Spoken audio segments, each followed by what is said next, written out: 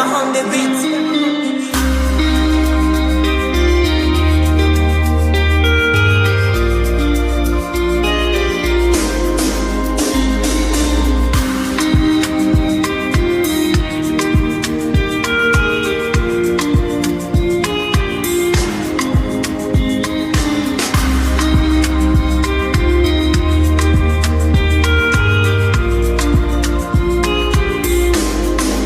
I see Mommy Nkechi, a rapper don't tell she the new for grave where my uche de Papa Emeka.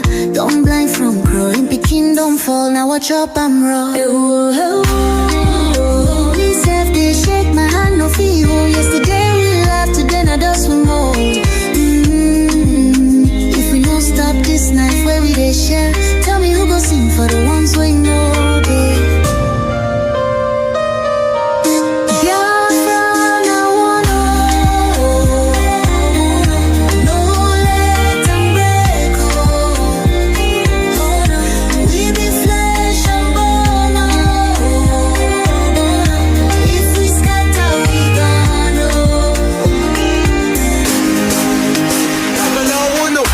She need the voice from under the soil. Brother, no let my blood turn to oil. Little Ada they ask where my papa go. Her small hand they shake, she no sabi this woe. I beg my people see this fire we burn. Now our house they blaze, now our future they turn. We go tell their ghosts we no go fail you. If we hold this love, that death go burn you. No, make we try yo. Back up in the day. I beg my people see this fire we burn. Now our house they blaze, now our future they turn. We go tell their ghosts we no go fail you. If we hold this love, that death go burn you. Oh, make we try yo. Back up joints with a trembling. Oh, hey. If we no join now, our children go so.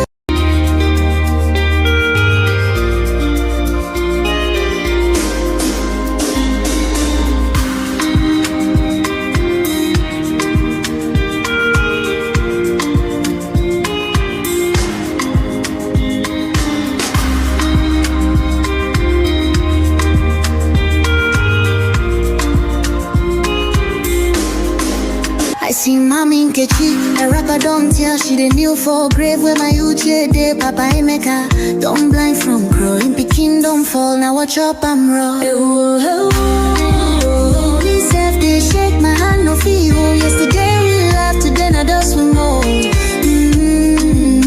If we don't stop this night where we they share, tell me who go sing for the ones we know they.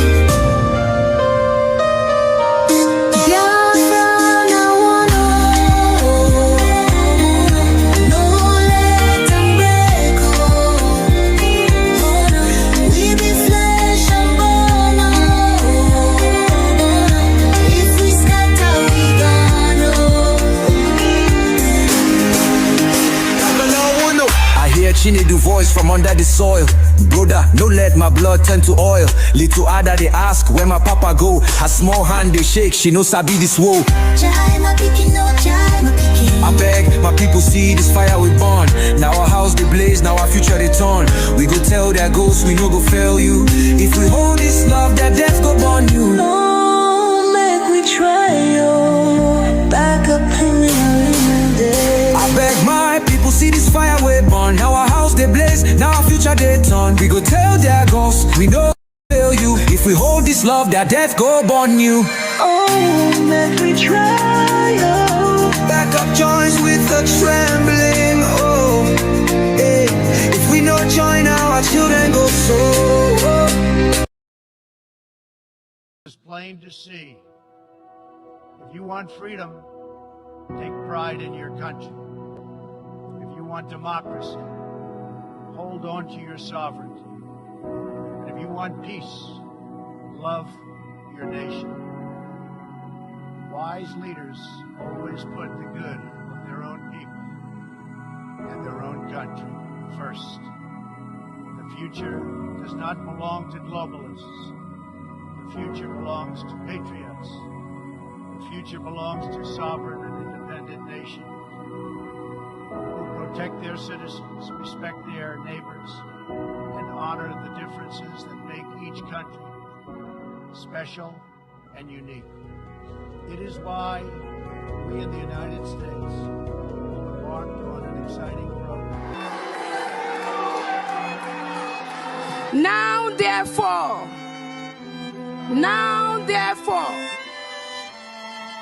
the Prime Minister of Biafra Republic Government in exile, His Excellency Ekpa Njoku, by virtue of the authority and pursuant of the issues and principles recited above, do hereby solemnly proclaim that the territory and region under the 40 confederating states of Biafra, together with her continental shelf and territorial waters, shall henceforth regain her independence.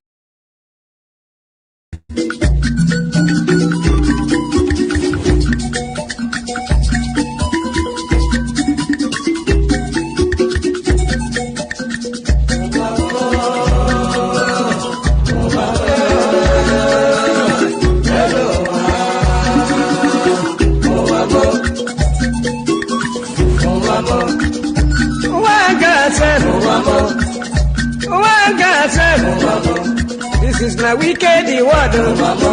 This is not Confucian word. Listen to Palibran. I will be telling you a story about one lady girl. Pali they go to work. Pali they work for bank. Then I enter for motor. Wherever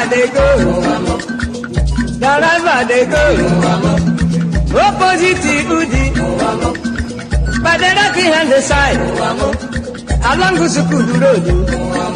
I see people run. I see people run.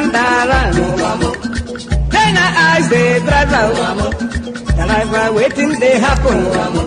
Driver waiting they happen. Driver tell the Pali boy. See no day for talk. See no day for talk. It better you take your eye and see. Then I call the driver. Driver waiting. Driver waiting.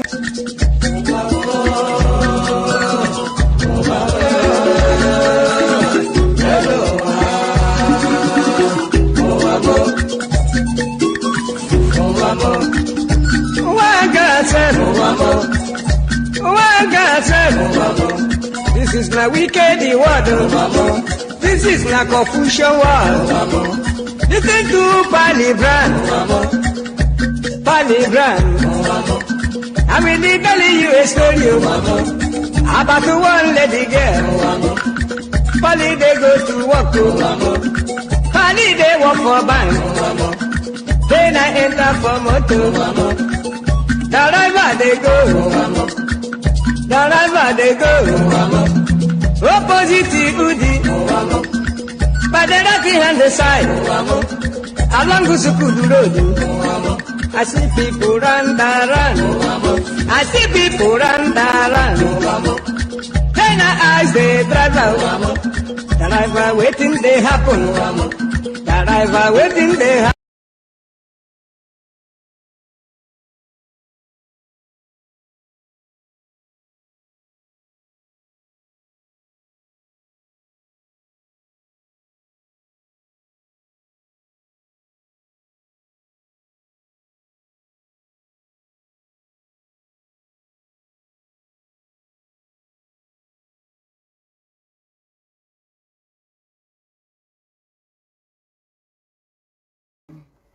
The very oldest language on the face of this very earth.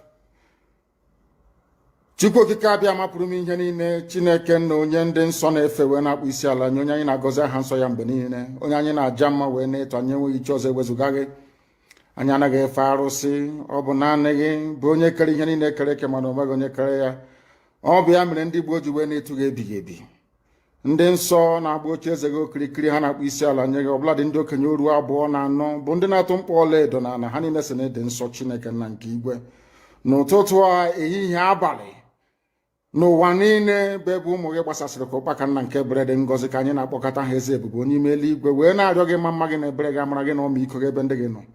Anyị wee na-arịọ ka iru gị wee chaa n'ebe anyị nọ.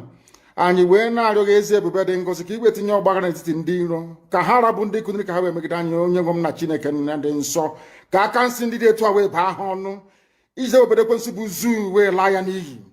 Anyị wee na-arịọ gị onye na-adịgide ma ruo mgbe ebighị ebi, biko nụ ka iwe mee ka Biafra wee bịa ọsọ ọsọ nna nke bịara na ụmụ gị atakwala n'ahụhụ. Anyị wee na-arịọ gị ka iwe na anyị ezi echiche na amamihe mmekọrịta nwanne na nwanne ịdị n'otu ọganiru ịhụnanya nke pụrụ iche onye nwe m na Chineke nna ka iwe tinye ụmụ gị ezi mmụọ nke eziokwu ma wezụga anyị aka ajọ ihe n'ime ndụ anyị nna nke bred ngozi ka ọ ga-abụ n'ikpeta maazị na Biafra ga-abịa anyị ga-aja gị mma wee too gị wee gọzie aha nsọ gị kpee isi ala nye gị bulie aha nsọ gị elu site n'ebighị ebi ma ruo n'ebighị ebi ka a na-arịọ gị ise ise ise. This very morning, all of you, I believe that those who are watching know who we are and why we do what we do. My name is Nnamdi Kanu. I am the leader of the indigenous people of Biafra all over this very planet Earth, the director of Radio Biafra and Biafra Television, and by the very special grace of the Most High Elohim, Chukwu Kikabi Amapurumi Henine, servant of the wonderful people of Biafra. We are live and we are direct this very morning, afternoon, or night, depending on where you are. And we start this very day by making it abundantly clear that the greatest enemy of a black man is the way that we reason. If not that the way we reason is very, very abhorrent, there is no need or reason why we should be suffering and complaining every blessed day without the courage to do something about it. I want to let the world understand what the so-called founding fathers of the Zoological Republic actually said about Nigeria. Since 1914, the British government has been trying to make Nigeria into one country, but the Nigerian people themselves are historically different in their backgrounds, in their religious beliefs and customs. They do not show themselves any sign of willingness to unite. Nigerian unity is only a British invention. Alhaji Sir Abubakar Tafawa Balewa, 1948, a founding father of Nigeria. The second one, Nigeria is not a nation. It is a mere geographical expression. There are no Nigerians in the same sense as there are English, Welsh, or French. The word Nigeria is a mere distinctive appellation to distinguish those who live within the boundaries of Nigeria and those who do not. Chief Obafemi Awolowo, 1947. Now, lastly, let me tell you what Nnamdi Azikiwe said in 1964 after the so-called independence of Nigeria. It is better for us and many admirers abroad that we should disintegrate in peace and not in pieces. Then, should the politicians fail to heed this warning, then I will venture the prediction that the experience of the Democratic Republic of Congo, which is Katanga, will be a child's play if ever it comes to our turn to play such a tragic role. These are the historical facts that nobody can deny. We have it in abundance. So, their three founding fathers have, none of them actually believed in one Nigeria. All their founding fathers. But tomorrow now, you see Guardian write the founding father. Our founding fathers will be disappointed. But your founding fathers never believed in one Nigeria. It is here now. You can never ever stop a black African man from being the devil that he is. I say it without any apology to anybody. Black men behave like demons. Let me put it to you this way. Every good, listen carefully, every good leader Africa ever had, with the exception of Nelson Mandela, was assassinated. Yeah, their assassination was facilitated by their own people. Is that correct? Yes. We remember the issue of the very handsome, vibrant Thomas Sankara that came out to prove to the whole world that a black man can reason. He didn't do it by rhetoric. He went in and transformed his country, Upper Volta, Burkina Faso, built it overnight, that they said to export food. Do you understand what I'm saying? They used his best friend, Blaise Compaoré, to kill him. Mr. Patrice Lumumba. And Mobutu Sese said, that is in a black man. A black man cannot take it away from himself. Did you know that Nzobuku was planned by Britain? People will get mental. Do you know that the coup of 1966 was planned by Britain? Are you aware of that? Do you know why they planned the coup? No, sir. Because Biafra land, all of us, the East, under Dr. Michael Okpara, listen to this, was the fastest growing economy in the whole world. Okpara was growing the economy of the Eastern region at the rate of 40% every year. I didn't say 4%. 40%, 40% every year. It was the fastest growing economy in the world. You know what Michael Okpara did? Michael Okpara had steel works. Michael Okpara was producing cement. Michael Okpara was building ceramics. Michael Okpara was producing steel in Enugu. Michael Okpara was industrializing. In other words, we are manufacturing the things we are consuming. Britain said no. Even this one Nigeria cannot hold it over back. Let's spoil it. That was why they planned the coup. Are we aware of that? Very much aware. Now, you see, listen to me, my dear brother. The enemies will try to divide us. Some of us will provide a willing vessel and tool for the enemy. I want every one of you to remember these three words. Nigerians, we are no more.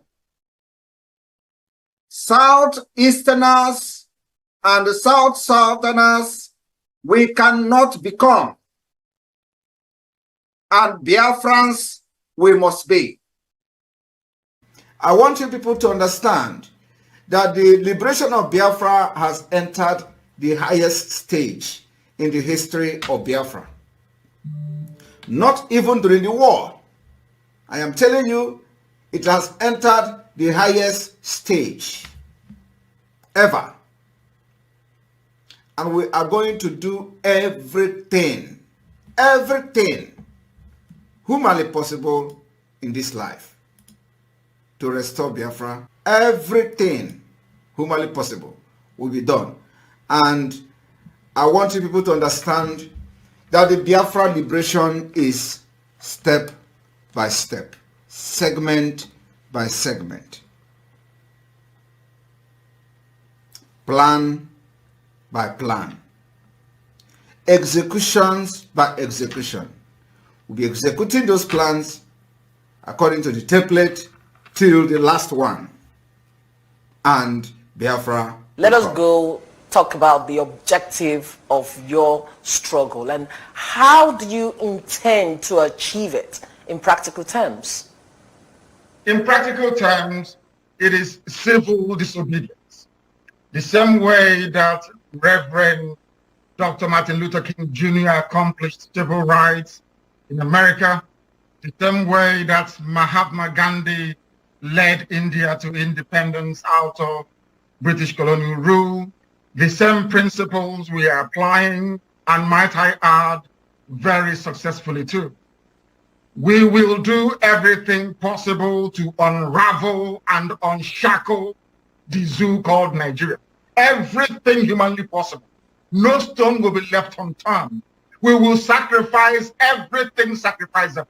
Material, life, blood will throw into. And we will do everything humanly possible to see the Biafra exit. Nobody is talking about the agreement and how Nigeria become a country from amalgamation to fake independence to today present Nigeria. They put it under the carpet because nobody have risen up to challenge them. Nobody have risen up to question the existence of Nigeria. Until now, we are questioning it under the Biafra government in exile. And we'll question it with gun, we'll question it with bomb, we'll question it with civility, we'll question it diplomatically, and we'll question it politically. And that is the multi-dimensional approach. That thing they are avoiding to discuss, that particular existence of Nigeria or continuation of Nigeria, they have been avoiding to discuss, will be forced to discuss. They will be forced with the activities and the actions of the Biafra government in 2024. That's where we are going. That's why all these shenanigans, all this their regional government, all this nonsense you see happening are happening today. And they have not actually started hitting the point, because the point remains the continual existence of Nigeria as a country. They are not discussing it. What was the agreement of 1914? What was the agreement thereafter? Independent. What happened for after the 100 years of Nigeria? Nobody is discussing it. Our own British mandate terminated in 2014. That was when the British mandate terminated. When they say you have 100 years, after that we decide. The Finnish authorities to release Mazi Simon Ekpa immediately. Our Prime Minister, Mazi Simon Ekpa Njoku, has not committed any offense. Therefore, we demand for his immediate release. Free Mazi Simon Ekpa and free him now. No hand must stop Mazi Simon Ekpa from exercising his duty as a free man. Free Mazi Simon Ekpa. For those of you who do not understand what we are doing, we are fighting for our freedom. And I believe that everyone in this life and in this world, wherever where you are, the country where you reside in, have a history. Now, I want every one of us here today and those who will listen to this particular speech to note one very important fact. Nigeria state came into being through conquest. This is a fact that nobody can change. Nigeria came into existence through conquest. And the forceful imposition of foreign rule, which denied the indigenous people in Niger area the opportunity to negotiate and choose what they wanted. That is the problem. We have lived with this foreign rule and this forceful union for decades, over 100 years. That is the problem. Now, I want everyone listening to me today to also understand that after this forceful union of Nigeria, called the amalgamation, successive regime, both before and after the shambolic independence, continue to hold the state together in a similarly forceful manner, the same pattern and the methodology that the conquest and invasion and the colonizers came in with. They thought by the forceful and the barrels of the gun, they will continue to kill people for the unity of Nigeria. That also is the problem today. So, this impression that they are creating, that the country must remain as crafted from the amalgamation by the colonialists, and that this country called Nigeria unity is non-negotiable. That is also the problem. We have lived from centuries to century, and today we are in the era of 21st century. We are now in a global village where the things of the past and the things of the old are changing to become new. And they don't want to change Nigeria with the dangerous diversity that have now emanated from different angles and the different injustices and corruption, and now Nigeria has found itself to become an Islamic state. That is the problem.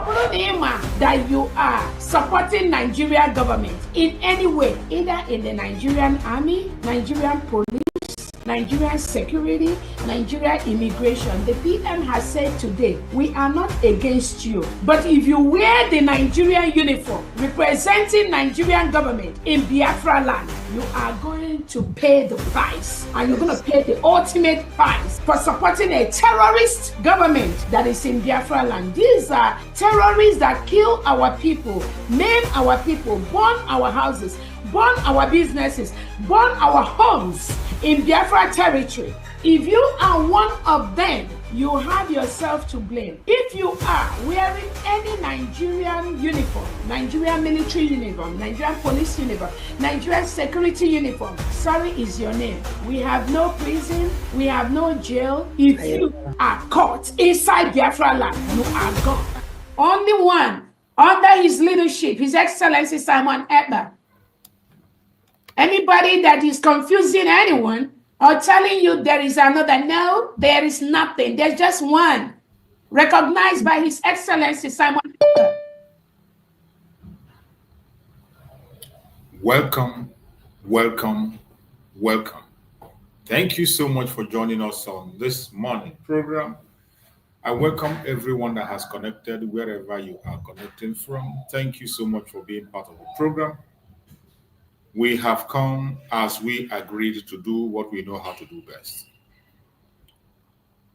For those who are joining us on this program for the very first time, and those who are going to come across our video for the very first time, this platform where you are watching this program from is a platform that supports the United States of Biafra. The United States of Biafra, under the command of our Prime Minister, Mazi Simon Ekpa Njoku, the Oputobie of Biafra land, and under the supreme command of our supreme leader, Mazi Nnamdi Kanu, the Ohamadike of Biafra land. Today, under the leadership of the Deputy Prime Minister, Dr. Ngozi Okonjo-Iweala. That is where we stand. In this platform, I always have to remind you that in this platform, we do not come here to instigate violence. We do not come to this platform to preach hate. We don't come here to attack people or individuals. We do not come to this platform for propaganda or blackmail. We don't come here to speak against any race or religion. What we do in this platform is to bring the plight of the Biafran people before the whole world. To bring to the knowledge of the world those things that are hiding. Those things the Nigerian government is hiding from the world. In this platform, we expose them. In this platform, we debunk every lie the enemies are telling against the Biafran people. Against our Prime Minister, Mazi Simon Ekpa. Against our Supreme Leader, Mazi Nnamdi Kanu. And against all the Biafran people. A lot of lies have been told by the Janjaweed against us. There has been an international global conspiracy against the Biafran people. A lot is going on that people do not notice. In this platform, we bring them to the front banner to make sure that the voice of Biafrans are heard. In this platform, we support freedom for all. Freedom for everybody, regardless your orientation, regardless your location, regardless your religion or your ideology. Whatever angle you choose to be, as long as you are genuinely seeking for freedom, we support you 100%. We stand for humanity. The only thing we ask in this platform is live and let's live. Equal rights for everybody. That is all we do. And we will continue to do so. If you are a lover of freedom, you are going to enjoy your stay with us in this platform. But if you are the hater of freedom, I bet you are not going to last. You're going to go out. But those who embrace freedom, who seek freedom earnestly and sincerely, will always enjoy their stay here because we are here for them. And we will put our heads together to get that freedom we desire so much. Once again, I greet everybody that have joined us. Ututu Oma to my Biafran brothers, the Igbo Biafrans. Ututu Oma to every one of you. Aisan to all the Isa Biafrans. And as I have always said, wherever you come from, you can greet us on your own dialect. Go to the comment section, write your own dialect. I will take note of it and greet everybody on that dialect. We have 7 dialects that makes up the Biafra land. That is our beautiful diversity. In that 7 dialects, greet with your own dialect on the comment section. Let me see it. I want to know every one of them. Good morning in your own dialect so that we can be able to be using our own dialect because we are not Westerners nor English. I appreciate every one of you that have connected. Every one of us should continue to focus and don't get distracted. We are Biafrans. Unapologetically, we are Biafrans, and we don't shake in saying it. Neither are we afraid of claiming who we are. So we have come on this program to do what we have to do best. Remember, this platform belongs to the Biafran people. So if you are a Biafran, you have the right to come in here, speak in your own dialect.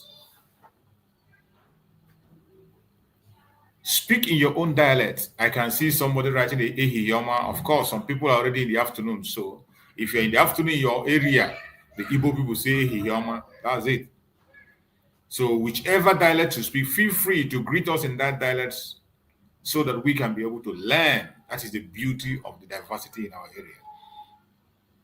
Remember, it is an interactive section. Every morning when I come here, on daily basis, we interact with all the Biafrans, tell Biafrans what is going on, share views, and we open the field for everybody.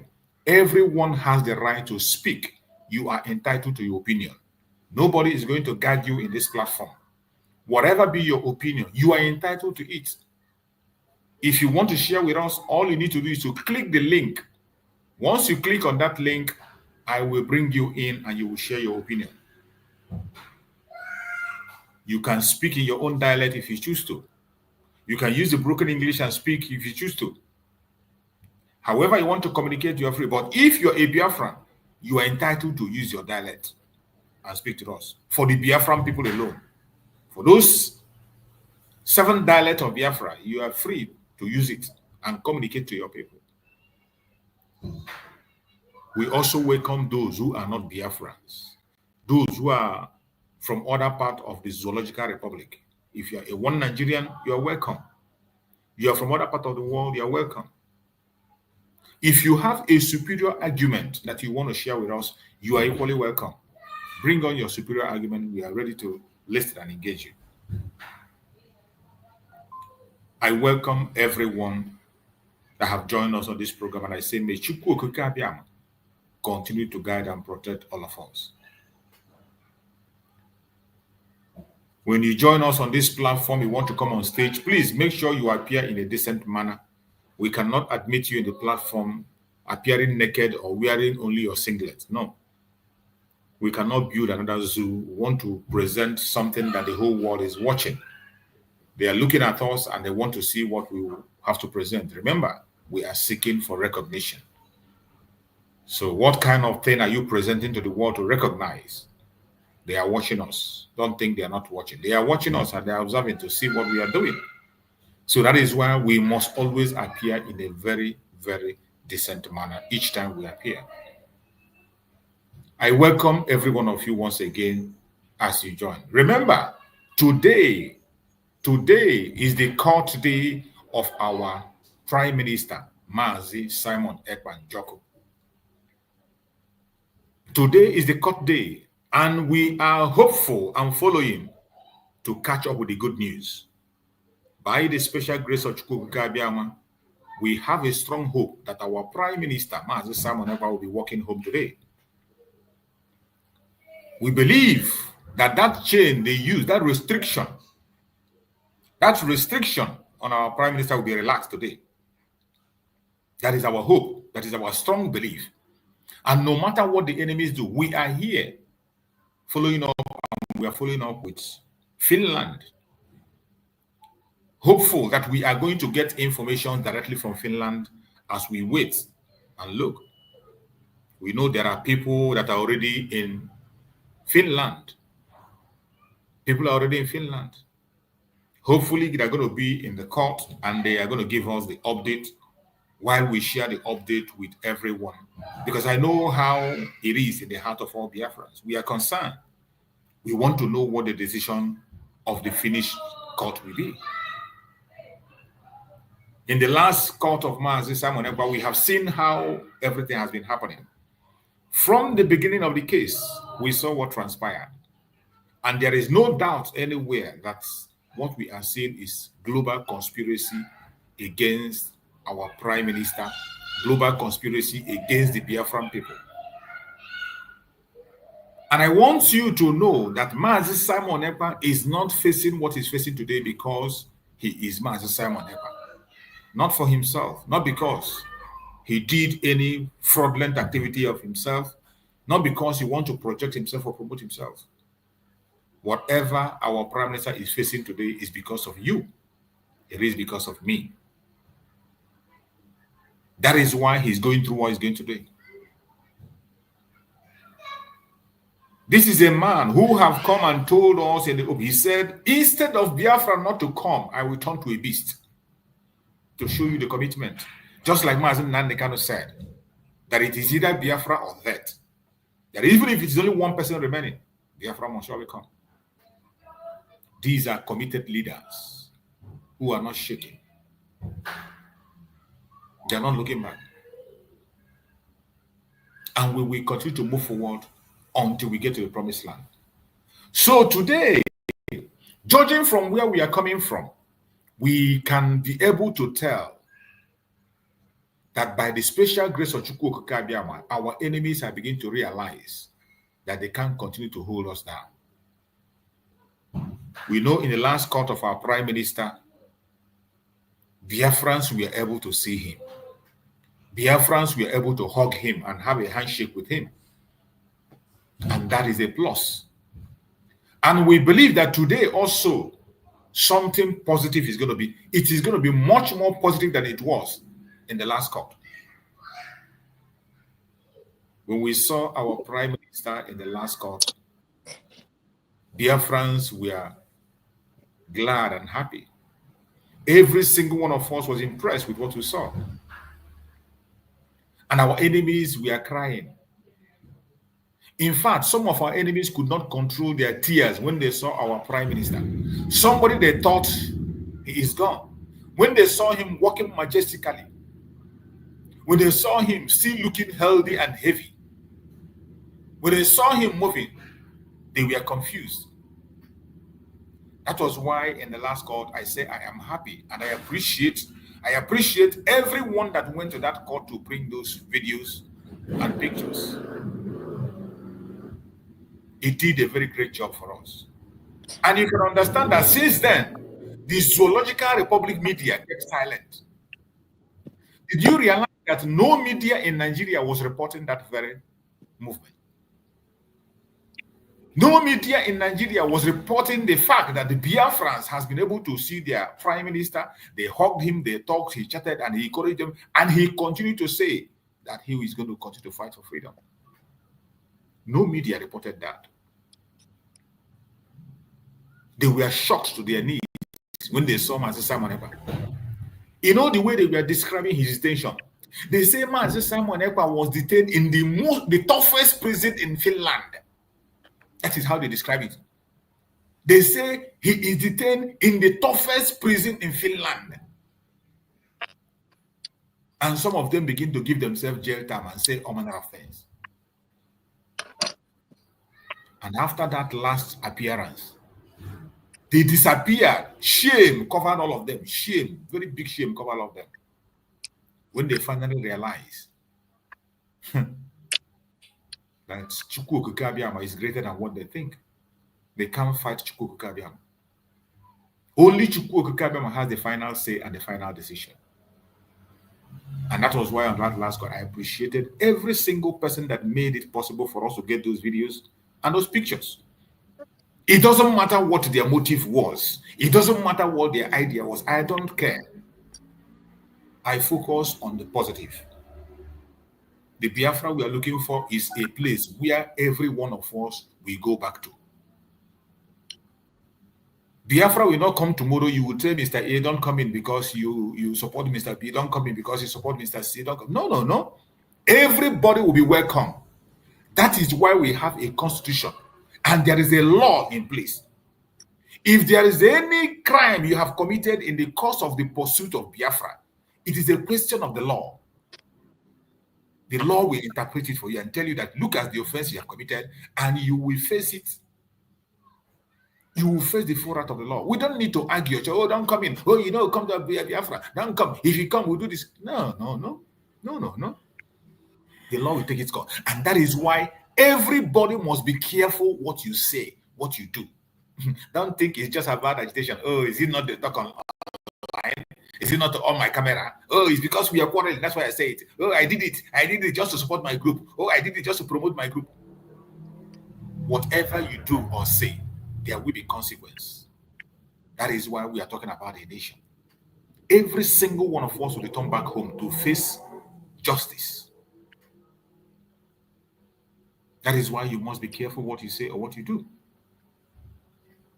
Today, again, is another day.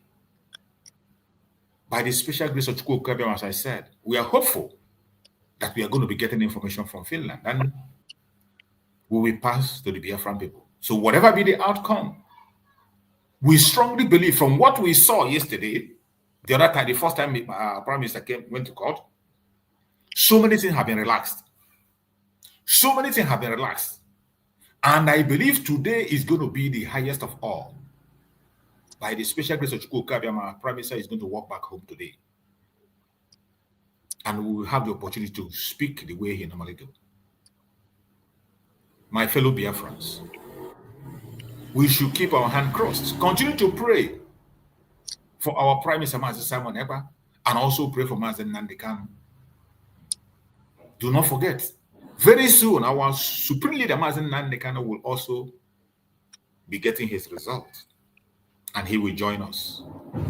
These are the two strong pillars we have today, the two faces of Biafra that we have. You can hate them, you can like them, you can build your tent anywhere you want to build your tent. It is up to you. Just like the government of the United States of Biafra under Dr. Ngozi Oreboweze have said, we have freedom of association. Feel free to associate with whichever group or whichever person you say that is where you like to get your message. Feel free to be there, but don't be a stumbling block. Where you are going to meet the Greek wall is when you become a stumbling block, or when your job becomes to put the cause of Biafra down, or to fight against those who are serious, focusing on things that are genuine. That is when you are going to meet your doom. But as long as you decide to focus on a particular direction or a particular person and say, this is the person I like to listen to, it's okay. Go ahead. The freedom has been given by Chukwu Okikabia. Mazi Nnamdi Kanu threw it open. Whatever you will do to get Biafra, go ahead and do it. Our Prime Minister threw it open and say, if you want to fight for Biafra and you think you can get it, go ahead. Fight for it and get it. If you get it before us, we meet in Biafra land. If we get it before you, every one of us will meet in Biafra land. Then the law of the land will take its course. The decision is not in our hands. So my fellow Biafrans, wherever you are watching this program from, I welcome every one of you and I appreciate you. And I sincerely believe that we are going to go back home smiling today, and every one of us will be celebrating. I welcome my beloved brothers that have joined me on stage already. I can see my brother Greg is already there. And I can see Ocean Monster is here. I can see my beloved brother Christian is here. And these are the panelists and some that are going to be joining us later as we continue to present the program to the Biafran people while we wait for updates as it comes. Let us first of all get the opening remark from my beloved brother Greg. My brother Greg, unmute yourself and give us your opening remark as we proceed. Yes, Maz, good afternoon. Good afternoon, all the brothers in the house. Kama, okay, Abia Magazi, everybody. Today is the day the Lord has made. I pray that today will be a starting of the freedom of Biafra, because the freedom of Mazi Simon Ekpa and the Mazi Nnamdi Kanu is freedom for Biafra. We pray that God, the giver of all things, the giver of freedom, the giver of life, who has sustained them to go through this pain, this isolation for a long time in the hand of the enemy. We grant them the courage, we grant them the opportunity to be free.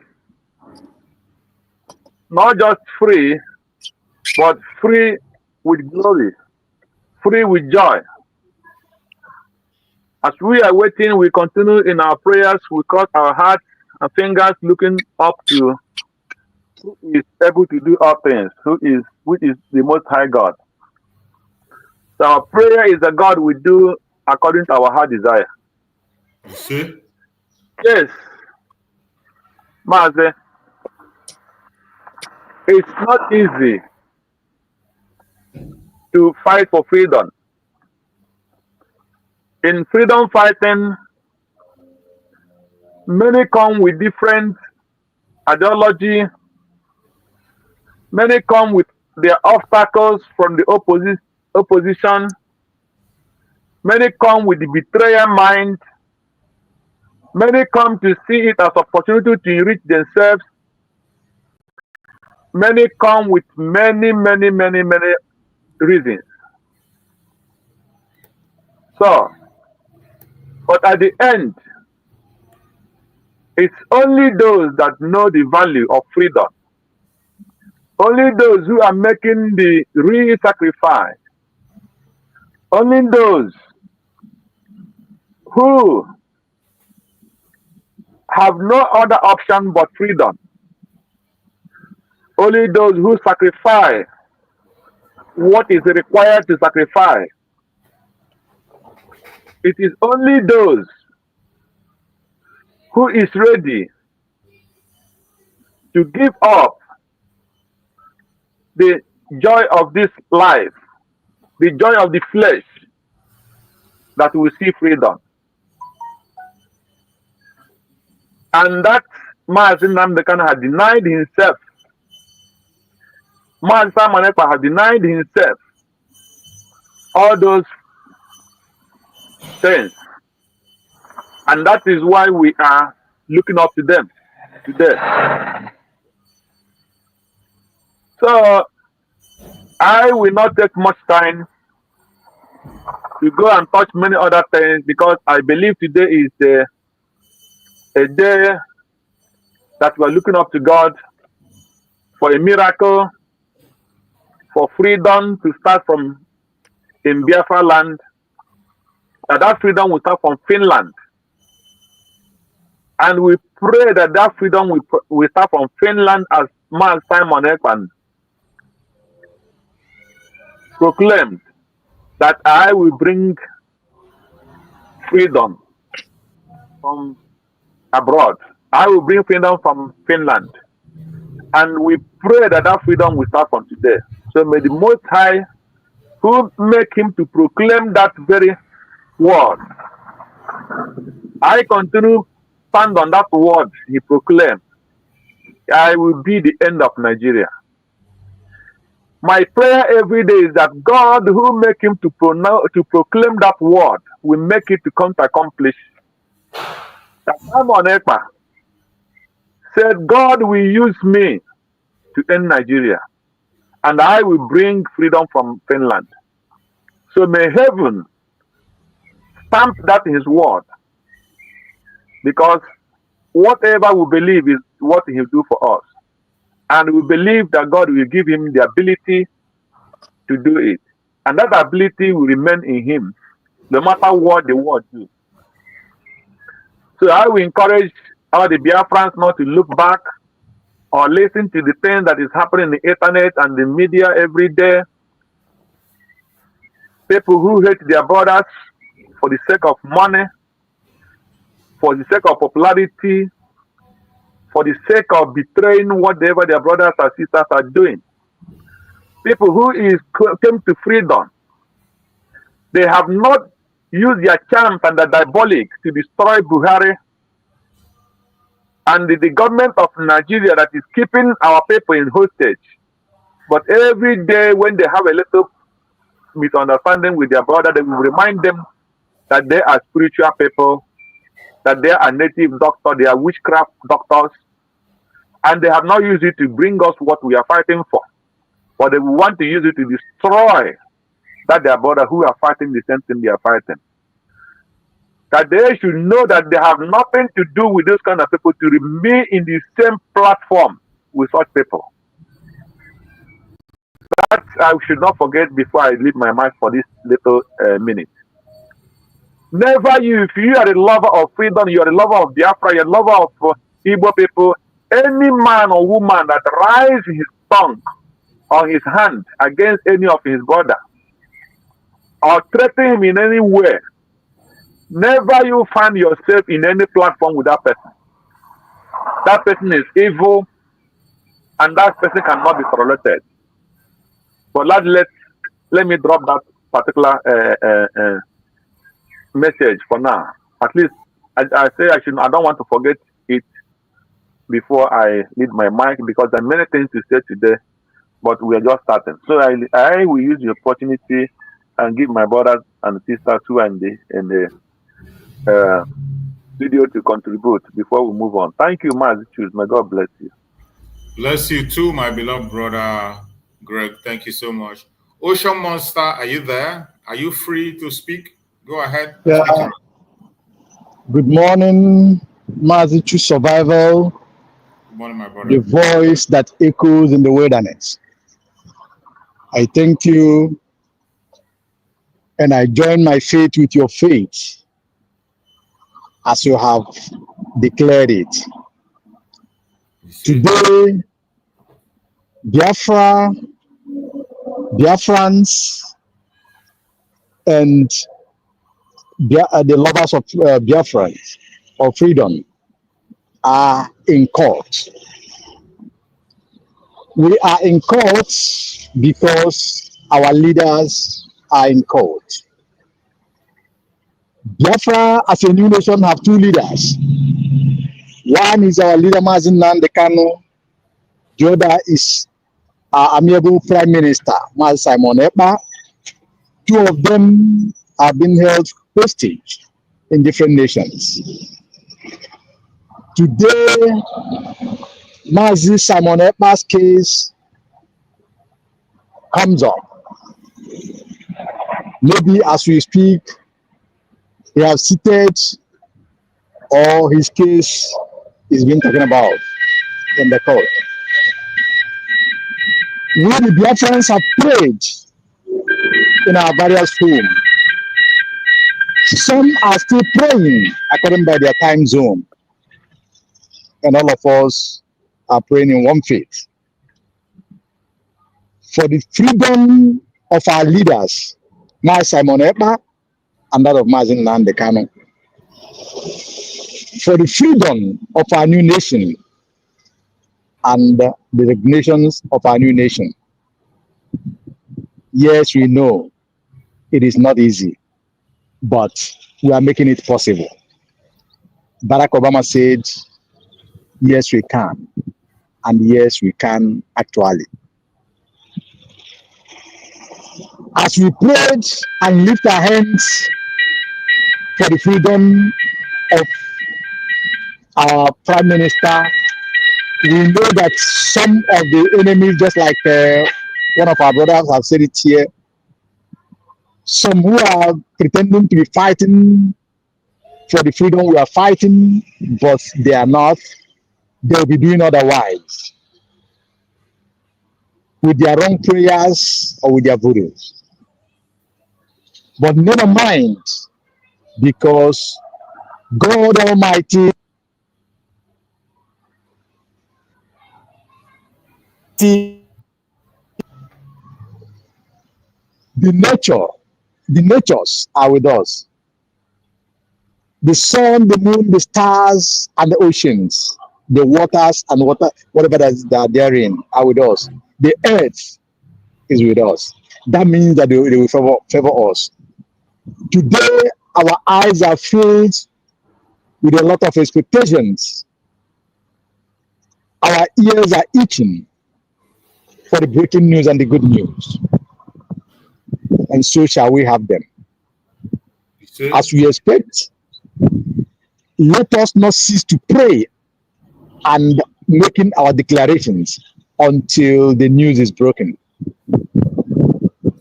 Biafrans, we shall continue to speak the words of power, the words of anointing, the words of freedom, the words of faith, so that the enemy's words cannot be rising against us. Having said that, I thank you, Master Survival. I yield the mic for other brothers to speak as we just open. Then I will still speak up as time permits. Thank you, and God bless us all.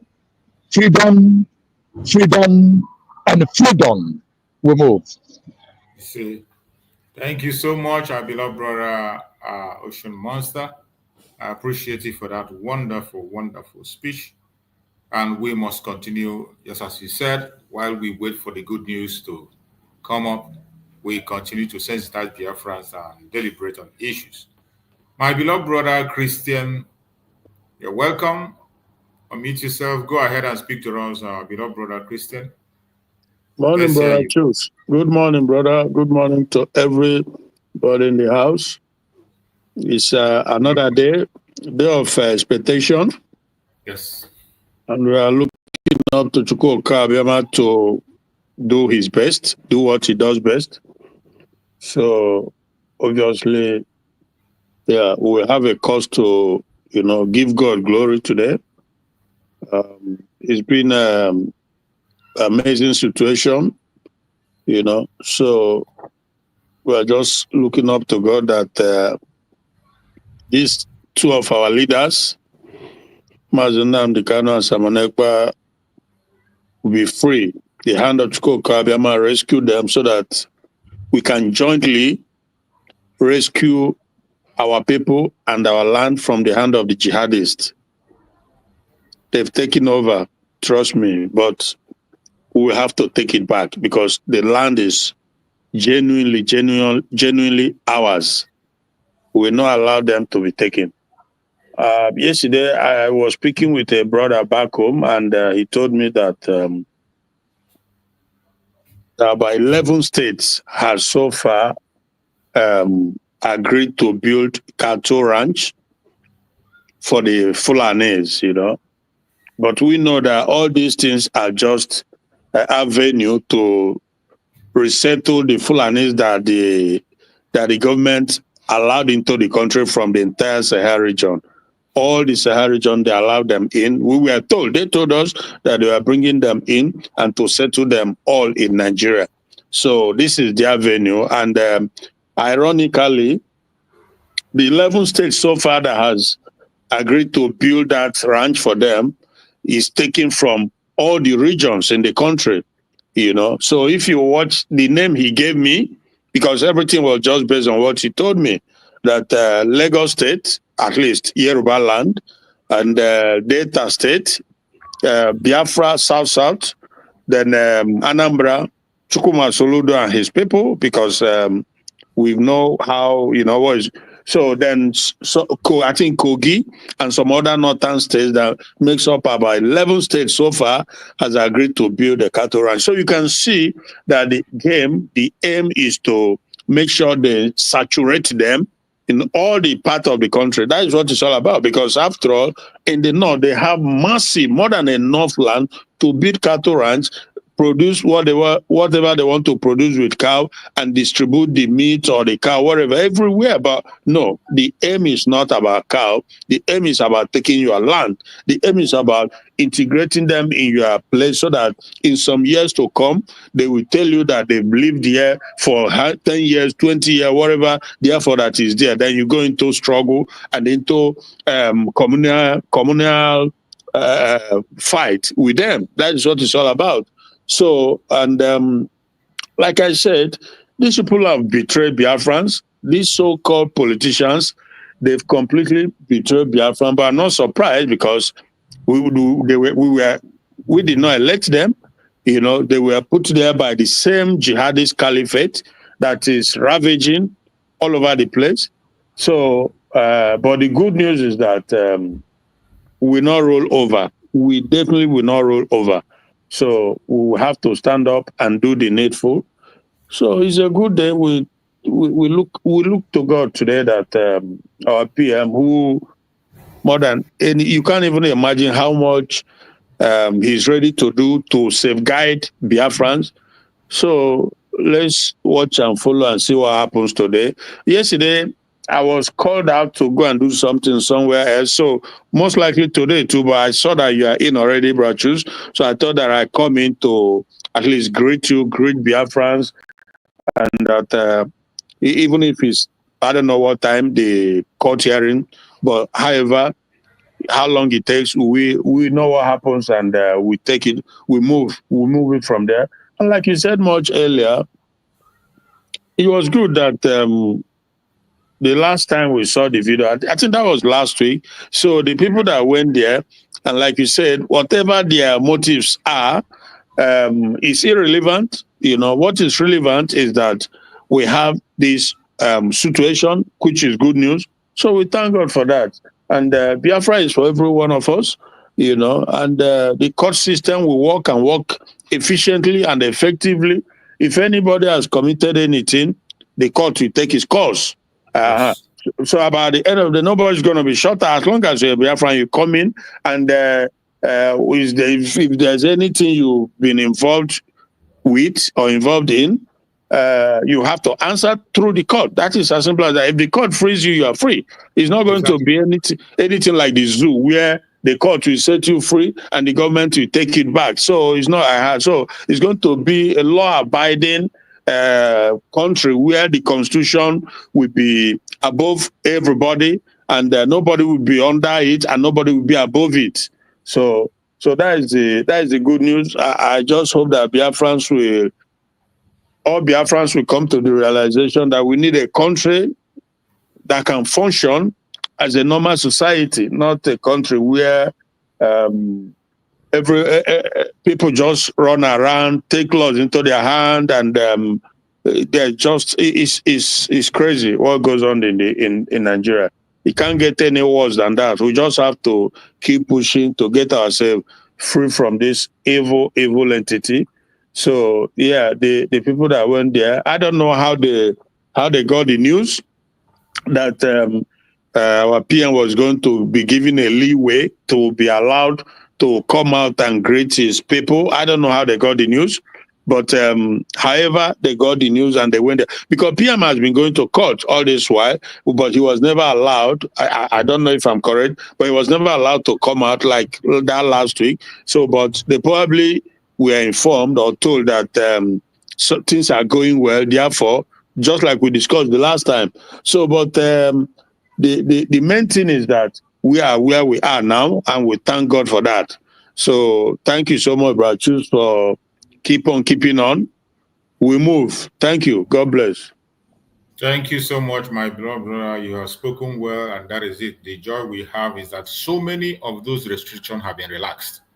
And we are hopeful that today it will be all of it will be relaxed today. Good. Last time he was able to speak to Biafran, have a handshake and hug. This time, I strongly believe that in a short while we are going to hear directly from our Prime Minister. He's going to address Biafrans by the special grace of Chukwu. And we must not lose faith. No matter what happens, we continue to push for, because from every indication, the reason why our Prime Minister was doing what he's doing, why Mazen Nandekano was doing what he's doing, is the same reason that people are crying today in Nigeria. The invasion of the land, the takeover of Biafra land and takeover of other indigenous people, the genocide that the Fulani Janjaweed have planned. That is the main reason why Mazen Nandekano, Mazen Simon Ekpa is doing what they're doing. I have always said it. The major reason why we want to get out of the contraption called Nigeria is to save life. It is not just about resource control.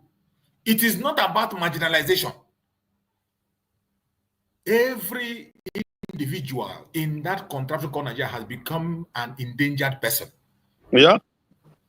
You wake up in the morning to go to work. You are not sure that you're going to return from that work.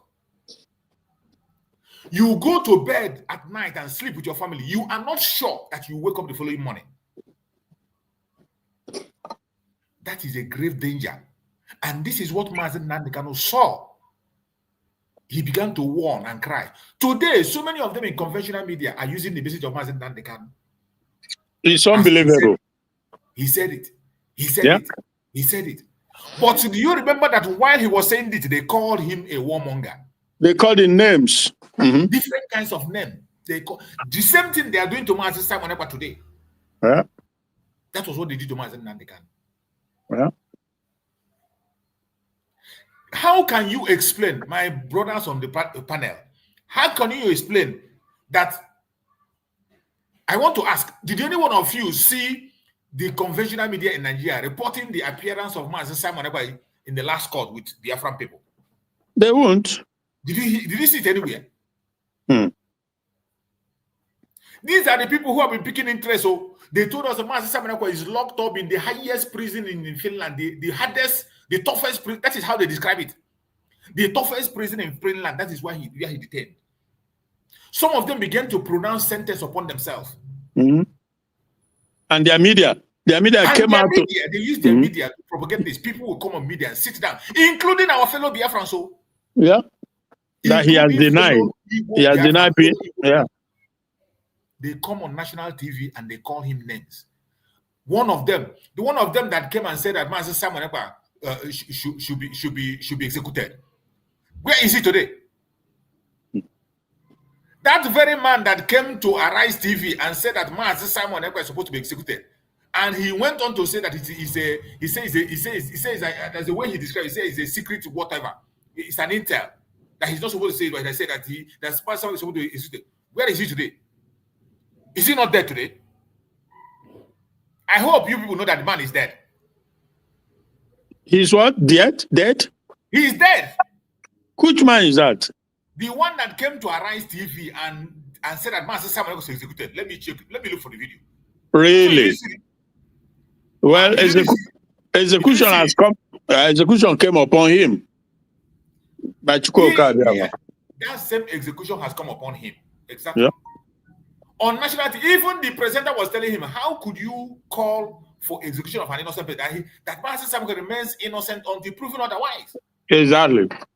He went ahead to say that it's an intel. He's not supposed to say there is something that is going on the ground. You can imagine what a human being is saying on national TV. And as Chukwu Okabe might have it today, that idiot is dead. Okay. That idiot. Let me look for that video if I can find it and play. We are somebody. An idiot, the lawmaker of the APC. He is gone. I think the last week or last 2 weeks, he is gone completely. He died in a mysterious way. That same thing he was wishing Mazen Simon Ekpa came upon him.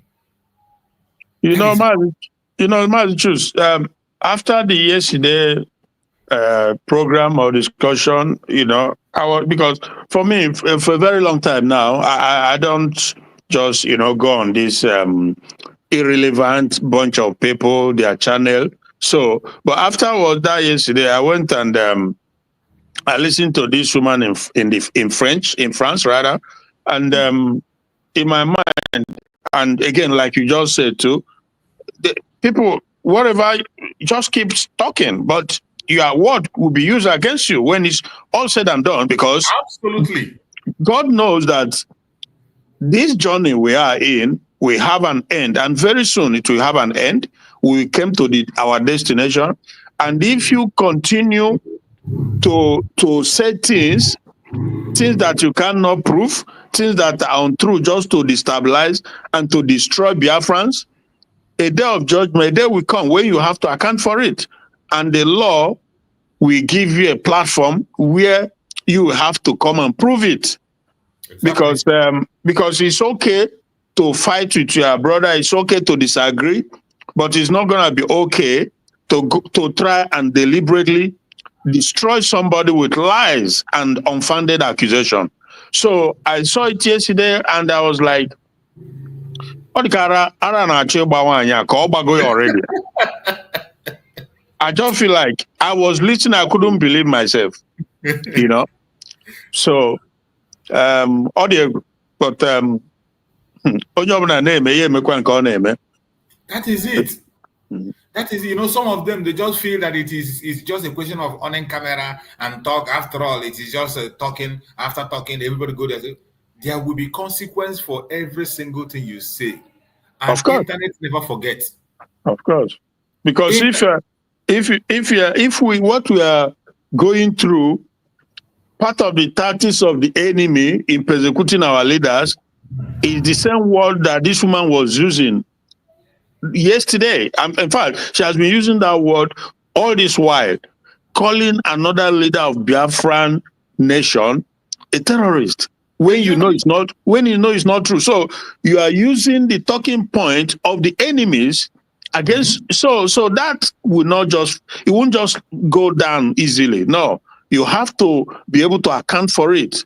What is the evidence? What is the proof? If you have to prove it. You can say anything, but to be calling our leaders, one of the leaders, because as it is now, she is she is the caretaker taking care for now.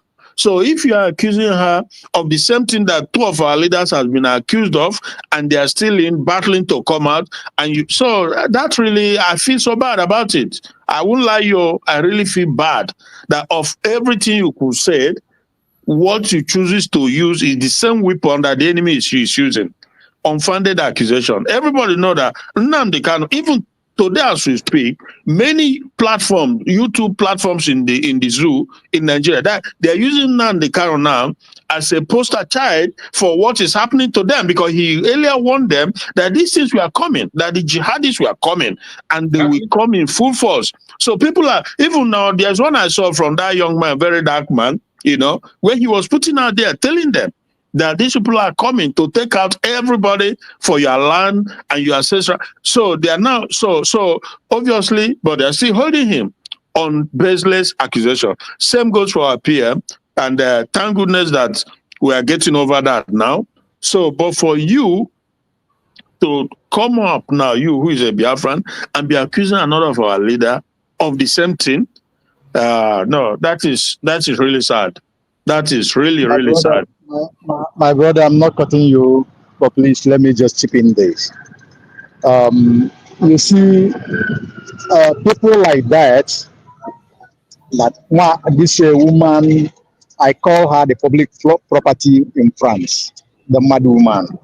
Yeah. You see, I don't give her the oxygen to breathe. I don't give her.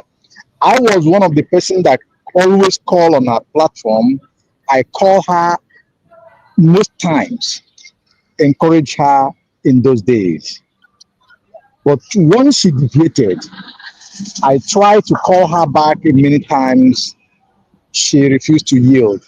And I know that many did the same. She refused. At the time, she cut phone on me so many times. So I just dropped. I know that she have accepted to be the willing tool. So such a person, you don't give him the oxygen to move.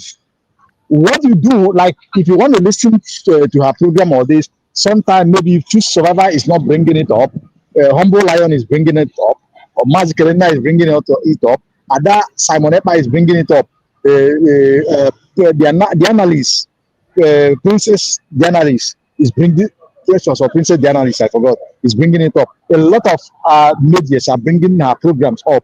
So you just go there and listen, because she used to brag that when she on camera, she see this number of people, meaning that if I'm not there, you are not there, then she will pack her load. She will talk to herself and at the same time know that nobody is fooling her, then she will leave. So that is that. And the woman in quote, just like you said, or just like Choose Survivor said, the courts in Biafra land will decide. We as individuals are not in position to decide whether they will come to Biafra or not. No, everybody will go to Biafra. Exactly. But if I have committed anything against this movement, against this freedom, against the nation Biafra, then the court will call me.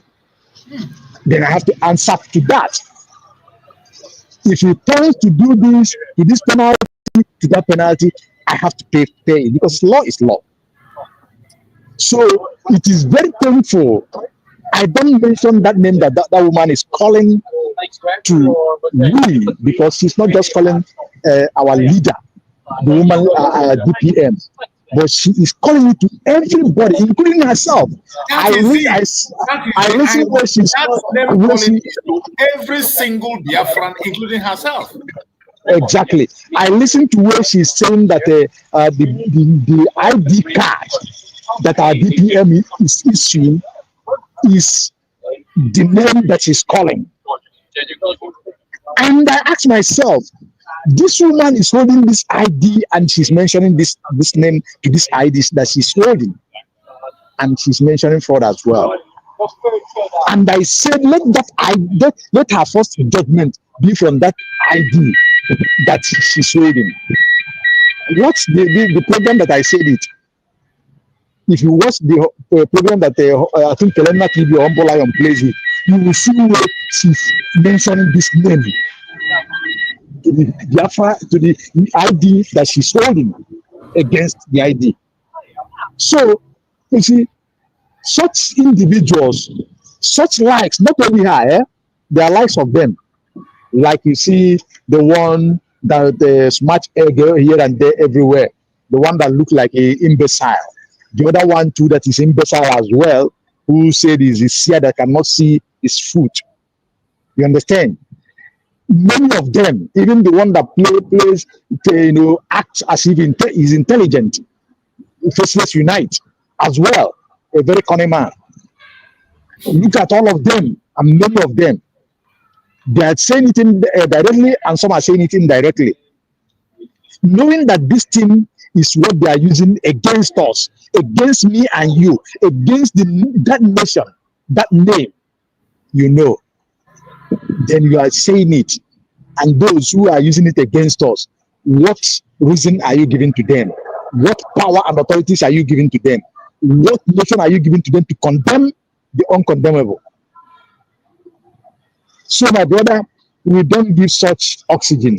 We listen to what Chioma Survivor played while I was listening to him from YouTube. What Mazin Nande can say it to like of those people. So, I will you please continue. Don't be offended for the little interruption, okay? Thank you. I appreciate you. Thank you so much, my brother. I appreciate you. Every one of us should know that we are fighting to survive. That is what Mazi Samaneko has been doing. That is what Mazi Nandekano was doing. And that is what we are doing today.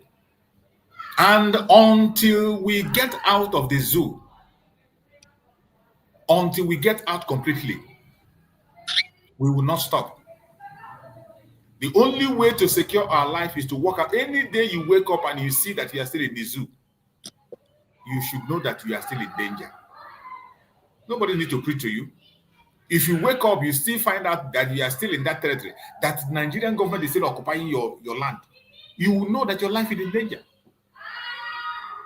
And I want to remind us of some of the process that brought us where we are. There was a message that Mazi Samanekwa played. When I tell that Mazi Samanekwa was fighting for what you are seeing today, this thing that is happening today that people are crying, that was what Mazi Samanekwa was fighting before we got to this stage where he decided to teach his people self-defense and also ask them to defend themselves. The same thing people are asking others to do in Nigeria. The same thing the government of Nigeria is asking, the officials are asking their people to do. So because Biafrans ask their people to do the same thing, it becomes a crime. That is what Mazi Samanekwa was doing. Let us just watch this message that Mazi Samanekwa preached. A message he preached in those days. Let us listen to this message.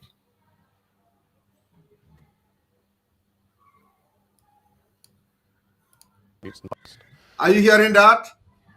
This man, the general from the US, confirmed that with what is happening in Nigeria today, that they know that Boko Haram, Islamic State, Al-Qaeda, all of them have joined forces together in Nigeria to overrun Nigeria. And then after that they are going to attack the United States and the West. That is the reason why you see Nigeria a global threat and why it must be dissolved this year, 2023, for lasting peace. So now, when you dissolve Nigeria, what this general predicted that is going to happen many years ago, of course, is already happening. So when you dissolve Nigeria, you are actually saving the attack against America. When you dissolve Nigeria, you are actually saving attack against the West. When you dissolve Nigeria, you are also saving the life of African people. You are also saving the life of Biafrans. So you see, what we are fighting for is not the presidency of Nigeria. It's not to resource control. We are fighting for survival. We are fighting to safeguard our unborn children and the unborn generation.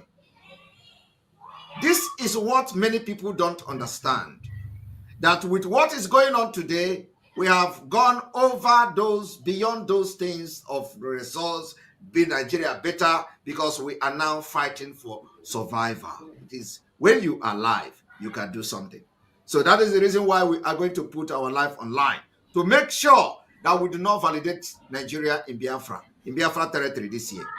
So I want you people to understand that with this analysis and what you are going to watch again, you will understand that Nigeria has become a global threat. And this is manifesting every day by day. Once you just had now, is it not what is happening? This was the exposition that was made by Master Simon Ekpa far back ago. When the United States military said that all the terrorist groups are assembling in Nigeria, they want to make Nigeria the headquarters. In fact, they have all united and converged in Nigeria to use that place as a base to continue the attack. Are you not seeing it today? Is it not what is happening today? Master Simon Ekpa stepped up to stop it from happening.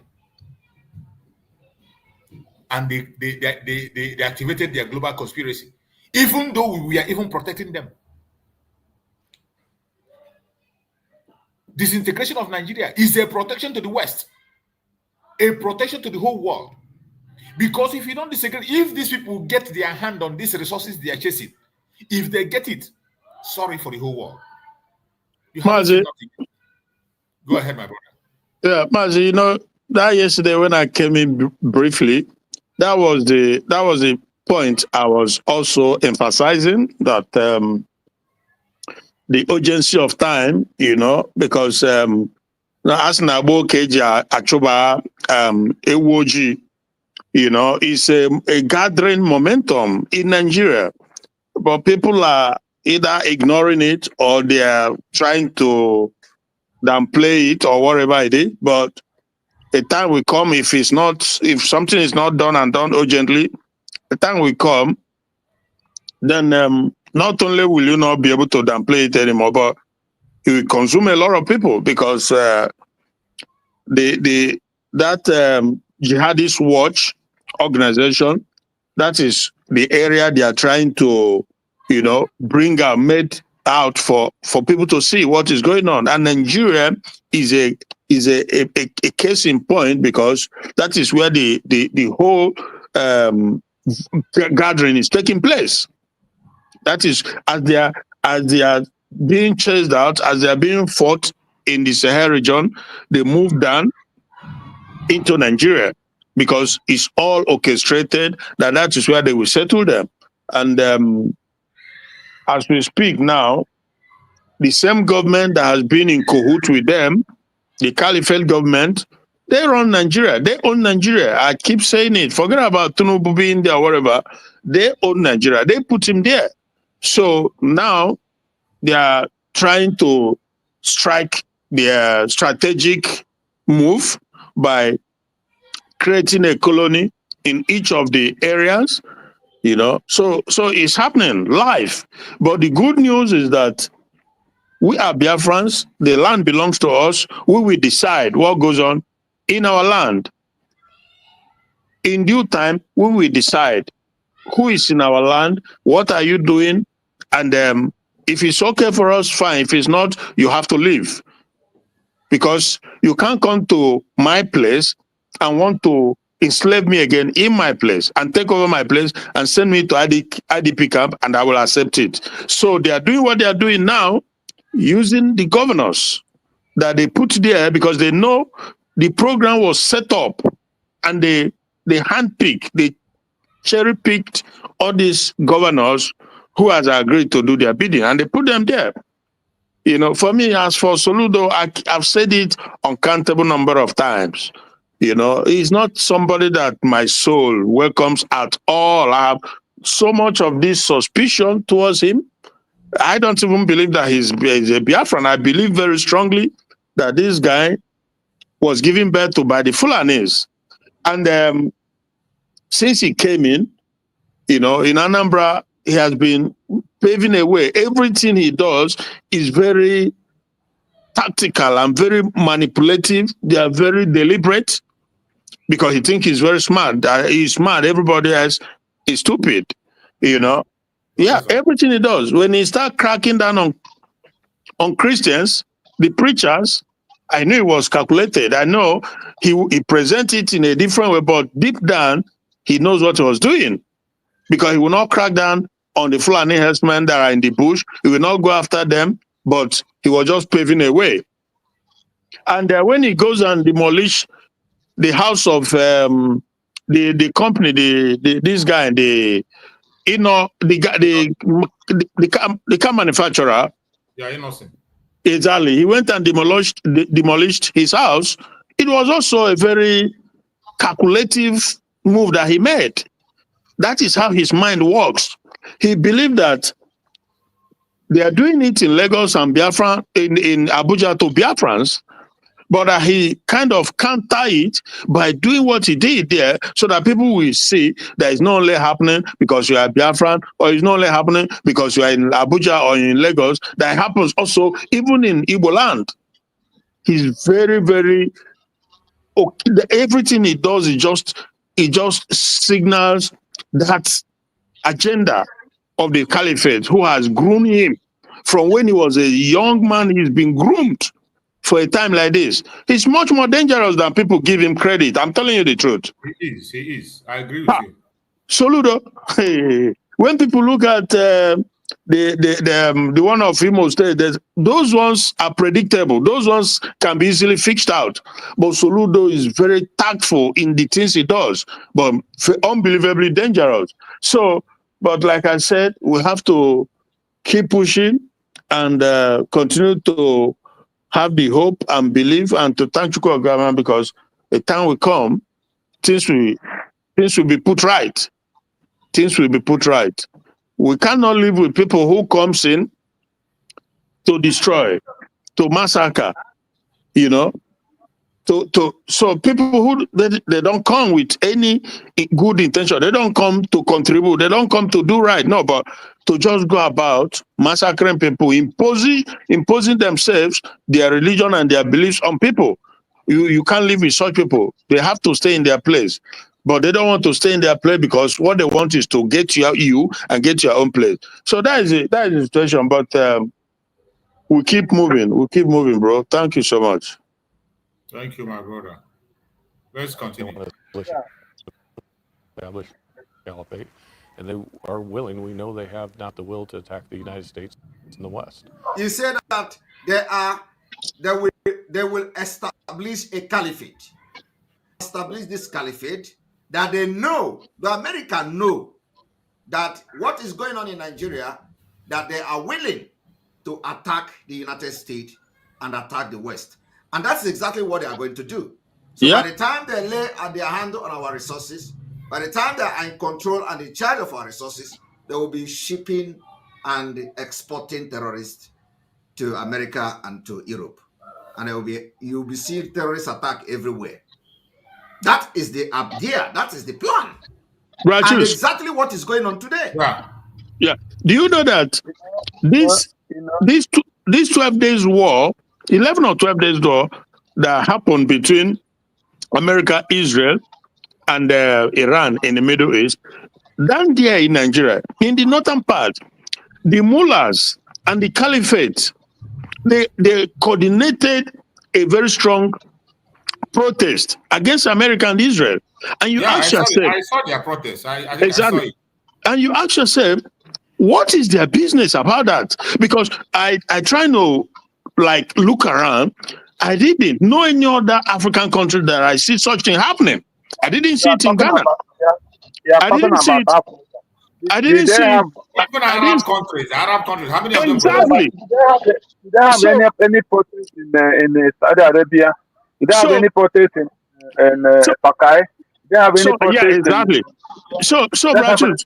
so my point is, you are if there was any doubt that what this American military general was saying, which our peer was also interpreting, is playing out in real time. Is playing out now that they organized this protest and they continue and they were swearing and they were so meticulous in that protest, but is it only in Nigeria that you have Muslims? No, but because that is the concentrated place, and if people don't act, if the Western world, if America with this opportunity doesn't step in and deal with the problem when it's easy, because now it's easy to deal with. Yes. If they don't do the right thing, it will get to a point where it becomes very complex and very difficult to deal with. Then that is the octopus with many tentacles. You can't deal with it anymore. It becomes a problem that can consume not only the region, but to affect the West too. Our PM emphasized very strongly on this, and it's happening now. It's gathering momentum, but it's not too late. They can step in, do the right thing. And what is the right thing? Let everybody go their way. They can stay in their own region there in the north, and all eyes will be on them, But if they allow them to capture the whole place with all the resources, both natural and human and everything, then it becomes a major problem. So that is why it's important that that point has to continue to be hammered home, that there is a brewing danger in Nigeria. The continuous existence of Nigeria portend to something very, very dangerous for the rest of the world.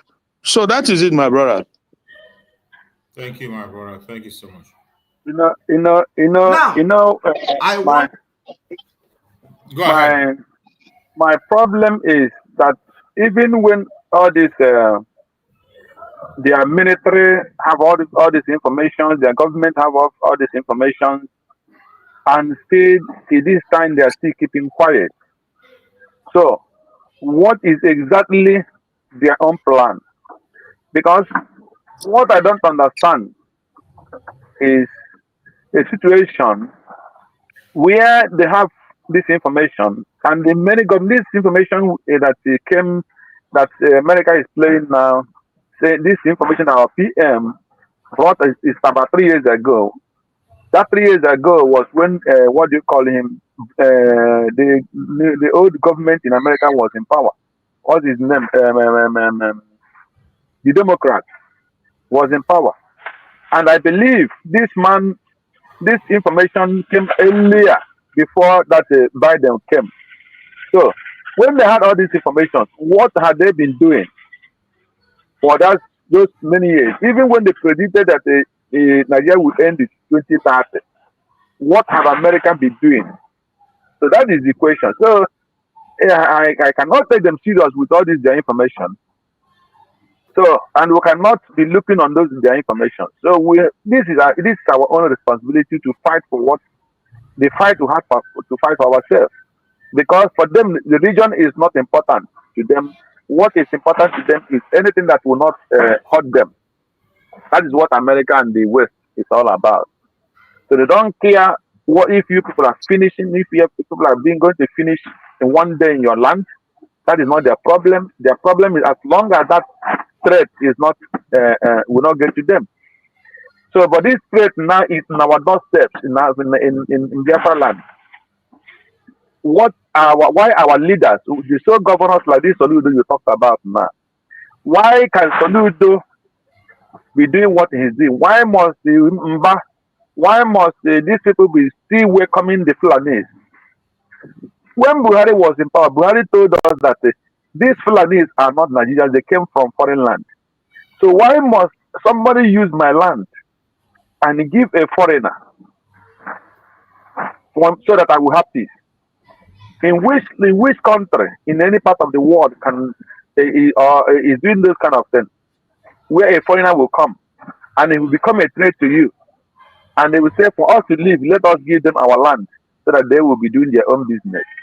Which part of the world are the Igbos who are everywhere be given a land free, or the government when they come, they become a threat to that particular place?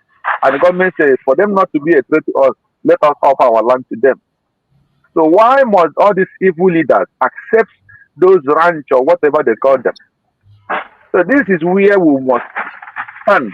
And all these things are happening because of all these evil distractors. They are distracting us within ourselves. When people say they want to fight for freedom and they come, so my prayer is let the PM come out so that there must be more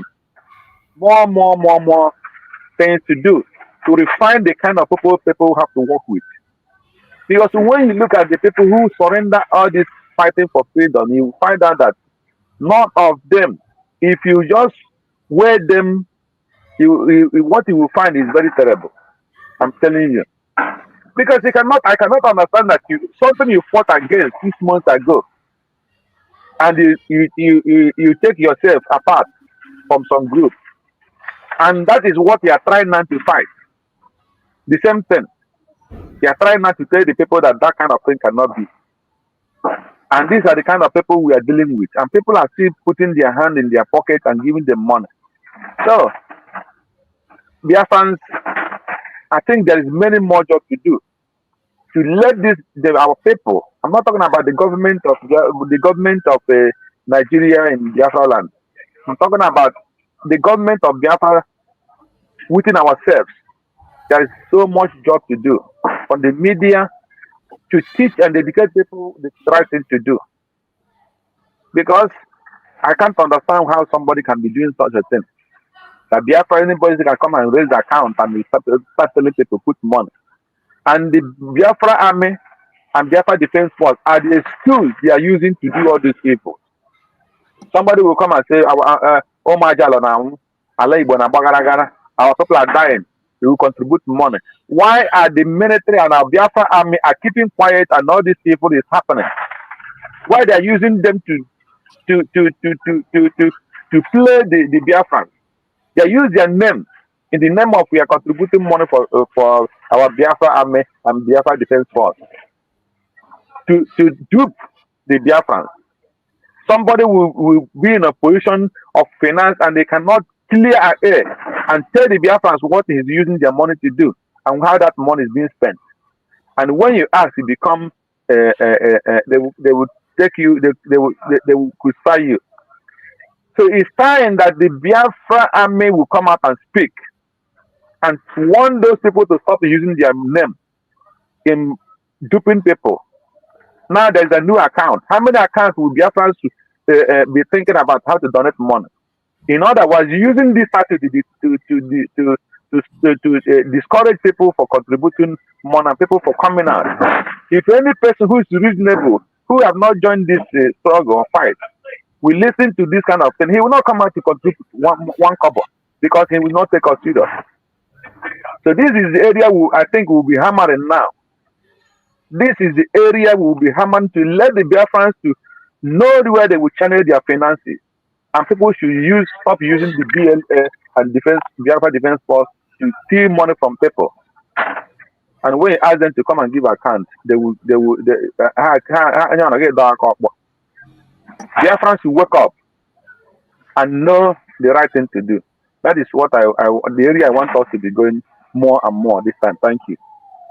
Thank you so much. I appreciate you for that wonderful line of thought. Let's continue to get this message that our Prime Minister preached. I am playing this message for people to know the genuinity of our Prime Minister, that this man has always been innocent. In as much as the Janjaweed took up whatever they want to and present to the Finnish authority. Finland, we are there when he was preaching these messages. These messages are still online, but nobody's paying attention to it. Instead, you are seeing the global conspiracy. They call him name. The same thing they did to Mazen Nandika. Some of you, when you see them call Mazen Nandika, Mazen Nandika is doing it right. If he's doing it the way Mazen Nandika is doing it, this and this will not happen. When Mazen Nandika was doing it, they never wanted him. They kidnapped him. That's a good man. They contributed money and kidnapped him. When they felt they have succeeded in kidnapping him, now he became a good man. I want you to hear. This is one of the revelations made by our Prime Minister. It is happening today. Everywhere is on fire. want you all to listen to this man again.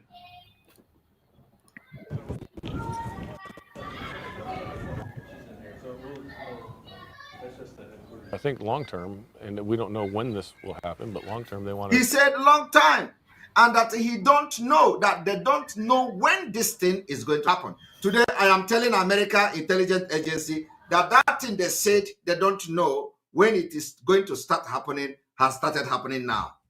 He said here that he don't know when it will happen. He said they don't know when it will start happen. So I am calling the attention that it is happening now. And that is why everybody must keep quiet. Why we make sure we dissolve Nigeria this year. You must keep quiet. Don't interfere. Since you cannot bring solution, don't interfere. We have the solution and we are going to solve our problem by ourselves. Nobody should interfere anywhere. If you bring arms to support Nigeria, we will fight you. Because I know by the time we start, many countries will come. It is the best interest of everybody is fighting for interest.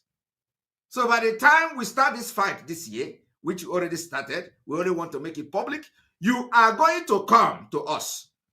If you like, go and supply Nigeria with weapon and let us see who is going to fight and use your weapon to fight against us. You are going to fight a war that you can never win. Because as I'm talking to you today, every indigenous people in Nigeria, they want to, everybody want out. The same thing you are scared of is the same thing the other tribe in Nigeria are scared of. So we are ready. But what we are saying is that do not interfere. If you interfere, we will fight you. We will fight you. It doesn't matter who you are. Whether you are America, we are going to make friends with your enemy and fight you back. It is going to happen. And I just pray that it doesn't go to that extent. So keep away, keep yourself away. Since all of you, the America, Europe, everybody is quiet. Just remain silent and allow us to fight our fight and get our freedom this year. As simple as that. Whether we are going to kill ourselves is not your business. Because you have demonstrated not to be your business.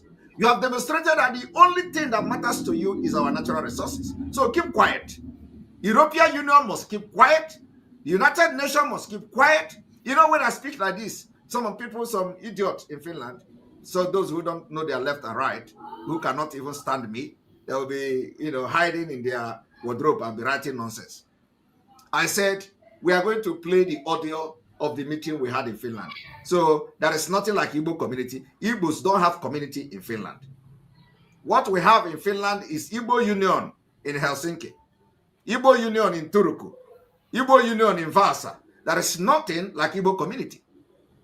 And that is why all these Fulani propagandist media, like Vanguard News, will be writing rubbish. Somebody who is Kisiology, nobody who knows Kisiology, will put his name in a paper and they are writing it. It only end on social media. On social media. The only thing they achieve is that I'm talking about it like this. They can't do nothing.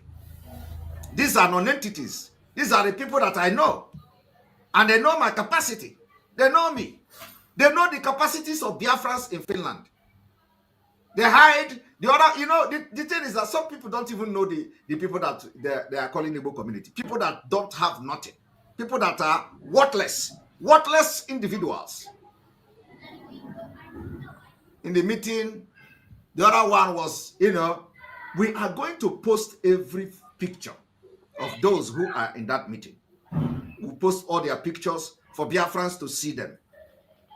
Because when we were in the meeting, it was supposed to be a secret meeting and would never arrive at any resolution. The meeting, when we arrived at meeting, everybody dropped their phone. Everybody dropped their phone. Nobody went to the meeting hall with phone. They were asking questions. I responded and addressed every single question they asked. And they were happy. Even the so-called Kisiology, very sluggish and very stupid guy. All of them, I addressed their question. And then after that, him, the Selkos Kisology, went and physically assaulted one of the Biafra elder in that place. Kicked his scrotum. These are the people that they will put their name on a paper and Vanguard will carry it. Because everything that is against Simon Ekpa, whether it's a dog, they are going to carry it. Whether it's a mbe, whether it's a tortoise, they are going to carry it. Whoever writes anything against Simon Ekpa, just write something. Just say you are writing against Simon Ekpa. Then you have made name. They are going to carry you on Vanguard. Vanguard is what they are. Sahara Reporter, everybody will carry it. Just, if you want your name to be on Nigerian newspaper, just write against Simon Ekpa, you are there. But you see, not everything will address. There are things that will address itself. First of all, there is no Igbo community in Finland. There is no address. There is nothing like Igbo community in Finland. What you have in Finland is Igbo Union. And the people that made Igbo Union in Finland was not where these whole people who wrote this nonsense, where they were not there. I was the chairman of Igbo Union for 4 years. All the ex-chairmen that was in that meeting, nobody was. Everybody, with the meeting, everybody left. And the next thing is that they were, because that was exactly the reason. First of all, they shared secular, and the secular was being shared in all Nigeria, all this Nigeria P2B WhatsApp group. These are the people who cannot make ordinary press release for the killing in Alibo. I want to tell you people one story. These people, Finland, you see, some years back, we bought wheelchair to send to Alibo.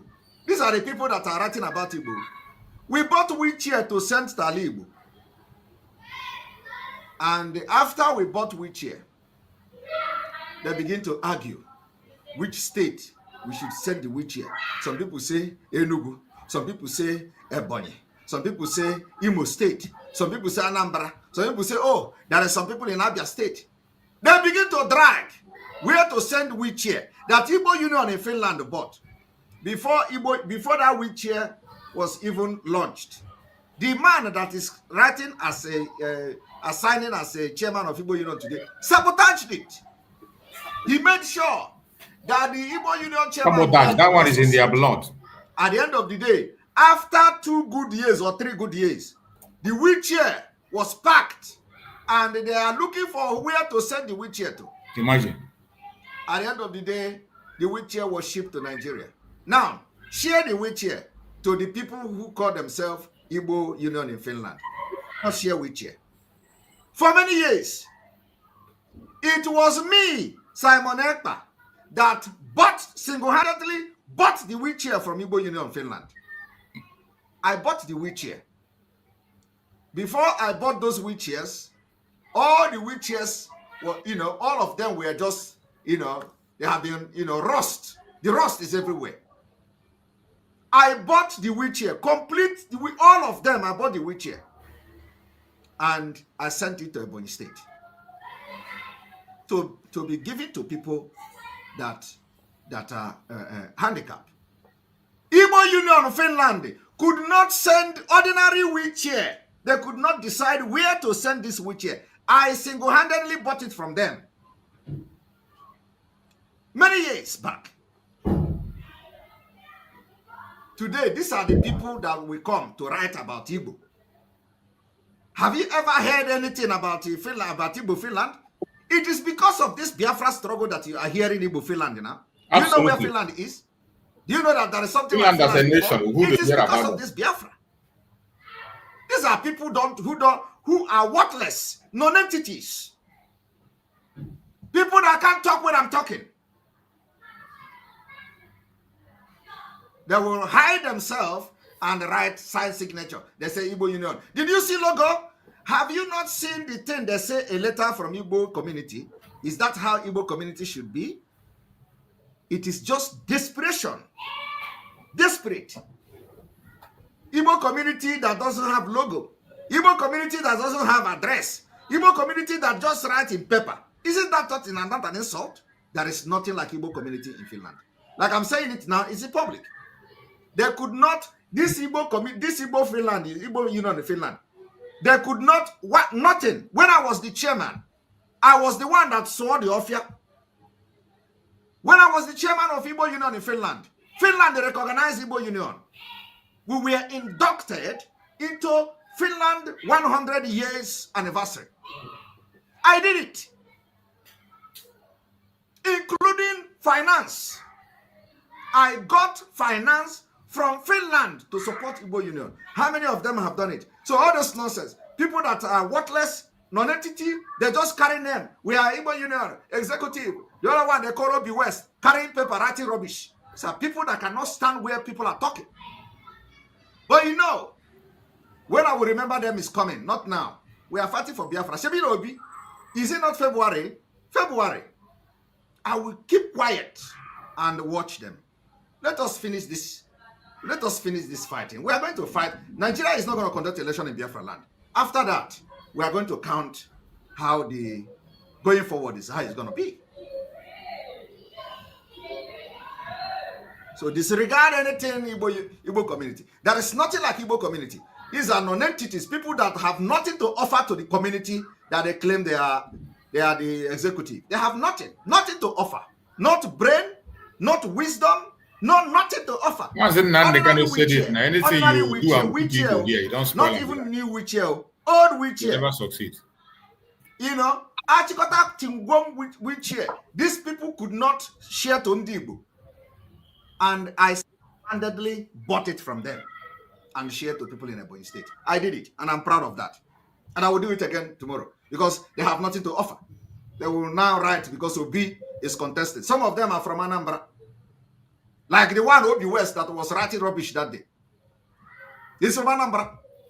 You know, when you make yourself the enemy, we will tell you that you are our enemy. And we are going to do that enmity very well. I am a case too. I know where to be punching some of them. Don't worry. So, I want you people to understand that the face where this struggle is now is not a face. You know, they think that we are, it is the, what we, you know, come and talk. You are just on social media, blog, and we are going to shock them. I want you people to understand what we are doing now is to save life, to save globe, to save the world, to save America, to save the West. Because if you allow Nigeria to stay the way it is today, it will become the worst thing to happen to this planet. And once they lay their hand on the resources in our land, Fulanize us, turn out into Islamic State, it becomes a problem to America and to the West. And we don't want that. It is not because we are fighting for America. We are not fighting for America. We are not fighting for the West. We are fighting for ourselves. But by extension, our action today will save the America. Our action today will save the West. But we are not fighting for the West. They can fight for themselves. And I want you people to understand this. I want you to listen and pay attention. Very, very attentively. Are you hearing that? That what the terrorists were doing is to find source of income. To find source of income. They can lay their hand on gold. They can do kidnapping for ransom like Gumi. The Gumi have been supporting them to be kidnapping for ransom so that they will sustain the war, including the one the government is giving them. Did you hear that? Did you hear that? That they want to go into this criminality, into this particular criminality by mining, like you know, in Sambisa Forest, they say there is what we call Californium. Californium, 1 gram of it, it's $7 million. So you see how Boko Haram have sustained the war. Californium is in Sambisa Forest. Have you not heard about it? So everything this man said here, he thought it is going to happen after 2023, after 2030. He was thinking that this is going to happen after 2030. So I am here this evening to inform them it is happening already. There is nothing like 2030. It is happening already, and we must not allow Nigeria to exit 2023. Never. I want everybody to listen. It is a fight for survival. Fight for survival. Do you hear that? That if they allow Nigeria, of course not Nigeria, if they allow these terrorists to continue, if they are going to be a great threat to the West and to the United States. So what we are doing is actually helping them because they don't have solution to it. The only solution is the disintegration of Nigeria, which will disintegrate the interest of this particular terrorist that they will not pose threat to the West and America. The West, but it's very destabilizing to the region. And I believe that if it's left unchecked, it could very easily develop into a greater threat and a greater. It has developed. It has developed into a greater threat. He said it is not checked. It can develop into a threat. It has actually developed into a greater threat. That is what I'm Destabilizing to the region. And I believe that if it's left unchecked, it could very easily develop into a greater threat and a greater threat to the West and the United States. Now, you have just heard that. Let us listen to this one. Mike, after the fall of Kabul, you were on this program and you correctly forecast that the Taliban knew where al-Qaeda's leader was inside Afghanistan. Right. So I'm wondering what your thought is about where the emerging terror threat is now. So one of the major affiliates of al-Qaeda, it's called al-Qaeda in the Indian subcontinent. The leader of that group, the deputy of that group, and the top recruiter of that group are today in Afghanistan. So al-Qaeda is a problem that needs to be watched in Afghanistan. The bigger problem in Afghanistan at the moment is ISIS. And ISIS, almost weekly attacks inside Afghanistan. The biggest worry is that they are increasingly recruiting from neighboring countries. And those individuals, particularly Tajikistan, those individuals are coming in where they're getting training from ISIS. And the concern is that they might leave Afghanistan, go back to their home countries, and conduct attacks against Western interests. You see, they may go back to their home countries and conduct attack against Western interests. That is the only solution to this from the African perspective or the African context is that you must divide Nigeria. I'm not saying you should divide. We are pulling out of Nigeria, not even divided. Embassies. The bigger terrorism problem is actually in Africa. You see, the bigger problem is actually in Africa. Where do you have the bigger problem of terrorists today in Nigeria? Is there any other country in Africa that you have actually a bigger terrorist threat? It's in Nigeria. I want you to listen. He mentioned Afghanistan. Afghanistan was not even a bigger one. Afghanistan that has almost the best military, U.S. military hardware, military equipment, fighter jet, helicopter. This man say Afghanistan is not even a threat. The bigger threat is in Africa. Where will you say presently? Which African country presently have the most highest terrorists? Where? It's Nigeria. So what we are saying now is that I want you all to listen to this. Getting training from ISIS, and the concern is that they might leave Afghanistan, go back to their home countries, and conduct attacks against Western interests. Think embassies. The bigger terrorism problem is actually in Africa, all the way from Somalia, all the way to West Africa. To West Africa, he refused to mention Nigeria. I don't know. Is there any other West Africa country that you have terrorists like you have terrorists now? That is, everybody know. He will refuse to mention Nigeria. This is the problem of these people, because some of them are getting paid. They maybe not directly, but they benefit from whatever interest they protect. They benefit from Nigeria. Now, listen. He mentioned West Africa. He mentioned Somalia. Is Somalia not a country? Is Somalia a country, a region? Because Somalia is a country. Why did he come to West Africa and he mentioned West Africa instead of mentioning a country? He started by, why didn't he say East Africa and North Africa? In North Africa, in West Africa. He mentioned Somalia. And when he come to West Africa, instead of mentioning Nigeria, he said West Africa. I want you people to see that all these things you see, they are never truthful to themselves. And conduct attacks against Western interests. Think embassies. The bigger terrorism problem is actually in Africa, all the way from Somalia, all the way to West Africa, where you've got both al-Qaeda affiliates and you've got ISIS affiliates. They have control huge swaths of territory. They've conducted primarily local attacks so far, but at some point, Western embassies, Western military bases in both Africa and possibly in Europe could become targets. And if we're going to make a prediction for 2023, I'd say we're going to see a terrorist attack against a Western interest somewhere in the world. Are you hearing it? That in 2023, the prediction is that you are going to see terrorist attack in some Western world. Terrorist attack in some Western world because they have succeeded in gaining some kind of safe haven in Nigeria. I want you people to understand that this is the propaganda. When you hear media propaganda, this is it. It's against Western interests. Think embassies. So why I am playing this very video is to wake up to educate the world about what our Prime Minister Mazi Simon Ekpa stands for. Our Prime Minister, the good man, the good guy, stands for justice, equity, and security of the world.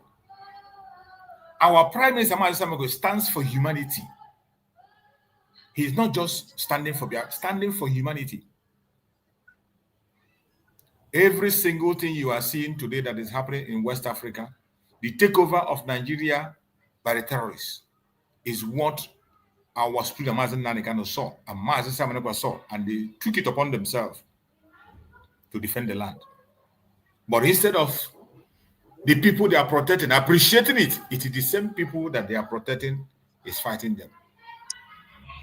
What we are doing is to protect ourselves against the West, against all the interests, but yet they are the ones fighting against us. Everyone has to be aware, and the world has to be put on notice. And that is why we say our Prime Minister is innocent, very, very innocent. And by the special grace of God, his innocence will be proved today. His innocence will be proved today, and the whole world will see it. This is a man that was given the title of Ambassador of Peace. He won the Ambassador of Peace. Not by bribery, not by the way Nigerians give their title. An international body gave him that Ambassador of Peace. And by the special grace of God, we are going to see the effect of that today. Mind your business. Thank you for joining us. Can you unmute yourself and speak to us? Let's hear you. Good afternoon, sir, from my end. You're welcome, my brother. No. Good afternoon. I won't get much to say because I'm just listening to our Prime Minister, his words of wisdom, you know. I just feel so bad. I was just trying to hear his voice more again, you understand?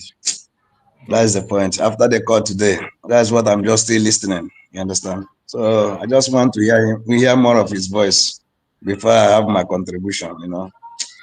I just feel like to hear the voice once again, you know. That's the thing. Okay, it let's pains me go much, on. bro. It pains me, yeah. Let's go on. Let's go on. The bigger terrorism problem is actually in Africa, all the way from Somalia, all the way to West Africa, where you've got both Al-Qaeda affiliates. You see, I don't understand. You know, why would somebody be mentioning all the way from Somalia instead of saying North Africa? And instead of coming to say to all the way to Somalia to Nigeria, he said all the way to Somalia to West Africa. What does that make sense? It doesn't make sense. That is to show you he is not being truthful to himself. And you've got ISIS affiliate in Africa, all the way from Somalia, all the way to West Africa, where you've got both Al-Qaeda affiliates and you've got ISIS affiliates. They have control huge swaths of territory. They've conducted primarily local attacks so far, but at some point, Western embassies, Western military bases in both Africa and possibly in Europe could become targets. And if we're going to make a prediction for 2023, I'd say we're going to see a terrorist attack against a Western interest somewhere in the world. Well, that's terrifying.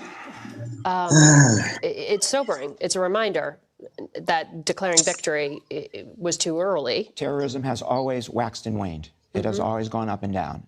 And I think it's starting to bounce back again.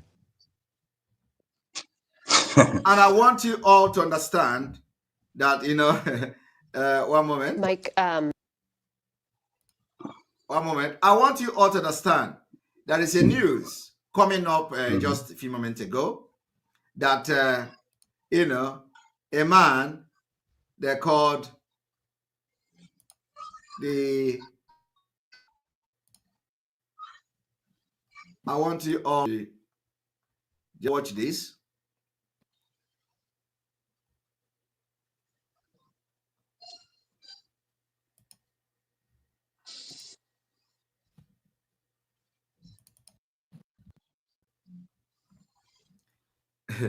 He said that, I want people to understand that, like I said, I'm making it official today. I said that what you hear when they say insecurity in the Southeast is not insecurity. We are at war. Now the war is becoming official. And when you look at what this man said, they said, President Buhari has approved the deployment of advanced technology to tackle insecurity in Southeast Nigeria. This man have not approved the deployment of advanced technology to tackle the killings all over Nigeria, to tackle the Fulani invasion in southern Kaduna. He did not approve the technology to be deployed in Kaduna. He did not approve this particular technology to be deployed in the Northeast. He did not approve this technology to be deployed in the Northwest. He did not approve this technology to be deployed in Benue State and, of course, in the Middle Belt, where Fulani has massacred millions of people, and today we have millions of people in IDP camp. He has not deployed them even to his hometown, where his convoy and all his men is being attacked as the state manage them. But he is deploying it to the Southeast to tackle insecurity. He is not deploying it to tackle insecurity. He is deploying it for war because we are already fighting war there. I do not understand the insecurity that the market, women, where women sell, do buying and selling. I don't know what kind of insecurity or security threat does a market pose to the Nigerian military. I do not understand what security threat do market that they do buying and selling. They sell food stuff. I do not know what kind of security threat does such market pose against Nigerian army. But that is where they are burning. I do not know what kind of security threat does houses, villages of people pose against Nigerian state. But that is where they are burning. It is called economic jihad. Today, he approved the deployment of technology. Let them come. We are at war for the Biafra freedom. Let them deploy all manner of technology. Ask yourself, are they tired of manpower? Why are they deploying technology now? They have men. Where are the men? Where are the military? Where are the 100,000 of the military? Are they tired? Why are they deploying technology? They don't have men again. They have men. They have armor tank. Where are the armor tank today? Where are the men today? They are deploying. You are going to deploy those security or those, what is it called? You are deploying that technology. We are going to deploy our own technology. You will deploy the technology. We will deploy our own. It is starting gradually. I am telling you the fact. Before 25th of February, we will know where we are. Believe me. Is it not this election? You can't have it. You can never ever conduct election again in Biafra territory. We can never validate you again. That is what is going on. Deploy all those security, deploy everything to Biafra. Biafra have decided to leave and they are going to declare Biafra very soon. Once we declare it, we will defend it. So declare, bring them. I was thinking that you are going to approve 5 million military to Biafra land. All the 2,000, 3,000 you are deploying, where are they? Where are they? You will deploy 1,000. 1,000 military have been drafted to the southeast. 2,000 have been drafted to the southeast. 3,000 have been drafted to the southeast. In addition to the Bubago, where are they? Where are they? The secret war is ongoing. And all you do is to go and bomb market. Go and start bombing market, bombing villages, where you have innocent people, defenseless people, you bomb their market. So I thought you have men. Why are you deploying technology? Are you tired of fighting? You are tired of fighting? You want to go into a robot? Bring robot. We will deploy our own to counter your robot. We have Biafran scientists too. And believe me, they are not sleeping. We are going to drag everybody into this war. Everybody, from the governors to all of you, we are going to drag all of you, and you must pay the price of killing Biafrans. My own, as a messenger of Biafra people, is to come here and say the message according to the way it is. Right. Without missing word. Yes, sir. We are not scared of you. We are not scared of anybody. This war, we are going to fight it to finish. We will drag you into it before February. I don't even know whether I will say drag it, because we are already at war. The only thing I have said is that we are going to make it public. So let him deploy all manner of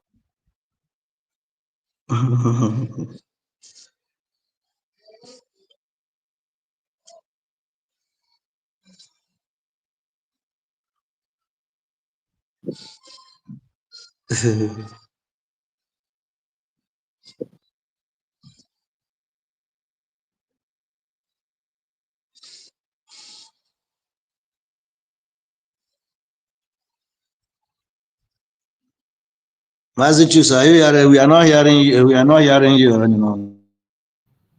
Oh, sorry. Can you hear me now? All right, now. Yeah.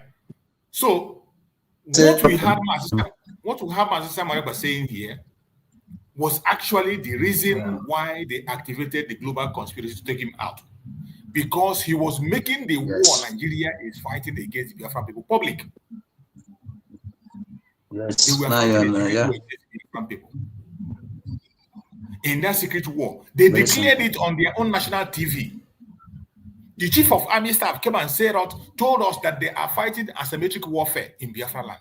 Asymmetric warfare, yes. He came back again and told us they are fighting jungle warfare in Biafra land. And there is no media house in Nigeria or international media house that went to ask them, how are you fighting this warfare? There is no investigative journalist that followed them, at least follow them to go and find out how they are fighting this warfare that they declared. Every one of them kept silent. And Mazi Simon took it upon himself to expose that warfare. Burning of the houses of Biafran people. Destroying of businesses of Biafran people. Mazi Simon, by the grace of God, had a platform where international communities can go and watch. Where people of the world are watching. The burning of houses of Biafran people was exposed in his platform. The taking of life of innocent Biafrans. Remember one of a Biafran musician that they killed, Iboja. Iboja was gunned down by policemen for no reason. An entertainer. A man that is an entertainer. Iboja did not commit any crime. An entertainer. And they gunned him down. They call it accidental discharge. So many Biafrans lost their life, properties lost. It was during that time that people begin to see about the burning. The same thing Boko Haram is doing in the north was what the military were doing in Biafra land. Exactly the same thing Boko Haram is doing. Taking innocent life, burn their properties, push people away. That is what the terrorists they recruited in the Nigerian military were doing in Biafra land. As their asymmetric warfare. And nobody was reporting it. No conventional media reported it. The international media turned a blind eye. No investigative journalists were following up. Only Mazi Simon made that very warfare public. And when the world begin to weigh in and see what is happening, they conspired and they took him away. I thank you, that today, Mazi Simon has vindicated, and we believe that in a short while, Mazi Simon is going to address every one of us, no matter how they try to hold him. He will definitely be free. Let's continue to listen. Technology, Nigeria can never defeat Biafra again. I want to make it categorically clear today. And those who are thinking that what we are doing is a joke, or that it is what all these criminals who have done it in IPOB before, where, this sabotaging Mazenam Dekan. If you think that that's what we are doing here, you are in for a very long thing. Believe me. Nigeria can never defeat Biafra again. Never. You can never. In 2023, it is not 5 years' time, it is not even 2 years' time. We are going to finish this thing. You see this thing that our father started in 1960-something. We will finish it this year. You see all the prediction, Nigeria will break up. This one, it is all this prediction we end this year. It is a fight for survival. Record me, cut it, send it to ICC, send it to UN, send it to everywhere. This fight, I know my right, and I am fighting it with everything in me. And you can't stop me. You can't. You can't. After the fall of Kabul, you were on this program and you correctly forecast that the Taliban knew where al-Qaeda's leader was inside Afghanistan. Right. So I'm wondering what your thought is about where the emerging terror threat is now. So one of the major affiliates of al-Qaeda, it's called al-Qaeda in the Indian subcontinent. The leader of that group, the deputy of that group, and the top recruiter of that group are today in Afghanistan. So al-Qaeda is a problem that needs to be watched in Afghanistan. The bigger problem in Afghanistan at the moment is ISIS. And ISIS, almost weekly attacks inside Afghanistan. The biggest worry is that they are increasingly recruiting from neighboring countries, and those individuals, particularly Tajikistan, those individuals are coming in where they're getting training from ISIS, and the concern is that they might leave Afghanistan, go back to their home countries, and conduct attacks against Western interests, think embassies. The bigger terrorism problem is actually in Africa, all the way from Somalia, all the way up to West Africa, where you've got both al-Qaeda affiliates and you've got ISIS affiliates. They have control huge swaths of territory. They've conducted primarily local attacks so far, but at some point, Western embassies, in both Africa and possibly in Europe could become targets. And if we're going to make a prediction for 2023, I'd say we're going to see a terrorist attack against a Western interest somewhere in the world. Fellow Nigerian, in search of excellence for Africa, my mission remains to create awareness, advance practical solutions, and transform mindsets via case studies. Together, let's midwife deliverance for our race, country, and continent. Please share this video. I am Dr. Israel Noyerem Davidson. Thank you. In 2001, US-led forces overthrew a Taliban-led Afghan government following the 9/11 attacks led by the al-Qaeda leader Osama bin Laden. For the next 20 years, the US and allies enforced democratic ideals, built up Afghan security forces, and provided operational air cover. The Taliban continued to attacks.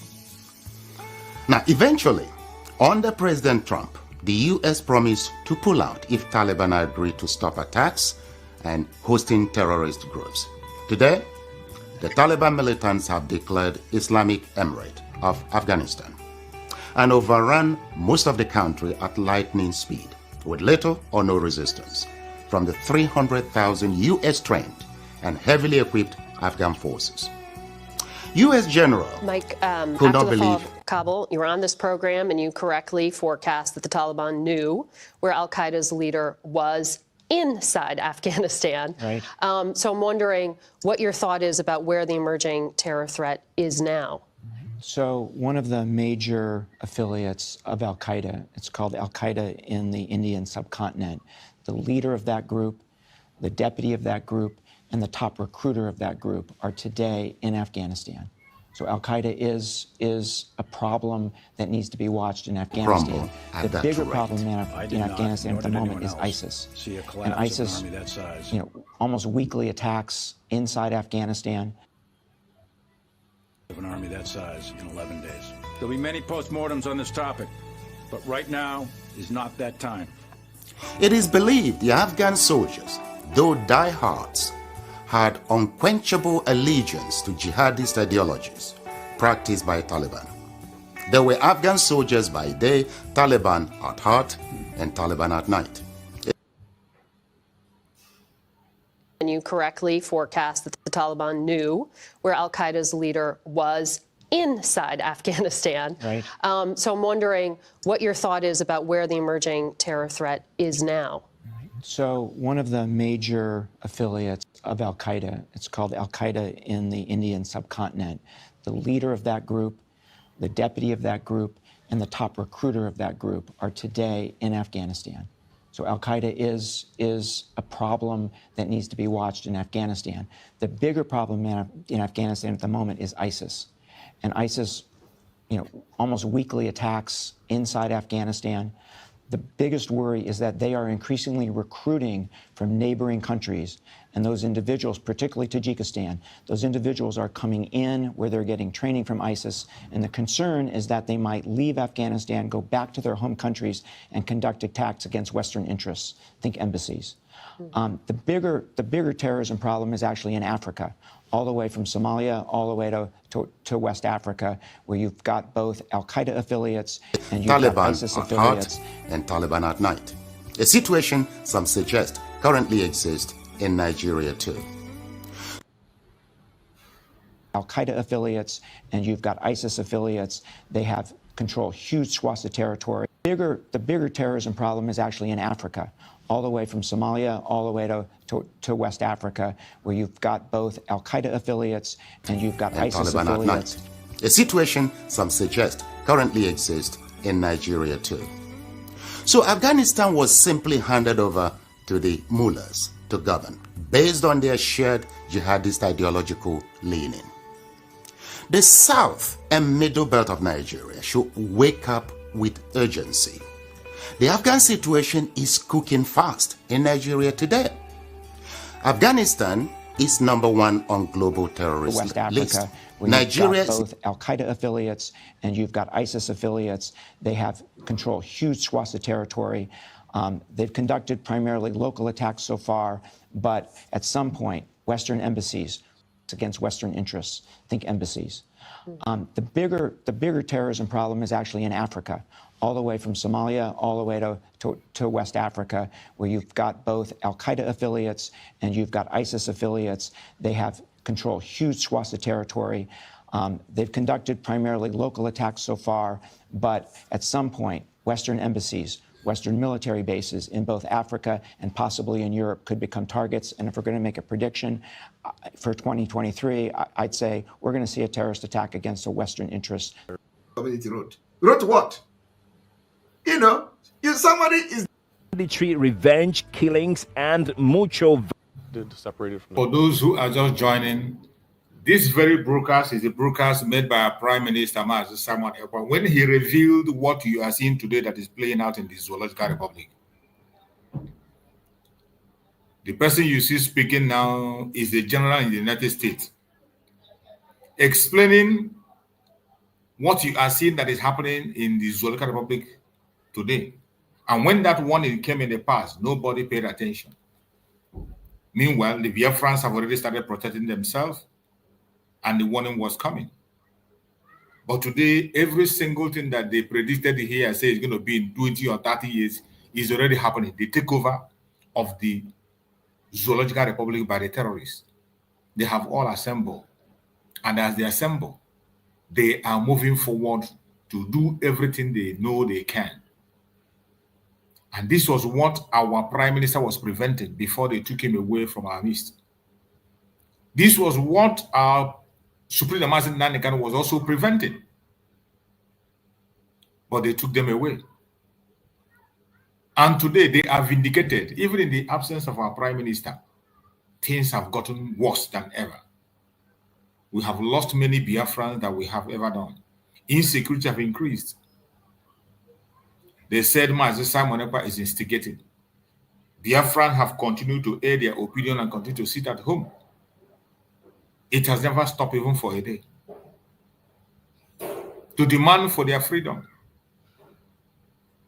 Some of you think it's just about Mazen Nandekan. It's not just about Mazen Nandekan. We are demanding for the freedom of every Biafran that is held captive. That is what we are demanding for. Demanding that the Zoological Republic should leave our territory because we are a sovereign state. That is what we are demanding for. And we will continue to make that demand until they leave our land by fire, by force. And they must leave. Whether they like it or not, they must leave. The government, from all levels, from State Department, let's move it forward a little bit. Then behind the Fulani Caliphate, about the revolution of the Obadia, Dr. Obadia Malafia, the former Central Bank Deputy Governor. And so this is happening, and therefore many of them have actually forgot what Obadia Malafia said. So let us go there and listen to this particular revelation. Campaign targeting community, which has been going since January. At least 21 people were killed within the 24-hour period, 19 and 20th of July, in attacks by armed assailants of Fulani ethnic communities in southern Kaduna State. End of quote. That is a report from a particular religious group. So it shows the kind of coloration the crisis in southern Kaduna, has taken. So many of them. A statement by President Muhammadu Buhari's media aide Garba Shehu about 3 weeks ago, to be precise, July 21st, came out condemning the attacks. It was made known to the public, and he said the statement reads, "Problem in southern Kaduna is an evil combination. Of politically motivated banditry, revenge killings, and mutual violence by criminal gangs acting on ethnic and religious grounds." So you see what I'm saying now? So many angles. Let's get down to business this morning. And let me bring up Dr. Obadiah Lafia, former Deputy Governor, Central Bank of Nigeria. He's also an astute politician. He joins me, a stakeholder from Southern Kaduna, joins me this morning on Skype. Dr. Obadiah, a very lovely morning to you. Oh, hello. Good morning to our listeners, and good morning to you. It's a great honor and pleasure to be here. It's good to have you, sir. Let's get down to business, really. Can you give us a brief chronicle of how it all started in Southern Kaduna? You're a stakeholder there. Just a brief chronicling of how the entire thing started, the crisis in Southern Kaduna. Well, thank you so very much again. Let me just set my cards on the table. I was born in a small, beautiful village called Randa. It's a mission settlement, ancient village in southern Kaduna, in Sanga local government, to be precise. It lies at the tip. As the Fulanization and Islamization of Nigeria continues, when we talk, they tell you to come to Nigeria. This man talked, and they assassinated him. He talked and they killed him. So whenever you want to talk, they will tell you to come to Nigeria and talk, because that is their killing ground. And that is why some of us who have found ourselves in so many places in exile can fight this particular terrorist government from exile. We are going to fight our freedom from exile. And we are going to get this freedom from exile. When we started this whole thing, we told you people that we will bring Biafra from diaspora. Some people did not know what we saw. You didn't know what we have seen then. When we were telling you that Biafra, we are going to bring it from diaspora, you don't know. It is happening today. We are going to fight Nigeria from afar, and we are defeating them already. We are defeating them. We will fight them. We will defeat them. And it is going to, everything will end this year. Believe me. This man that is talking here, they killed him. He was a prominent Nigerian who rose up to the position of the deputy governor of the Central Bank of Nigeria. He spoke the truth. They killed him. He's not the only one. Everybody that has ever dared to challenge and speak truth in Nigeria has been killed. And he's one of them, a very prominent one. His people was being killed in southern Kaduna. He went on to investigate find something and say something, and he was killed. Now, most of the people that knows what he knows, all of them are now scared. They can't talk again. Do you understand it now? That is why you can write everything in this world. Nobody is going to listen to you. If you like, write to America now, write to Joe Biden now. Tell Joe Biden that Simon Ekpa is inciting violence in Nigeria. It is not inciting violence. I am defending my people at the same time fighting for my freedom. Joe Biden will not respond to you. I know my right. It is not me that say you should not know your right. If you cannot talk the way I'm talking, it's your business. I'm going to talk even say it because the time has come. So if you tell me to come to Nigeria, this is what you are inviting me to Nigeria to do. And that's why some of them are crying. Call Finland. Finland, oh, deport him, repatriate him, oh, this, that. And then you see where they are twisting something that faceless people wrote. People that are not even, that cannot even represent their family in any way. They will come and say, oh, Finland, Igbo community wrote, Igbo community wrote. Wrote what? You know, if somebody is distancing himself from Simon Ekpa, am I part of you before? I do not know why somebody would distance himself from Simon Ekpa. They say Igbo Union, distance, Igbo community. I have said there is nothing like Igbo community. How can something that doesn't exist distance itself from me? That doesn't exist. I would have no, you know, apart from the fact that I am going to play over 2 hours of the conversation we had in the meeting. Because we have the 2 hours, over 2 hours of the conversation, where the shouting and the questions are responded to the questions and all that. I'm going to bring it to the media and I'm going to release the audio. People will enjoy themselves as they listen to how the so-called Igbo community had their meeting. And you know, you can now listen to where did they arrive at distancing themselves from Simon Ekpa. They can't do the half of things I have done in the past. When I was the chairman of Igbo Union Finland, I banned Biafra flag in Igbo where we are doing Yam Festival. Can they do it? That was when Nigeria can happen more kunisi. I banned Biafra flag from, you know, all these people you see today that are, you know, all these criminals. I said, you don't dare bring Biafra flag to where Igbo people are doing Yam Festival. And nobody dare do that. Some of them that are writing this thing today were part of those who decided not to come to Igbo Union New Yam Festival because of, I said, Biafra flag must not be brought to the hall. Some of them that are shouting, oh, Obi, Peter Obi, oh, Peter Obi. They were the one who were fighting me. That I said, why should I say they should not bring Biafra flag? They were doing Biafra then. I was one Nigeria. So, you know, when I look at all these things, I have been there. If I am Biafra today, fighting for Biafra, which is the right thing to do, who are those people? Have they served Nigeria like me?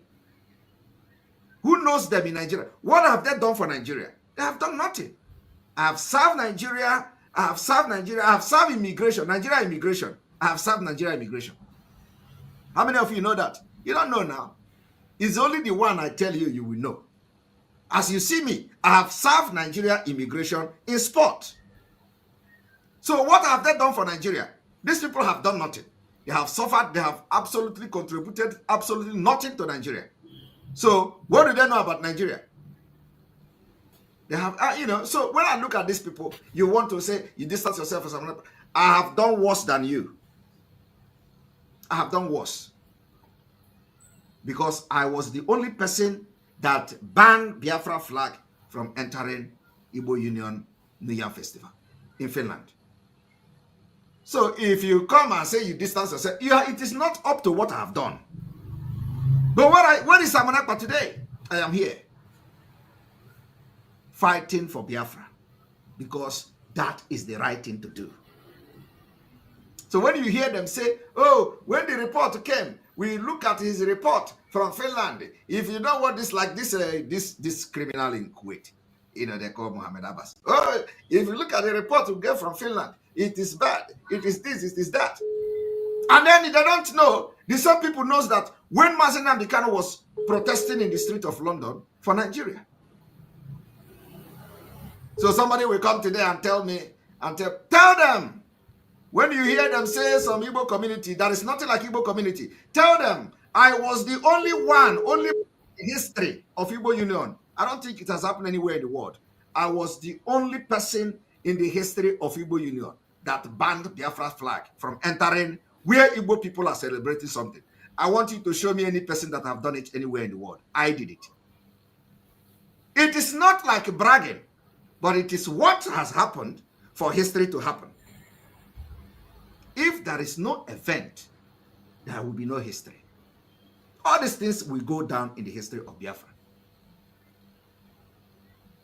So what can they do? What is it that somebody is going to do today that I have not done even worse than that? But that is not even the problem. The problem is that when you have a meeting with somebody and the meeting is supposed to be a secret, it's supposed to remain secret. But because they have said, they have released a statement that is not the agreement of the people that were part of the meeting, we are going to release the pictures of everybody that we can lay our hand on. Those who were part of the meeting, all your pictures will be on social media.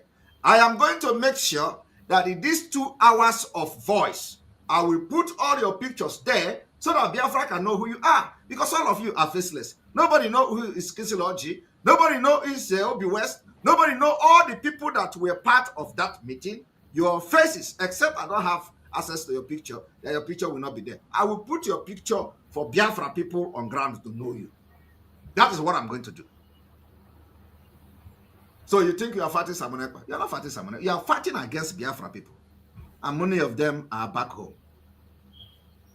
So your pictures will be there. So that Nigeria will praise you and give you an award for releasing a stupid statement without logo, without address, ordinary paper. And then they have only this Finland. You can imagine a whole Finland.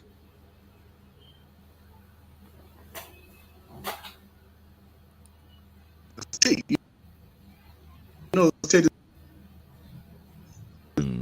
and we are and saddles between Nasarawa and Plateau State. We're very right at the border.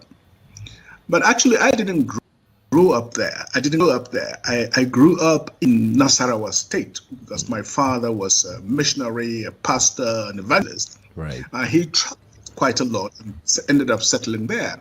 So I didn't really grow up at home, I put it that way. That's number one. So that gives me some kind of emotional detachment, to be able to see things clearly and objectively. There, my own really grew up there. Number two, part of my family are Muslims. Okay. Uncles, aunties, in fact, the king of our area in a predominantly 99% Christian area is a Muslim. And he's my auntie, the first cousin of my mother.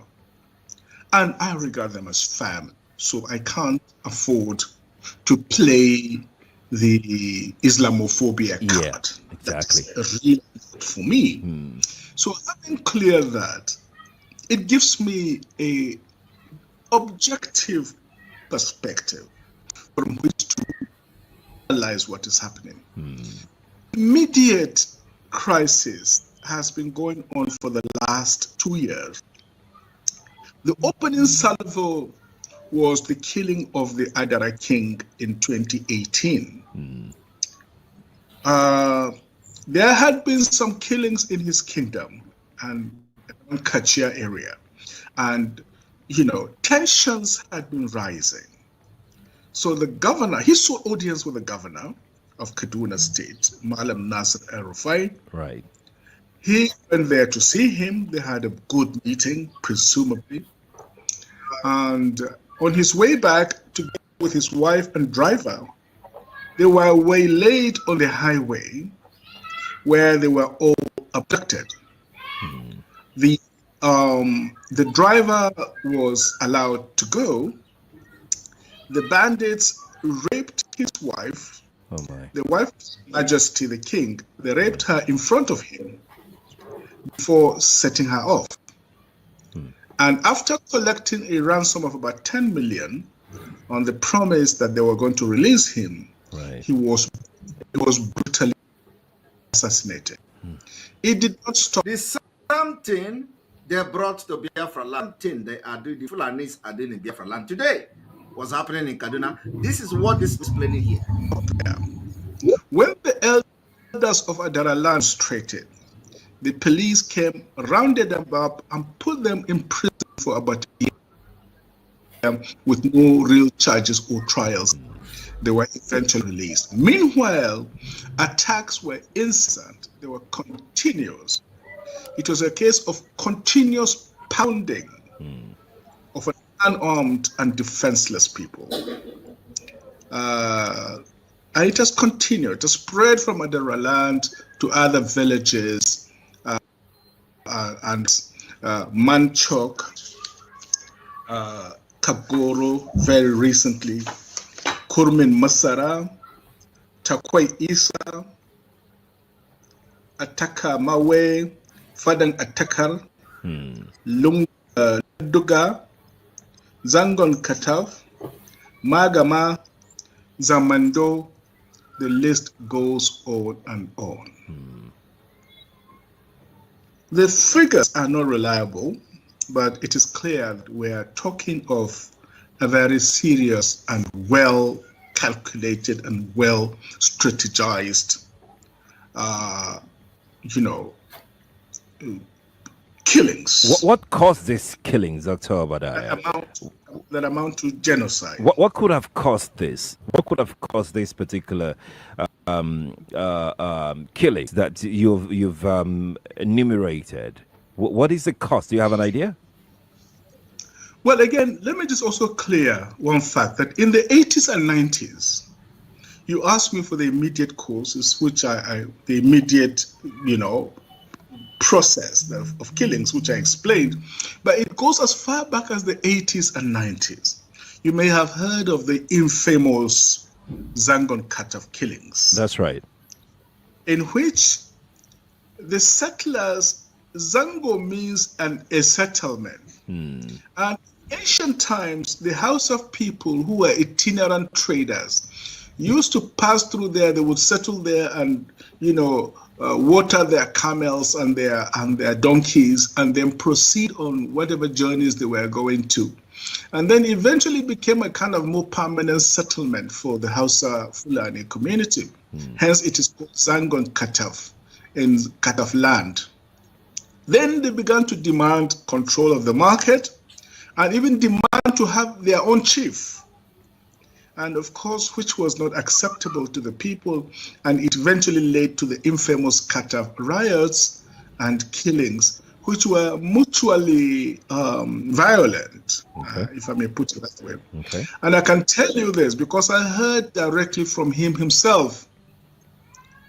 General Zamani Lekwot, very distinguished military officer, retired from the Nigerian Army, former governor of Rivers State, and ambassador to Senegal. He, together with another very patriotic colonel, Colonel Johanna Madeki, they went to the police to report what was going on and to seek for help. And you will not believe it. The police detained both of them. Why? Yes. Are you hearing that? The police detained both of them. The question you should be asking yourself is, police detain a colonel, police detain a military man who go to report what the Fulani terrorists are doing to their people. Police detain them. Do you think if that police is an Igbo man, the police will detain them? The answer is no. Do you think if the police is a Yoruba man, the police will detain them? The answer is no. The police would have respected the law and listened to them instead of detaining them. But because Fulani have taken over the police, so they gave order to detain them. Because the people they want to file report against is in charge of the police. They are also in charge of the military. The same Southern Kaduna you are seeing now, the GOC of Enugu 82 Division was in charge of this particular Southern Kaduna where this killing was going on. So who do you report to? Nobody. You have to report to yourself. Take charge of the security of your land, because Fulani terrorists have taken charge of the police, the army, the executive, the judiciary, the National Assembly, and everything has been taken over by the Fulani terrorists. You don't have any choice. Don't need to go to them. That is what the Biafra people have done. That is what gave birth to the Eastern Security Network. And we are going to fund them till the last day Biafra will stay in Nigeria. So when you hear all this testimony, you ask yourself, why this thing was going on in Kaduna, all these Igbo who call themselves P2B people, they were all thinking that Southern Kaduna was not Nigeria. No, they thought it was not Nigeria. So it is not their business. Today, the same thing this man is saying now is happening in the Southeast, where the same person who was the GOC of a 2 division was in charge of Southern Kaduna, and he has now brought the same people to Southeast, and the killing is going on. They now begin to write against Simon Ekpa because Simon Ekpa say Biafra must come this year. Like no retreat, no surrender. Do you understand it? Because they follow who is protecting them. First, when Buhari entered as a rock, he brought all of them from all other African countries. Now, when Buhari begin to appoint other leaders of the Fulani terrorists, any place they appoint them, this or that one will drag them there. So now they have dragged them into Southeast because of the GOC of a 2 division who came to give shelter to the massacre in Ehamufu. He did not only give shelter, he ordered the military to burn houses, and they burned about 100. Over 100 houses were burned in Ehamufu by military, not the Fulani, by military. Ask yourself, who are these people protecting? Who are these military working for? Whose interests are the military protecting? Is it the interest of the people, or interest of the government, or interest of the Fulanis? Because the interest of the people is the government. So definitely, it cannot be the interest of the people. So whose interest? Interest of Islamic State. Because the people that came to Ehamufu to kill were actually, their main motive is to kill and evict the people from Ehamufu. So they couldn't do it. Military have to come and do it by themselves. Do you see it? Do you hear that people that came to report about the Fulani invasion was detained by police? Who is the Fulani? Oh my goodness. This is happening in Biafra land today. And they thought that, where is this coming from? This cannot happen in Nigeria. It happened in Southern Kaduna, but they didn't pay attention because it was not coming from them. When it was happening in Southern Kaduna, everybody was deaf. Nobody was hearing the only thing we see on social media is that the other day they have lied 100 bodies and they are giving the mass burial, and everybody is shouting, "Oh my God, Southern Kaduna, what did these people do?" The same thing is now happening, and they are now behaving as if they were not in Nigeria before when it was happening in Southern Kaduna. They now behave that, oh, such thing is abomination. It has never happened before. Where we are there, when this particular thing happened in the Southeast, is happening in Southern Kaduna. And when they sent this particular GOC to some places, they rejected it. I was told that Oduduwa, Yoruba people rejected him and they forwarded him to the Southeast. So I want everybody to watch. Were mutually violent, if I may put it that way. Okay. And I can tell you this because I heard directly from him himself. General Zamani Lekwot, very distinguished military officer, retired from the Nigerian Army, former governor of Rivers State, and ambassador to Senegal. He, together with another very patriotic colonel, Colonel Johanna Madeki, they went to the police to report what was going on and to seek for help. And you will not believe it. The police detained both of them. Oh my. Yes. Now, General Zamani Lekwot is a highly principled officer, very patriotic. As a young officer, he distinguished himself during the Nigeria-Biafra War. And somehow he was not in the good books of General Ibrahim Babangida, because he used to tell him to his face what he felt was wrong with his policies. So they were waiting for an alibi, and they got it in. And when he said he distinguished himself during Nigeria Biafra War, I do not need to tell you what that means. He said that general distinguished himself during the Nigeria Biafra War. So as such, he should be respected. And you need to know what that distinguishing himself during Nigeria Biafra War means, because he fought against Biafra. And today, Fulani killed them.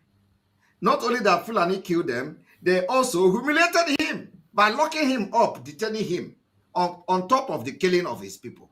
That is the price you pay for fighting against Biafra. Today, all of them are regretting why they fight. That is why this year, when we drag them into this war, everybody will fight against whoever they want to fight against. You think they will come back and fight against Fulani or fight for Fulani? It's never going to happen.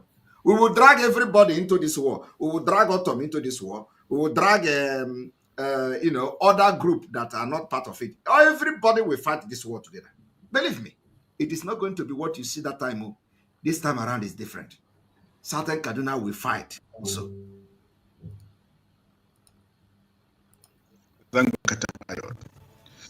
Biafra War. And you will not believe it. The police detained both of them. Oh my. Yes. Now, General Zamani Lekot is a highly principled officer, very patriotic. As a young officer, he distinguished himself during the Nigeria-Biafra War. And somehow he was not in the good books of General Ibrahim Babangida, because he used to tell him to his face what he felt was wrong with his policies. So they were waiting for an alibi, and they got it in the Zangon Katav riot. So they arrested him, detained him, created a kangaroo court, kangaroo court, and tried him. In the end, even the judge said that his hands were tied, as it were. Convicted him and sentenced him to death. General Zamani Lekot has explained to me himself what they did to him. For reporting Fulani, they sentenced him to death. For reporting Fulani killing in his community, they sentenced him to death. That is where some OB supporters are telling Sandima to come to Nigeria now. Come to Nigeria now. We will destroy Nigeria from afar, and we will restore the nation from different nations in Nigeria. Nigeria is gone, collapsed. Tell you come to Nigeria. Look at the story of Nigeria. Look at, listen to it. If a man who served as a former governor, a military officer who fought and distinguished himself during Biafra War, can be treated like this for reporting a terrorist in his community. Who are you? Who are you? Even that time, Fulani has not taken over everywhere. So who are you? That is why we are not bothered of what this nonsense you are writing. That's why we are not bothered of all this propaganda, all this news media. You are all inside the bottle, caged. So we are not moved by what you write.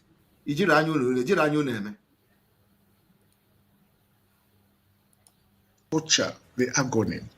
That for 2 weeks, they took him to the section where people are condemned and ready to be killed. Oh, wow. They put him next to the execution chamber.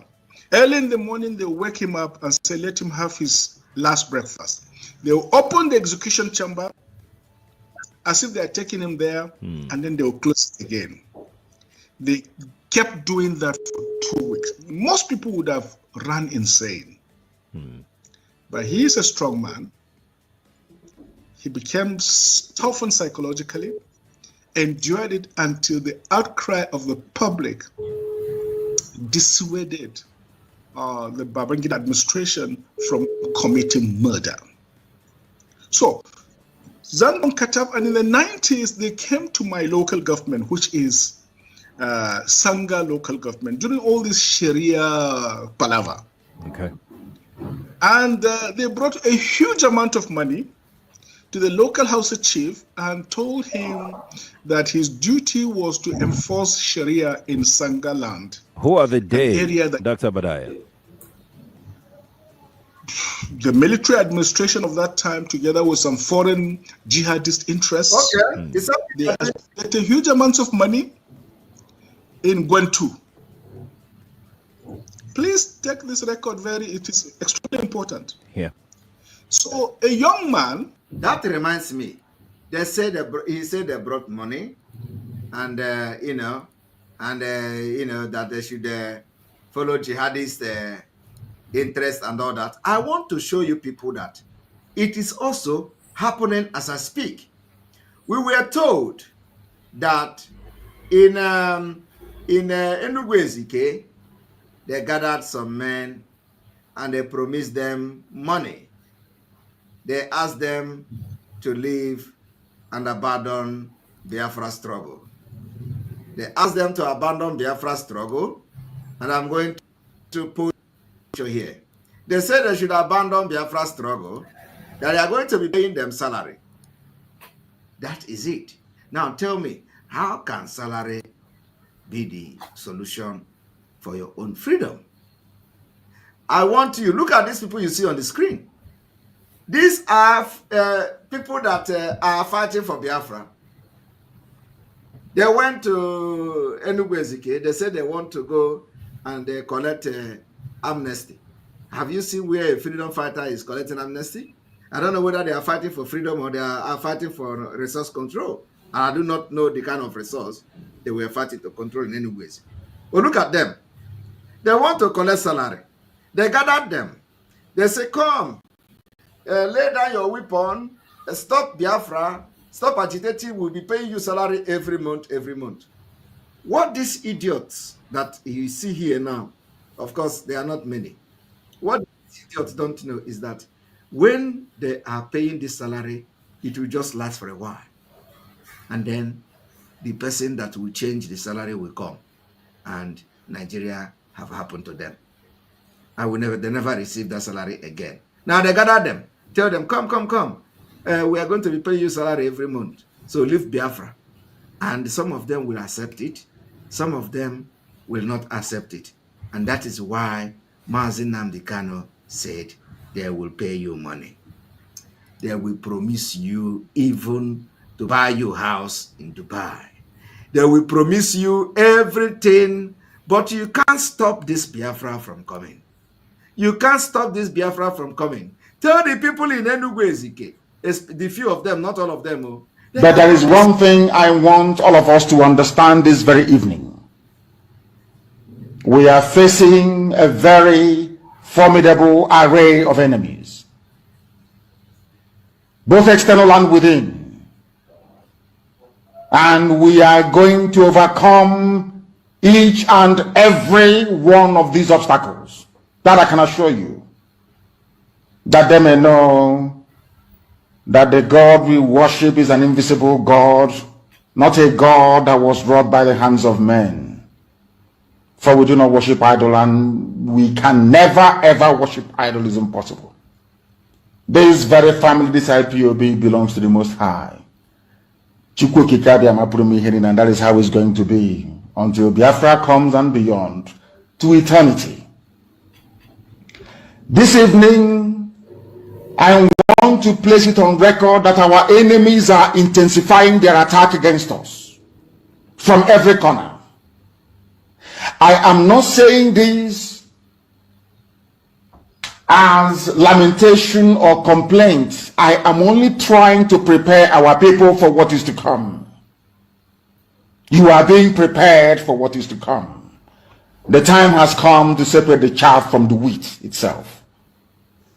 Our march is very, very near. The enemies are trembling, they are quaking, they are doing all they can to try to stop us. But they have failed very woefully, and they will continue to fail. But I want to tell you that we are getting attacks from everywhere all over the world. And very soon, they will buy over some of you. They bought them. Some of you, they will buy some of you over. The spirit of Oba Biasika and Ifajuna are still in some of you. When the time comes, they will buy you over. I am not doing this program tonight to ask all of you to be strong. I am doing it to remind you, not that if they succeed in buying you over, you're not going to stop what we're doing. Never. You can't. Not at all. Not in a you cannot. Not in a trillion years. But I need you to appreciate one very simple fact. That at the end of this very race, everybody will testify that indeed Chukwuokike Abiama, the same God of Israel, of Abraham, Isaac, and Jacob, the same God of Ehiri in Aguleri, the same God of Umweri, the same God of Ora Eri, the same God of Owe Eri, the same God of Arochukwu. Not to be nobody, the true God, one true God. You will know that indeed, not only is he omnipotent, that same God is the owner of this very agitation. No human being can stop it. We have enemies, and we need to be very, very careful, both within and without.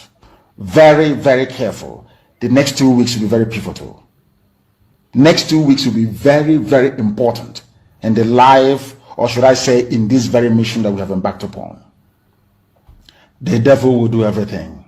And you are going to watch spectacularly how we are going to destroy and shame the enemy.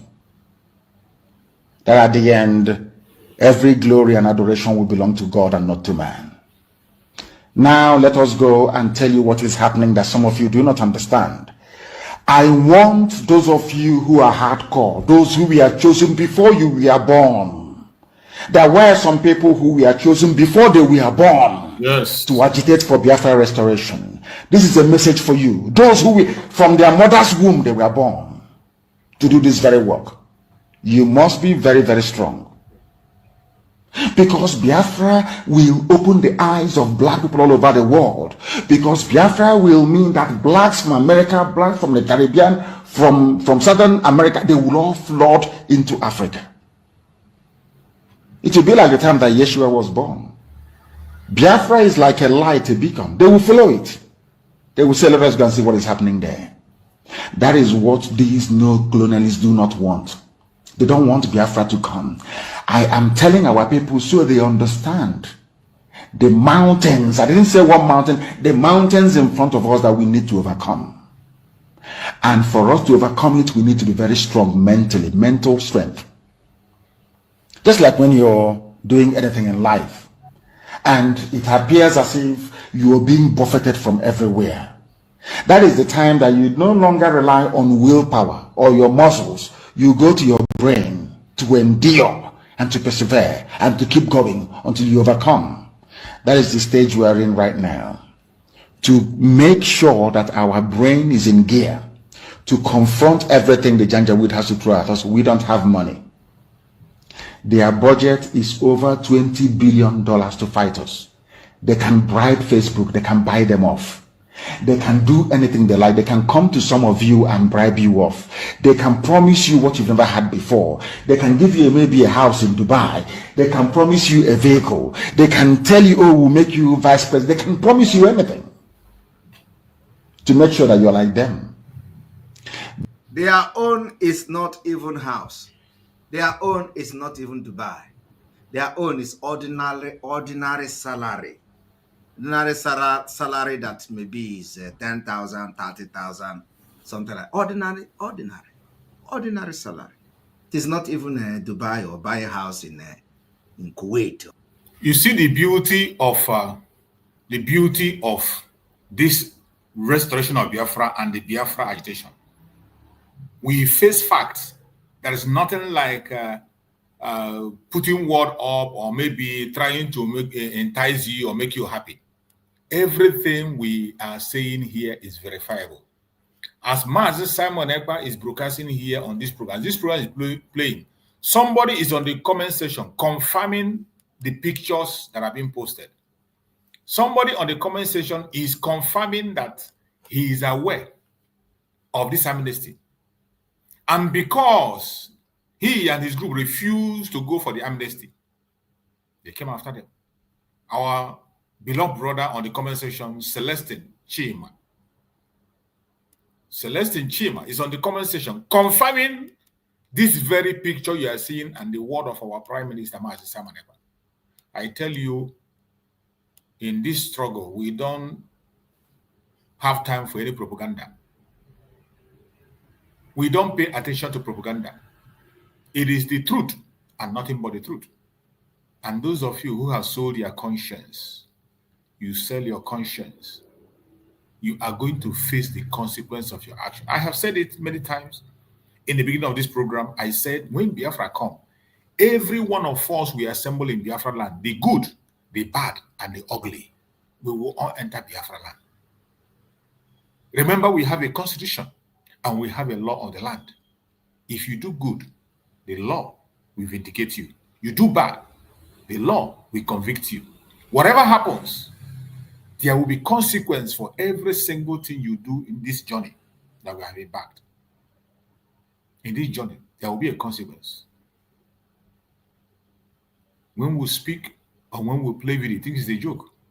What our Prime Minister said many years ago, somebody is on the comment section confirming it that he's aware. Confirmation. Likewise, every other thing that he said here. Everything someone talked about today is what has taken over in that zoo today. The warning that the US won, it is happening today. The unity of all the terrorist group in the world, united in Nigeria, it is happening today. You see how they are invading and taking over everywhere. The prophets are speaking. Every other person is speaking. You know, when we talk here, they say, oh, this in there, this online, this thing. Just they call our Prime Minister content creator because he's speaking on social media. You call him a content creator because he speaks on social media.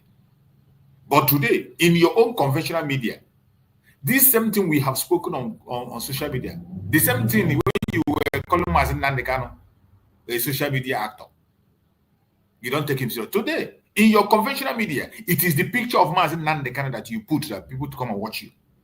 Picture of Mazen Simon Ekpa, you place it on your channel for people to come and watch you. The message of Mazen Nandekano today has become a prophecy accepted by everybody, regardless of your religion. No matter what your religion is, they have accepted it as the prophecy. And more is coming.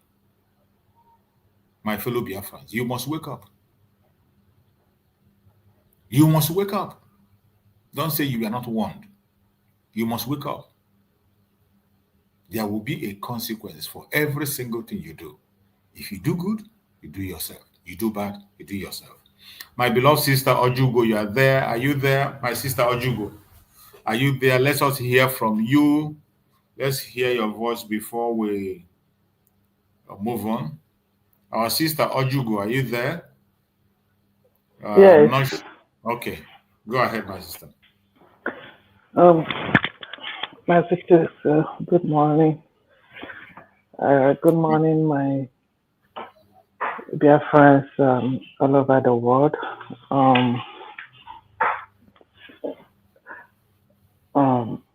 In fact, I got into the decision when you were playing inside what the Prime Minister, and I kind of become emotional, and then when you just play the voice of Mazen Nandekano right now, it strengthens me up again. Because these are voices of people crying in the wilderness, letting the world know this is what is going on. And I think maybe the Western world have not paid attention because I don't think I've heard that the embassy has been attacked. Because one problem they have is they don't do prevention. Yeah, of course. Only, you're right. Yeah, it's only, yes, I don't think any of the embassy has been attacked. That's what they're waiting. The embassy is attacked, that's when you see them in action. But right now, they're absent-minded. They are not involved. It doesn't concern them. As far as their workers will go to work and go back home safe and sound, you know. But outside that, they're not perturbed. They're not perturbed at all. So that's why you see this happening. Until the embassies attack, oh, now you see them get up. You see action all over the world. Because if Finland embassy has been attacked, I don't think they will be holding Simon Ekpa right now. They will not. But this, both Nnamdi Kanu and the Prime Minister Simon Ekpa are talking to prevent all this attack. Because if you see what happened in Somalia and Afghanistan, all this Afghan situation, these people go there and get trained and then they come back home. Because if not the PM Simon Ekpa, they would have wiped out Southeast the way they started. The way they started burning all our markets, putting fires, shooting randomly the village, different villages. And nobody was challenging them. As they are shooting, they are laughing, they are videoing it. They will hang their chains of ammunition, and they're doing shooting the whole village in a military uniform. Like one of the speakers said, they are military during the day and then they are Boko Haram at night. And that's what Nigerian military is doing. That's what they're doing. So, I'm happy that you played this to kind of refresh our mind what this man is standing for. He's standing for nothing, not about him. It's about his people. You see example that he gave about wheelchair. They bought a wheelchair and then they debate, how are you going to say, is it going to Imo? Is it going to... That is the problem. That is exactly the problem. That is the problem. Who's gonna bring who's gonna be the head in this Biafra? Is it from Imo State? Is it from Anambra? Is it from Ebony? Who is Ebony? And then they have that which is stuck for more than 3 years. And the witch roasted out, something that people would before him himself bought that witch over and send it to people in a bush. You see it? That is what we're suffering up to today. Exactly. That is it. Nnamdi Kanu came out. Those from Anambra, they started finding, why would it be somebody from Abia State? Simon Ekpa came out. Why would it be Ebony? This is Abakaliki people. And that's what we are looking at. Why a white man will be looking at what you got upstairs. They don't, color doesn't matter when they need you. They don't care about your color. When they know you have something upstairs, they will come for you. They will promise, they will give you whatever you need, but what is their target? What you have upstairs. That time, color doesn't matter. People are begging. Look at Ibrahim. Now everybody is jumping Ibrahim. But this is the support we would have given this man. We would have given this man this full support. And he will surely do more than Ibrahim is doing. Now, it's from Ebony. How can Ebony people do the person? It has to be from Anambra. It's just, I don't know. You see that system, Nigeria? Oh my God, it has really, really, really affected our thinking backward. It doesn't matter how many years some of us are in overseas, we still think that way. We saw an intelligent man, a smart man, a man that has what it takes. All he needs is just a support. No, fight all our angles from this, for that, for that. You can't speak with it like him. Why do you want to be him? You can't get this if it's handed over to you. Why can't you give chance to who can do it? That's why you see all this breakup. You know, naturally easy. You know, naturally everybody goes here apata. Now you engage there. That's why you see everywhere. You can get a camp now, it's divided into two. After they finish their division, they're still gonna divide. The same thing that happened in the US. But I hope they listen to what Mazen Namdekara said. You cannot stop us. You cannot. And he said, mountains. My beloved Biafran people, we are climbing that mountain. Mountains after mountains. He didn't say, he said it, that he didn't say mountain. Mountains. I don't know how many, somebody can count how many that we have climbed. And we don't know, he didn't tell us how many that is remaining. So that's why we have a problem. So we will continue to climb until that day we will all get drunk. Behave like people who are drunk, shouting hallelujah. That's our hope. That's what he told us. That there are mountains and mountains. He said mountains. And he repeated, he said, I didn't say mountains, I said mountains.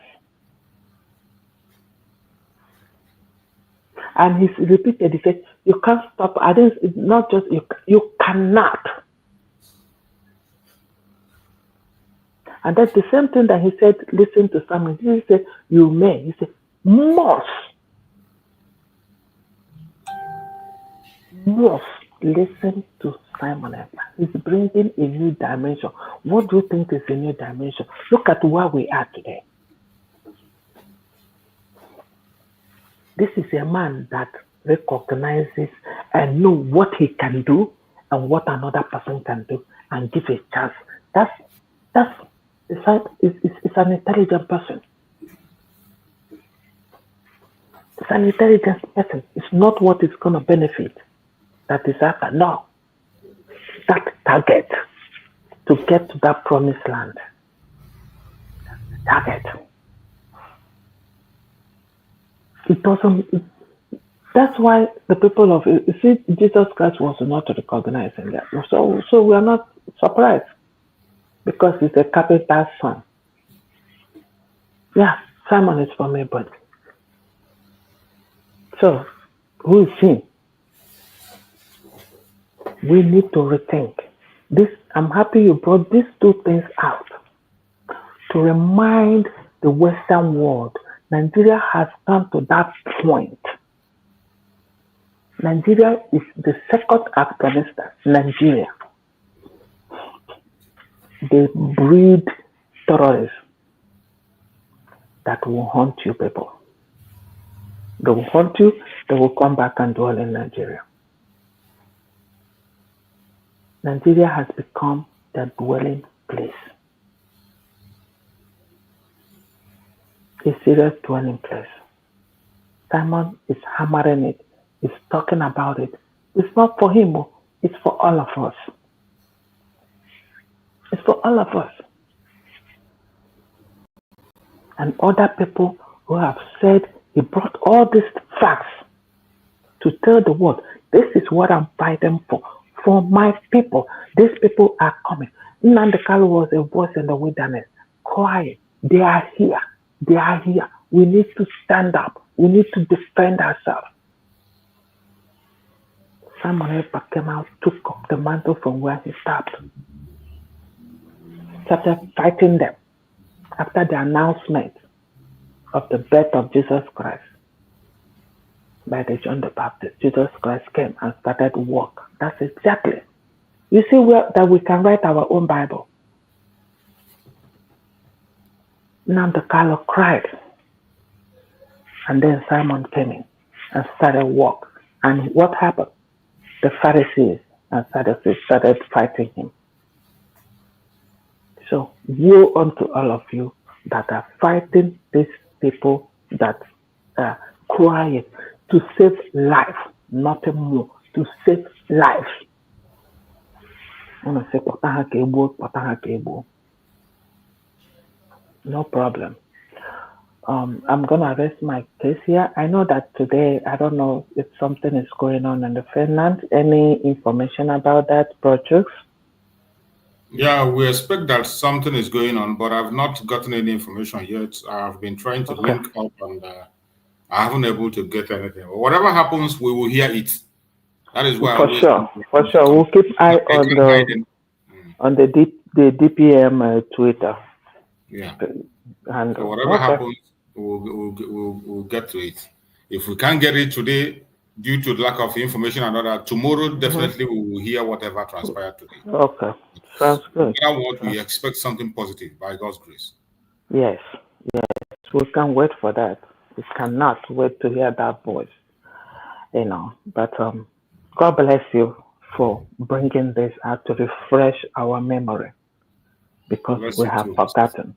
God bless you. You refresh our memory so that those that are still fighting to decamp themselves, decamping, or from here you decamp to there, from there you decamp. People cannot question themselves. When DOS, you decamp from there, you enter outer pilot, you decamp from there, you enter brigade, you decamp from there. I don't know which one you're going to name the next one that is coming. Is it second brigade or third brigade? I have no idea.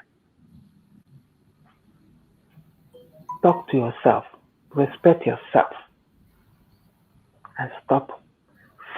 Think what brought you here.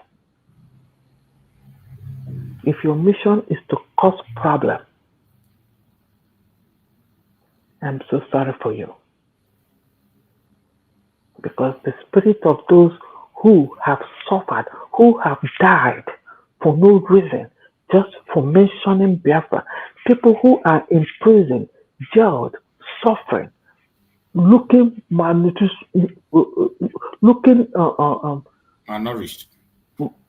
malnourished.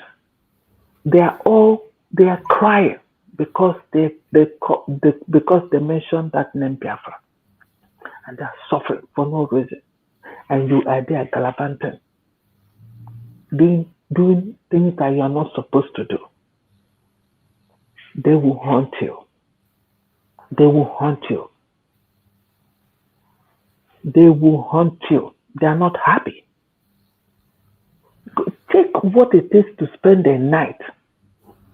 If you're in a foreign land, to spend a night in a jail, like in America here, where they will serve you morning, afternoon food. And still you are not happy that you're there.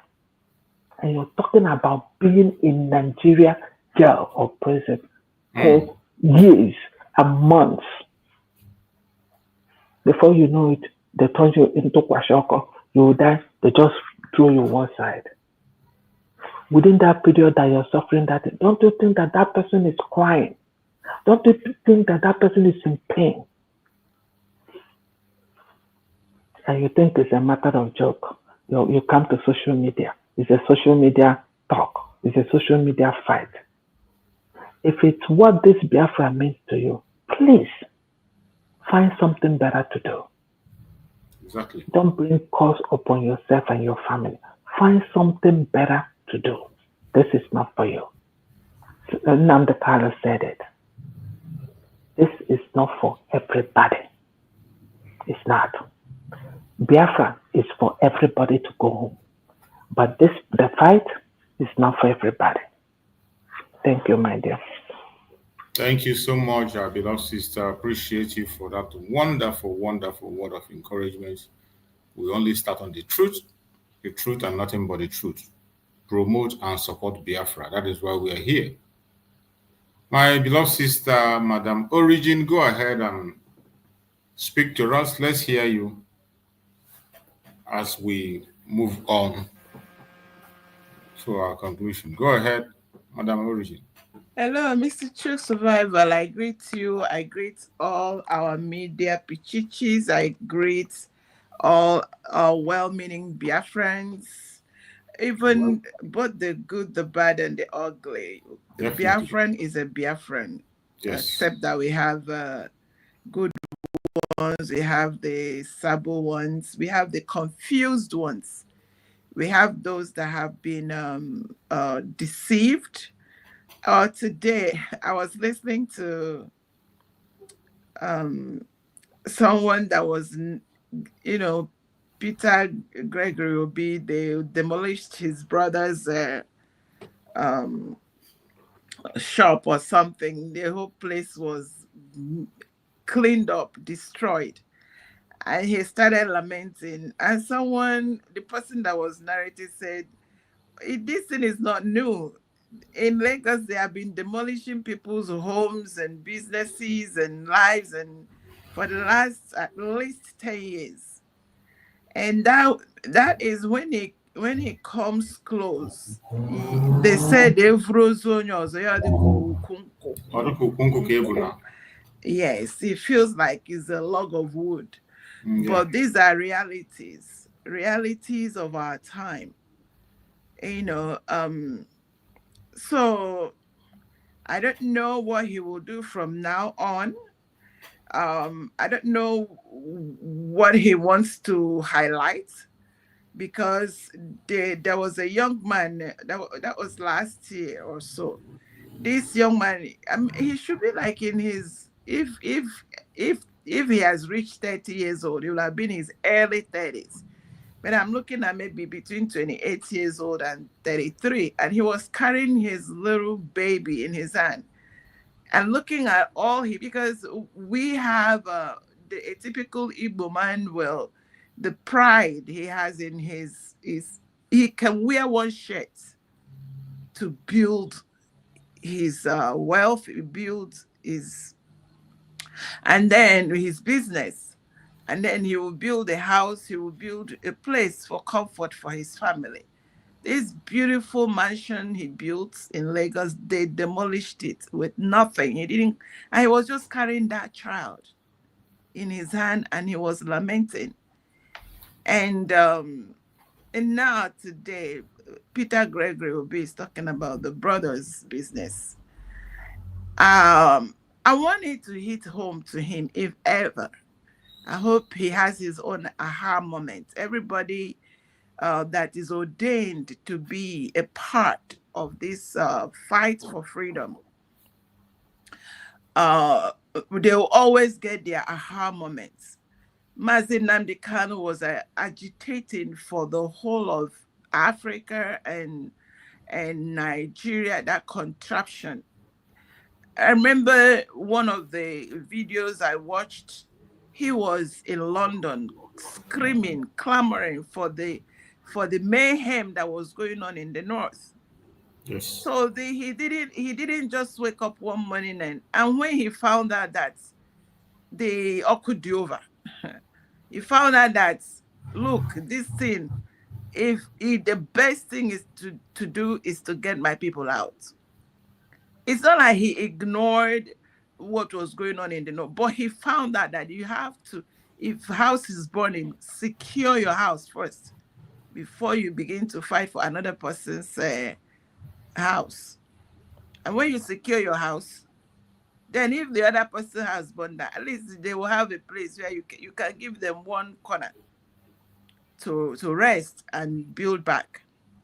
So I cannot overemphasize on the Ifajinas and the ones that, even if you open this team, open their head, put all the facts in their head, they will find the reason to sabotage. Exactly. There's this thing, Emetrus or Hey Simpio. If you close everywhere, they must find a way to sabotage. So those ones are the ones that, Shawore will say, if you're trying to save your people, those ones are the ones you use one hand to make sure you push them away and use the other hand to fight the battle and keep fighting until you push to light. Another thing I want to highlight this morning is when I have never put my pedal off the fact that Biafrans should understand that we are fighting a system, and a system that is designed to annihilate, a system that is designed to eliminate, a system that has no love for you, a system that hates when you call yourself a child of God. I don't know if I should repeat that. A system, and that system, it originates from the devil. The Bible says the enemy has come to buy, to steal, to destroy. The person who hates your papa no go love you, lie. At all.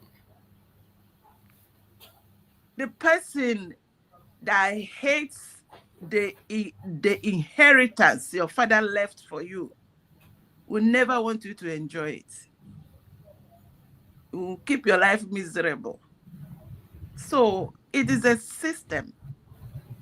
I don't know if the people they are using to commit all these heinous crimes and to annihilate people understood that they are working for their own father, because it is a sacrilege when you call God father by the system that is after us. I will continue to speak in Proverbs, because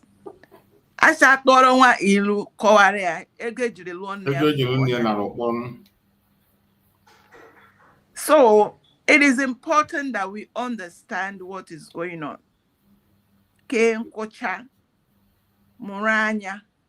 Find out what you can do to save your generation. We are doing this for our generations to come. We are preserving, this is for posterity. And let posterity remember you for good. Let this posterity preserved remember you and bless God on your behalf. Let us open our eyes and find out how we can make this happen. Mazi Nnamdi Kanu is there in the dungeon, refused to be compromised, and that is the only way out. Mazi Simon Ekpa is there doing his own part. Dr. Ngozi Orabueze is doing her part. Mazi Chuks is here, relentless. The kind of energy these are media pichichis have, I'm like, God, though. Now only you, it's only God that can sustain you people the way you come out every day. And to the white man, I keep telling them, I said, beware of a system or a people or organization that have studied your weakness and your strength and use both against you. I remember when they used to say, oh, they found out that if you write it in a book, child, boy, a black man, you know, go read them. They will even write it in letter and say, go and give it to Abdullah to buy you. You go carry and go give them. I go buy you there because you know they read. They will submit their own death sentence. Yeah, so is it not what is going on? That is, if you look at it. That is it. Exactly what is happening. If you look at it, that is what our senators are doing. They are submitting their death sentence. Go every day. Go and defend and promote and protect the gallows that is set up against them. So God, in his infinite mercy, has opened because they say "Nte wonka," if you keep your ear down, you will survive. Yes. That is why everybody has been saying it, that social media, God created it for black man. Make we hear. Open your ears and hear. Mazi Truth is here every day, screaming, talking. Sometimes it's repetitive. Go to, if you just want to, if you don't even say it, open the social media, you will find slews of men, women screaming, shouting, talking about the impending doom that has even come. But the question is, what is your role? What must you do? What must you do? How can you preserve your heritage? How can you preserve your name? How can, and the funny thing is, like I used to tell them, I say, you're there. You are exchanging, they say to you, they give you something, they collect your name, your heritage, your lineage, everything, just on one swipe. And you're there, now chakafuanya, talking from two sides of your mouth, believing the what you're not supposed to believe in. When Mazin Namdi Kanu talks, he say, the man talk too much. The man is, I don't even know. Yes, so these people will coin it in such a way that what's meant for you to hear and live, you will now turn it against yourself. So bottom line, as I will always say, is if you are awake, sister, stay awake. Ask yourself one question: what is my role? What must I do? And how can I help? How can I help save my generation? To be honest, if you must hear the truth, it's no longer about you. It's about your generation. Look at some of us that are out, everybody is outside running. What drove you out? The large percentage of us ran out because we wouldn't have survived if we were in that contraption. So let us find out how we can sort this problem out, secure our place. So that even if, let's say, for example, you have built a mansion in whichever part of diaspora you are, you can still go home, spend 1 week, 2 weeks, 1 month, without being afraid that you are going to lose your life. You also do it because those people at home that we left at home, they deserve to have what belongs to them. So that you don't spend what we do 3 jobs here. Some people, there was a time people were just dying. Nigerians were dying. What happened? They collapsed, they died because they're doing 3 jobs. People at home are hungry. The government is not doing anything. You have someone that is on level 16, 15, 14. I mean, those that are working, they can't even afford a decent meal. They can't afford it. The money can't take them to work and back for that whole month. A system that has made people to be comfortable to steal. Is that not abomination? So these are, even if you say you are a child of God, some people are so holier than God. They don't want, when they want that miserable woman will be cussing out. They say they put the cotton wool in their ear. I bet you must hear that woman will cuss you out. And hear her all the nonsense she's saying.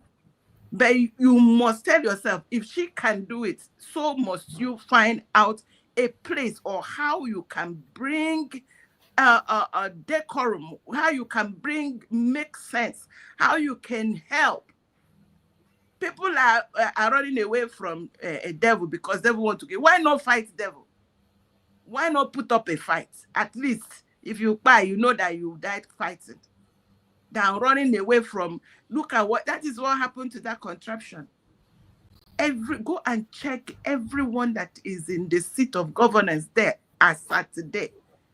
if that person is not a criminal, he is a potential criminal because look, you cannot, your resume must show that you can buy, you can deceive, you can out-rig wicked, in fact, you must outsteal somebody. That is how they put you in to come and join them. And here we are. We want to create and get out of that kind of decadence. So everybody must put their hand on deck. Don't even tell yourself there is nothing you can do. There's so much you can do. You have no idea. It's just because you have not asked yourself that pertinent question. What is my role in this push to light? What is my role to preserve us? Preserving us is a matter of life and death. Preserving our generation. Because the point to what most people don't understand is that go and check, apart from Israel and the Biafrans or Igbos, how many other this thing, just in their culture, in their DNA, they are children of God. Go and check it. Not many people claim that, but because it is who you are, there is a fight to eliminate children of God. And you should not let it happen. You should not let it happen. Some other people got it by adoption. But some people originally, from origin, their names are children of God. And there is a battle and a fight. And you must ask yourself, what can I do? I think I'm going to leave it there, Mr. Chooks. I encourage everybody. And one more thing before I leave. One more thing. This is very important to me. I want to talk to all the well-meaning, again, well-meaning. If you are a well-meaning Biafra and you are you find yourself or you found yourself in the fallbacks, the ones that are flipovers, the somersaulters, I have this one advice to you. Go and check the organogram that was built. You see, they tell you people, white man say if they put it in the book, they have already defeated you. Go and check that organogram. If you ever loved Prime Minister Simon Ekpa, I put it to you, I challenge you, that the people that Prime Minister Simon Ekpa said that they are not doing well, that they are a problem, they have relegated, in that your organogram, they have relegated Prime Minister Simon Ekpa, if not a little bit below CRC. The organogram has removed, it's like I don't even, sometimes I ask myself a question. I say that, why are the criminals are very audacious. Impunity is order of the day because the good people have been so naive and gullible, and we don't process things. And because we don't process things, a lot of things are happening to us. If you are well-meaning and you really, really ever loved Prime Minister Simon Ekpa with all the hard work, with all his sweat, spending 7 months in British, what you people relegated him is second to CRC. People should be ashamed there. You should be ashamed of yourself. That a man that built this thing, moving us forward, everything these people have done is to revert all that this man has done. And you have been able to scream and shout and hula baloo and poop and pee and stink yourself, calling Ngozi Arabweze all kinds of names. because you want to revert what this man has done, and you built your organogram and put him. Let's say, for example, all this your wickedness, your iniquity and atrocity, God closed his eye, because God's eye don't open, shine over everything concerning Biafra, and you people cannot succeed. Let's say God look away and you succeeded. So if Prime Minister Simon Ekpa came back, you people put him a little below CRC. That means this man will never have made any impact again. Because what will he do when you people put, I don't have any issues with Mazen Nande kind of being president, head of say whatever. And then step down, you created judiciary. Who is going to be there? Who is going to be the executive branch? Which people are going to be in the legislative that will now make decision over Prime Minister Simon Ekpa? You see how you people feel? I tell you now, we are awake. We they shine our eye. But what I tell these fallback people is, shame on you. Shame on you. And every 1 million Biafra that is in there. What should I say? Anyway, I'll leave it there for them. All right, Mazi Chooks, God bless you. God bless everyone. Thank you so much, my beloved sister. You have spoken well. Just as you said, our people are finding it very difficult to process information. And that is the key problem we're having.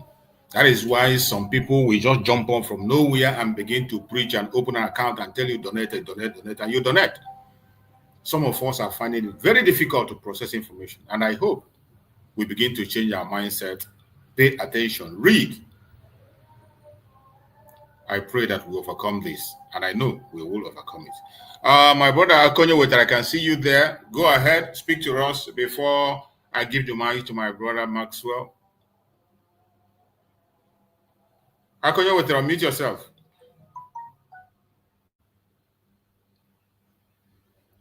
Akonyo Wetter. Oh, he's gone. Okay, my brother Max.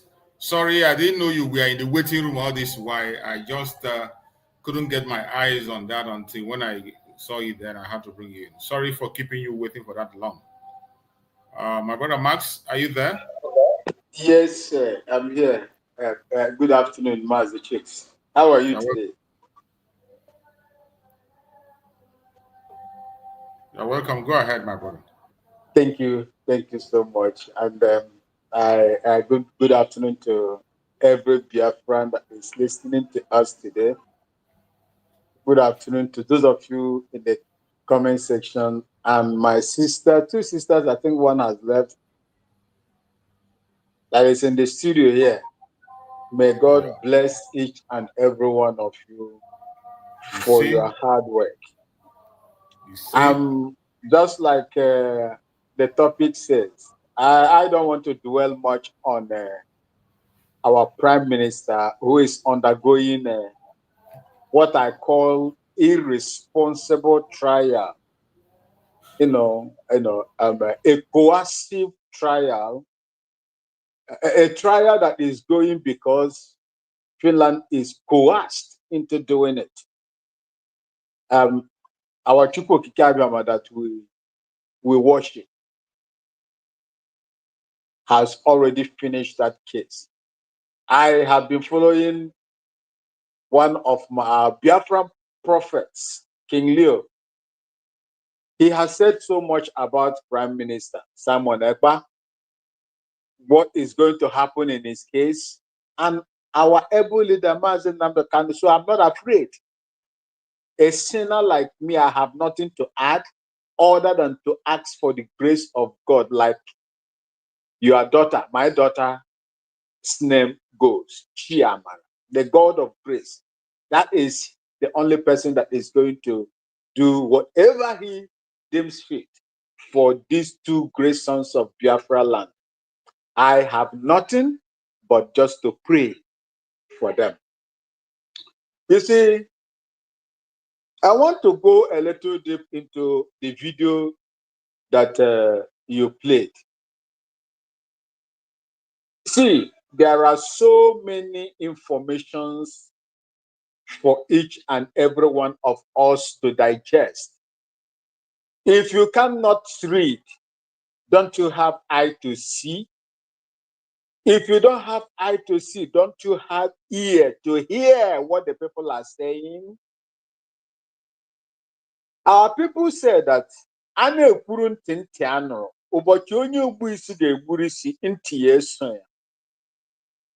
that is the proverb of our people. When the ear has been spoken to and the ear refuses to listen, the day the head cutter will cut off the head, the ear will follow. That is how it is.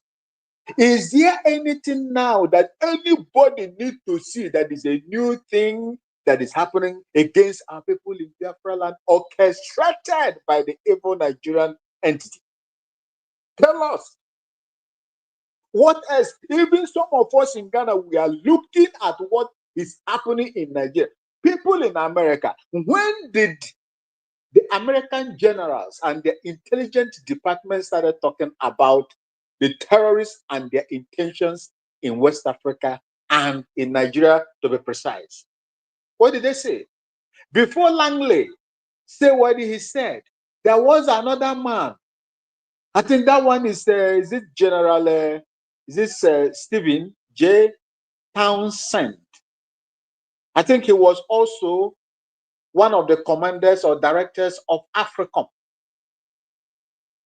That's African, mission. That is the U.S. military engagement in Africa. The man came out and said quite a lot of things. This man was the man that told them, I think either Mazi Nnamdi Kanu or Prime Minister Samuel Ekpa played it, that these people are now shifting. I think 2022 or thereabout.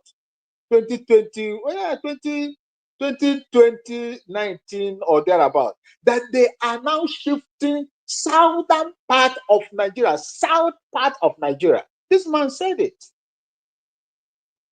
Say they are moving to our place, my mother's ancestral land. What else do you want someone to tell you? If you can't read it on the books, can't you listen to it on the news? Can't you even hear it? You want us to come and continue to preach to you?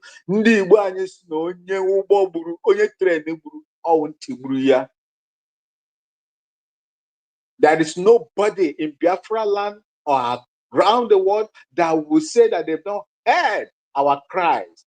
Our people say that a small chick, the hawk descended on the ground and snapped a small chick out of the mother hen, flew into the sky. The chick was crying. People say, why are you crying? He said, I am crying. I am not crying that what that is holding it will let it go. But he is crying to tell the world that he did not keep quiet when the hawk picked it from the ground. That is what the chick said. Let the people understand that the fight we are fighting is not an easy task. It's not an easy one. Because we have vested interest in so many strata of this world and its authorities. It is only going to take our own effort and magnified by God that is going to give us our freedom. Nobody's going. How do you think? Who owns Mobile? Who owns Texaco? Who owns Shell? Who else is it the Emzo or what? Who are the shareholders of Oando and the rest of them? These are foreign interests in your oil and gas. There are so many of them there that their interests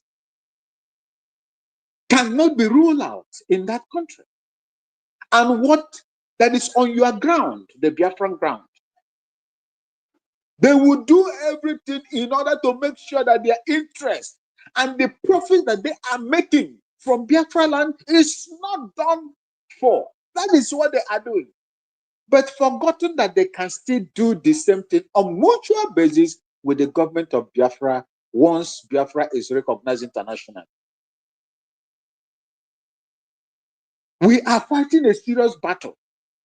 It's not all out. Agha anyị na-alụ awụ nwa agwọ na-egbu na-akpụka mma. Ọnwụ nwa agwọ ekwesịrị iji ezigbote mmadụ nkọ bufuo isi. That's what we are fighting. And we must brace up. If we've never realized that the enormous job that we need to do and what we should contribute in order to fund this, process, then we are making progress. But if we are lackadaisical and very, very lazy and lousy about it, Biafra will not come. And God forbid to that. Look at Obadiah. The man, after making this, this statement, I think this was the time. After that, he died mysteriously because no one speaks openly and bravely like that in Nigeria that will survive. The Navy captain, is it Olainka or something like that, that spoke about how long it would take. They will stop at nothing to Islamize Nigeria. I think it's no longer in Nigeria as we speak. It's left. It's gone. Just like Prime Minister was saying, you come back home, you come back home, you come back home. They prepare for your funeral. If not that God was with Mazen Nabukani, do you think that Mazen Nabukani will be with us today, even to stand trial? To disgrace them the way he is disgracing them? Their intention was to eliminate him and accuse Biafrans of bridging or going contrary to the bail condition. That's what they would do. If you do not know, go and see the youth that they've been killing. They killed in Ensas. What of the Biafran agitators that did not do anything? Those that were not carrying any arms, harmless people, harmless and helpless people. They leveled their barrels of gun at them and shoot them dead. What happened? Who questioned them? The word kept mute when all these atrocities are going on. The Lekki Dokate massacre. Go and see the video. You see my comrades fighting, shooting at these people, shooting at unarmed youths without mercy. What happened? United Nations, European Union, ECOWAS, AU, all of them, they kept quiet. They couldn't say anything.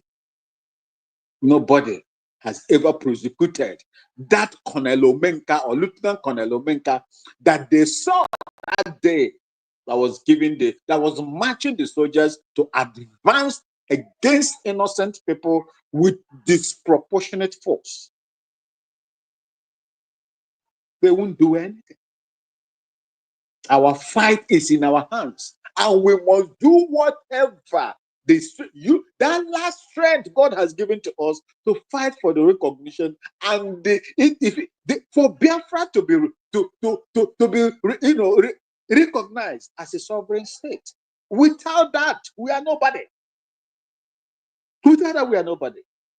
Go to some Benue states today. Some of their places have been run over. Foreign people are now, occupying those areas. It didn't start today.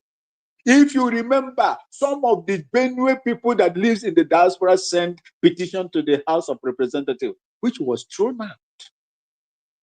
You are sending remittances in billions, in tens of billions to the zoo.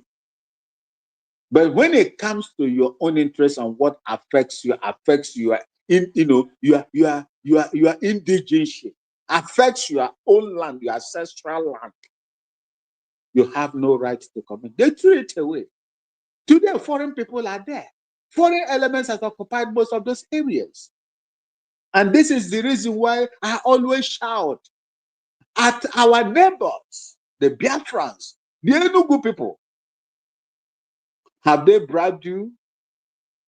to join them to expose your own people? Is that what you are doing?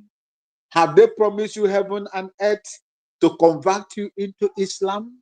Have you done that? Most of you have done it. We've seen you answering Alahaji Chukwuemeka, Alahaji Okechukwu, Alahaji Nnamdi. You have collected.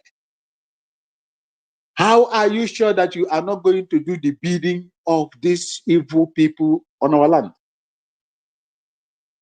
Are you part of the sabotage that, that is fighting us? Are you part of them? If you are part of them, I would like you today to rescind, because the end of your actions or your behavior will be disastrous for you. You cannot, because of what you are going to benefit from an evil entity that wants your land to be taken, to give them the opportunity to do that.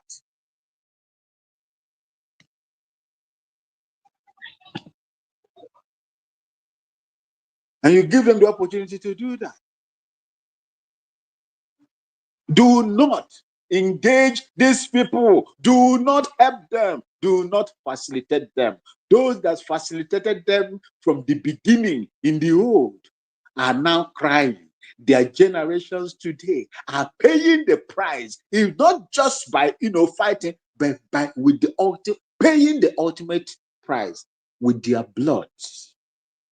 That is what is going to happen to you if you continue with this nonsense.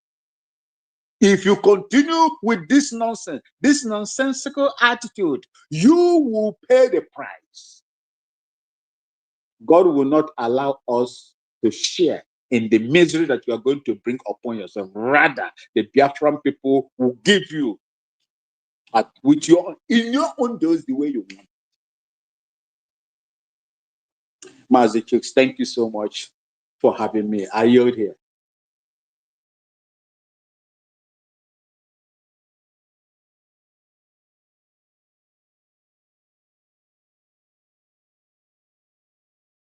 Mazi Chooks, can you hear me? I can't hear you.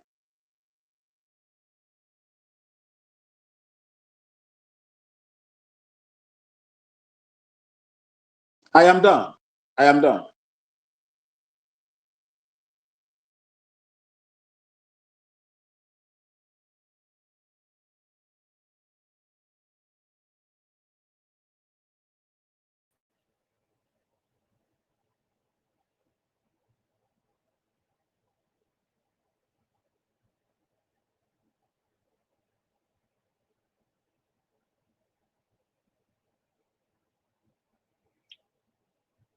One minute is like Massachusetts getting advice. Oh, okay, my brother Massachusetts, God bless you. And our dear Opa, thank you so much. You always be a blessing whenever you come in to speak to. Ndewo nna m, ya gazie. Ị kọtara eme onye gị na ya na-ekwu? Amakwa m ọ bụ onye. Oh, nna gị ochie, the army officer, the one on the CAD before.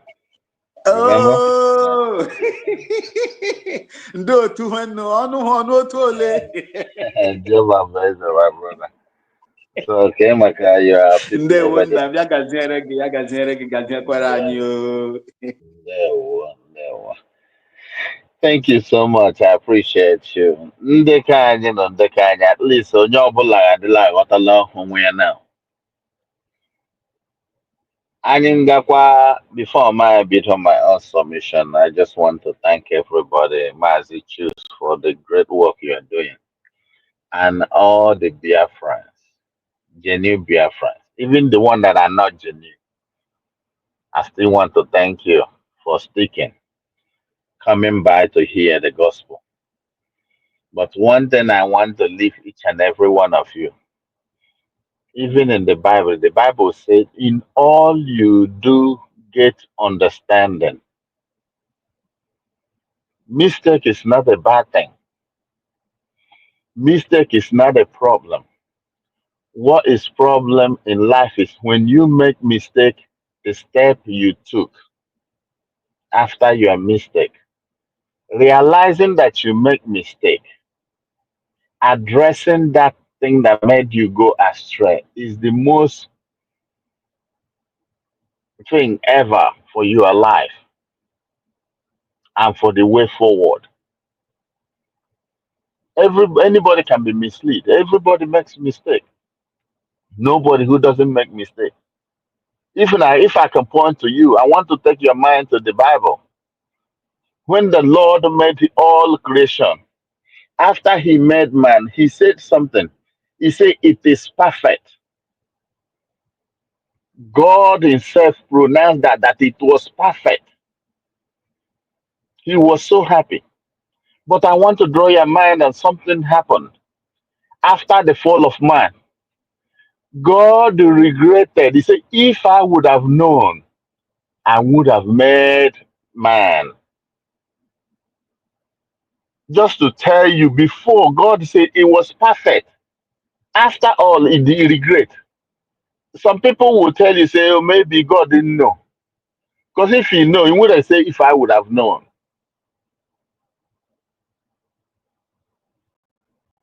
But after that, God loved man so much. He said, what will I do to retrieve this thing I have longed for, what I cherish most? He asked, whom will I send? This is a step he took to, address this, to, make things better. That's why I'm bringing this. I want to thank each and every one of you. If you make mistake, check yourself. If you made mistake, think, where did I go wrong?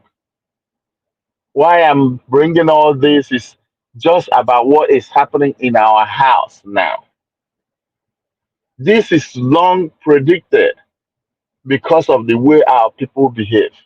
Everybody wants to power tussle. Everyone wants to say, I will be the one that make decision. If another person make it, you say, no, that one is wrong. And you know deep side inside you that you are telling the lies, but you will cook the thing to deceive people, to bring people to your own side. Why? Why? Why do we keep on being a problem to ourselves? Why do we keep on doing this to ourselves? I'm just asking everybody, please, I want you people to think about this. Why do we want to keep on being problem to ourselves? You know you lie. Why you keep on deceiving people? I think now you have seen how it's playing. Now they're going on power tussle. Oh, they they knows that they're lying. Those who are deceiving people knows. But when you are telling the gullible ones that you are being deceived, they will not listen to you. Even if when they understand, instead of them to leave their ego to come back and say, I'm sorry.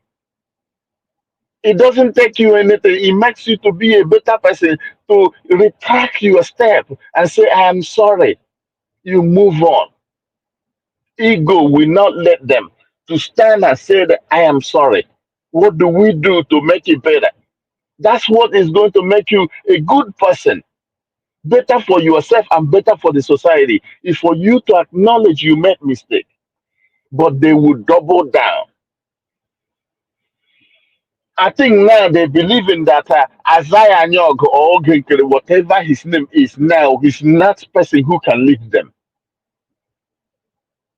Now they're going on power tussle all over there. All this is what they're doing. Why are we destroying ours? Why are we destroying what we have built? Why are we destroying the time? People, time is money. Apart from the money, our life and our generation, our unborn children is what matters most. It's not about all this. This one said this, that one said that. They say united we stand and divided we fall. It will take us a long time if we keep on dividing like they say we are fighting for this.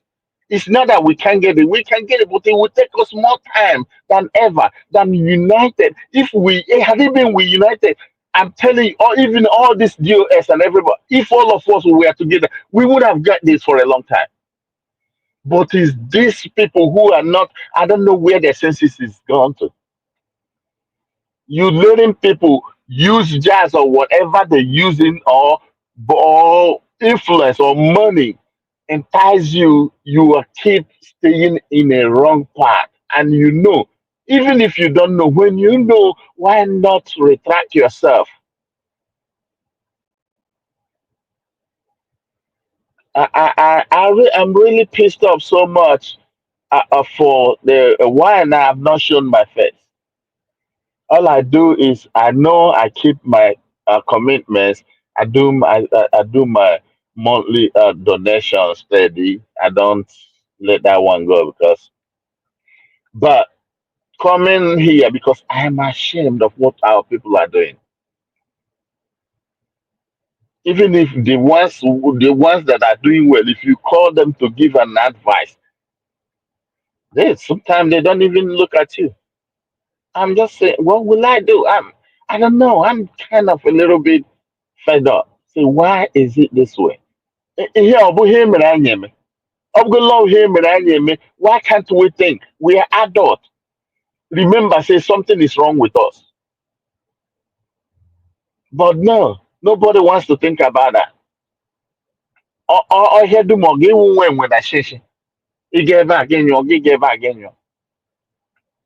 Killing other people's struggle, what people are tirelessly working, and you just your own is just to keep on planting seeds that are not going to be fruitful for what we are doing. Forming cabals, going here and there. Some of them, their own plan is just how they can be able to get money out of what we are doing. Okay, they work about the job. I am really, really, really not happy on what is going on. Please, our people, I don't know how we could do this, and I don't know why God allowed this keep on happening. I don't. I let me. I have done. I say, what is going on? What is going? There's a lot of people who have sacrificed so much on this. There are people who have lost valuable things on this.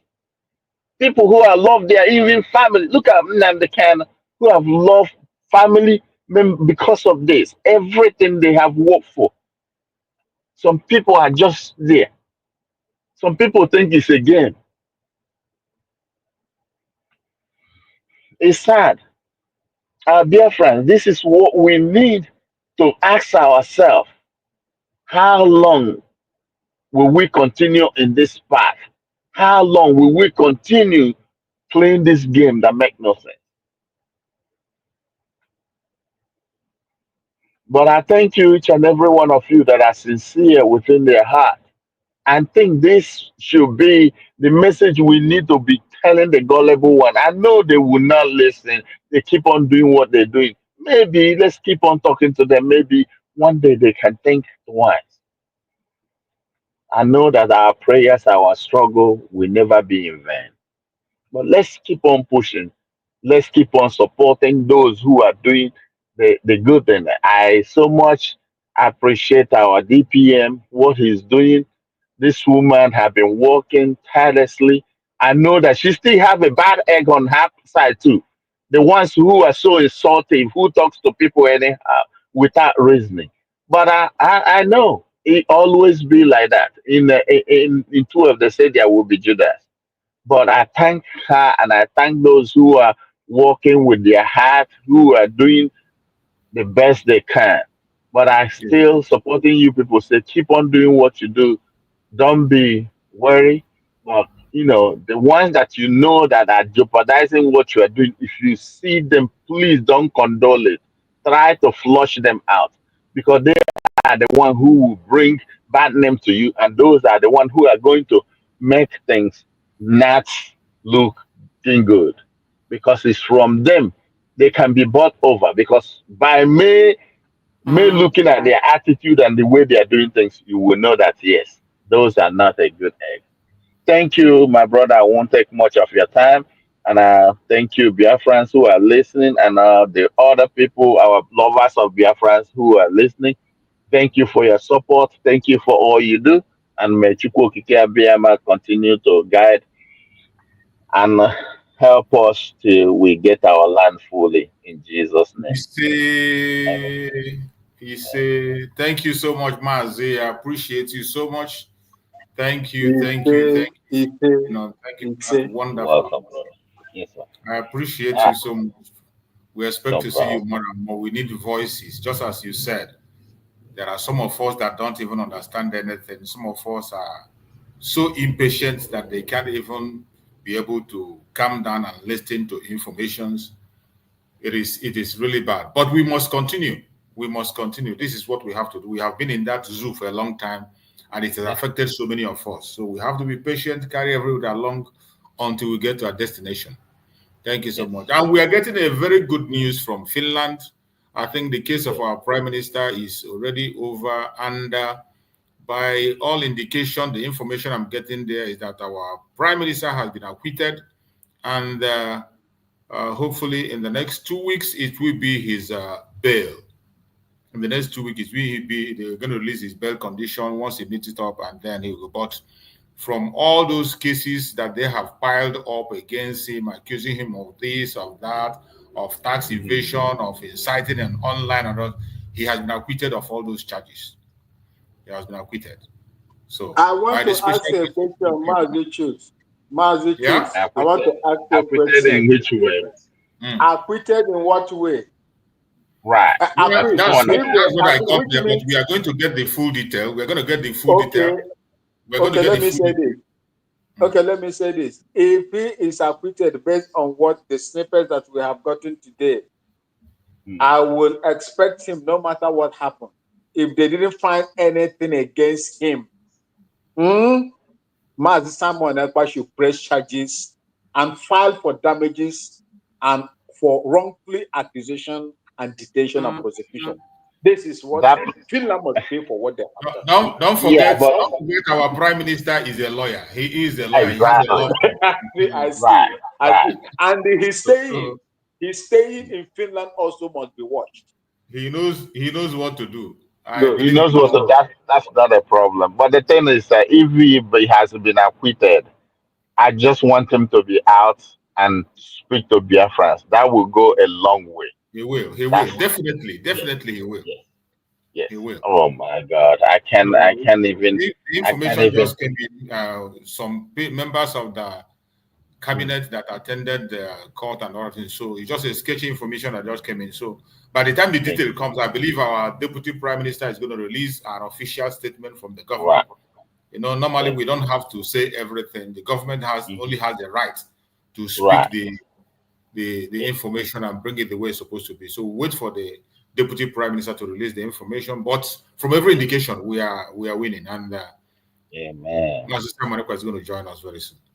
Thank you, Lord. I will be watching DPM Twitter handle, see what will come up. That's it. We'll just follow up on the DPM handle, and I believe the information are going to come in, and the government handle. Once we are following up there, every other information that we need, we are going to get it there by the special grace of Chukwu Kabiam. So, my fellow Biafrans, we have spent more than 4 hours here, going to 5 hours, just trying to get a clue of what happened, how far they have gone, and now that at least an information has come in there, because this is not like the case of Mazen Nandekano, where we get things on hand. Even while he's in the court, we get communications even from the court. It's a very different ball game here. So I thank God at least we are relieved, and we have to start rounding up for the program of today so that we can still have energy to come tomorrow and do that of tomorrow. Before then, this is an update. There's a special announcement, an update that was posted on the government platform by the Deputy Prime Minister. And I'm going to read that update. He said, this is to notify all military men and women in the United States of Biafra, USB, that Ibando is prohibited. Ibando is prohibited as a condition for joining and staying in the USB military. Those of you involving in the practice are given 3 weeks from today to Bagaria Dendo. To Bagaria Dendo or to dismiss in the USB military. I'm reading the way it's written here. The way the government releasing their statement, that is how I'm writing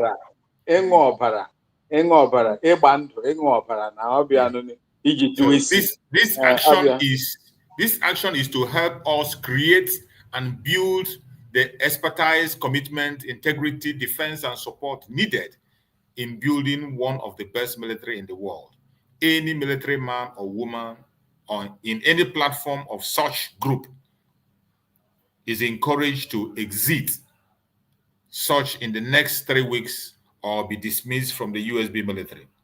The biggest Ibando is one in your heart and your commitment and training to build and defend our motherland. Thanks for your understanding, Deputy Prime Minister Dr. Ngozi Oreboweze. So this is the update that came in. This issue of Ibando.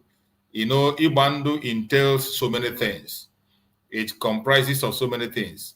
And people have motives and reasons why they do it. But in a government, if we know that we have a government and you're operating under the government, you don't have to bring that in.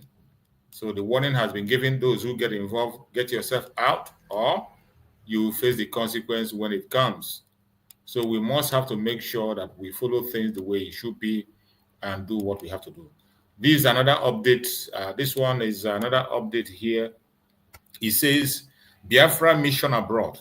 The activity of Biafra mission abroad includes, but not limited to, the following: diplomatic outreach to foreign government and organizations, administrative service for Biafran nationals, exposing the human rights abuses by Nigerian regimes against the population of the United States of Biafra, initiating special inquiry on Biafran matters, educating foreign governments on USB economic viability.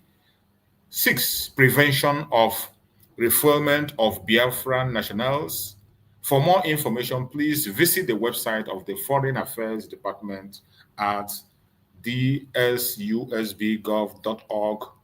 So these are informations that we are supposed to. So, and I urge everybody to go to the government handle, the X handle. This is the X handle of the government.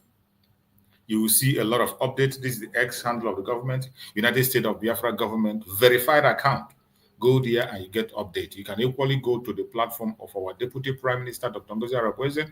Visit her platform, you equally get updates so that you can be informed. There are certain things you might not hear from us, and some things that, so that you don't get confused, because a lot of conflicting informations are coming right, left, and center. So for you to be on the right path, follow the government platform, the X handle of the Deputy Prime Minister and that of the government. That will help you to get the right information and follow the right word and do the right thing at all times. So as we go now, we are going to be taking our closing remark because it is already late. We've shoot above the time I'm supposed to be here. So let's take the closing remark, 1 minute, and round it up before we leave. My beloved sister, Madam Origin, go ahead and give us your closing remark. 1 minute. And we go. Thank you, Mazi. Welcome. Just call someone else. I'll be back. Okay. Let's go with the Ocean Monster. Are you there? Or let's say Mazi Chibweze, go on. Mazi Yeah. Chibweze, go on. Give us a closing remark. Just 1 minute. Okay. Can I go on the opposite with your Master? Go on, Ocean Monster. Go on. Okay. Thank you, Master Survival. Thank you for all this time that you brought out for this day again. It's not easy, but we thank God. From the Twitter you read, ana akpọ ịgbagharị ndụ na ka agbagharịcha ndụ agba, so ka amegharịcha ihe etu asị wee mie. So DPM knows the best, which is the best for the system. Now, Biafrans, it's a great day for this good news that comes up, but my little confusion is this, my survivor, is it that he's acquitted? If he's acquitted, why waiting for bail again? I don't understand it so much. That is why I say I will not say much. Wait for the All right. Yeah, for the full detail. Yeah, you are correct. You're correct. Everything positive on our side. Yes. This has been quashed. All of them have been quashed. So yes. So Biafrans, let us glorify God for this news that have come already. With this news, we know that our God is at work. Our prayers are not in vain. Our works are not in vain. The work that DPM and the cabinet of USB are doing are not in vain. So it is a joyful thing for me, and I believe for every Biafran, no matter where you belong, because the outcoming of our prime minister is going to solve a whole lot on this. So on this situation we found ourselves today. So thank you all. And because of time constraint, we have to allow our brother to survivor to go and rest, because it's not easy for over 4 hours being here, sourcing the information to in a very tight way like this. So I thank you, and God bless us all as we wait for the complete good news, or the news in details. Yes. Thank you. We'll talk tomorrow. Thank you much, sir. To survival, I yield. Thank you so much, my brother. I appreciate you. Thank you so much. Mazi, go on. Mazi Chibweze, go on, my beloved brother. Thank you, my brother Choose, for the good work you are doing. And thank you all Biafrans and lovers of freedom who are listening or who are going to listen to this broadcast in the future. I just want to use this opportunity to reintegrate my stand before, and I want to thank you guys for the prayers that you guys have been praying for us and your contribution. Thank you so much. I still want to talk to those who are standing on the sideline and those who are there trying to sabotage, for them to take another look about what is happening right now, of the sabos who are there just for what they will get, or for whatsoever mission they have come in Biafra to do, forgotten that they are born of Biafra. No matter what the crumb they are getting here and there, I don't know what the mission is, but all I know is that I know that they're getting something somewhere that making them, they feel they won't want to lose that they are getting. But I want to tell them, take another look again on what is happening now between the Sabos camp. They're fighting within themselves about power tussle. That will show you, for you to understand where these people are coming from, what have been in their heart. Because it's not what people say in their mouth, it's what they do. This will give you a clear example, because this has happened to us before. This happened to us during time of Wazirike. This happened to us even the time of Ojukwu. This happened to us in time of Mazen Nandekan. How long? That is my question. Asking those who are standing in the sideline supporting this evil. Maybe I don't say that you know fully well, but I want you to take this as a case note to yourself, even if you forget the old ones. This is a clear indication for you now, for you to know that please don't listen to what people say, listen to what they do. This is a good example for you to stand, because united will stand, divided will fall. Help yourself and help we. Maybe you don't want to go, you comfortable with the crumb that you are getting. We want to go. We in diaspora, we don't want to be in diaspora. We want to go home. This money we are using to develop other people's place. We can put it in our place and develop it, and it will be well with us and with you that are sitting in the sideline or that are sabotaging. But this is a clear indication for you to rethink and reseat yourself. Thank you, each and every one of you. Thank you, my brother Jules, for the good work you're doing. And thank you for all the speakers who have been contributing and those who have been not wavering. Thank you. May Chukwokikabiyama bless you and continue to guide your heart as we keep on in this fight. We are home already. It just remains a little thing for us to furnish all we are doing. Our work is paying off, and that the Lord will perfect that which concerneth us. In the name of Chukwokike Abiyama. He say, he say. Thank you so much, our beloved brother. I appreciate you. Thank you for that wonderful, wonderful message. Biafrans are encouraged, and we want to hear that voice more and more. Let's go to my brother Amuche. You are there, Amuche? You just came in, Amuche. Just try and cap it up. We are almost rounding up, and you came up. So, Amuche, go ahead, take the mic and hit it on if you are there. Amuche. Our beloved brother Amuche. Are you there? I think Amuche is not there. He can't be able to connect. If Amuche is not able to connect, our sister, Madam Origin, are you free now?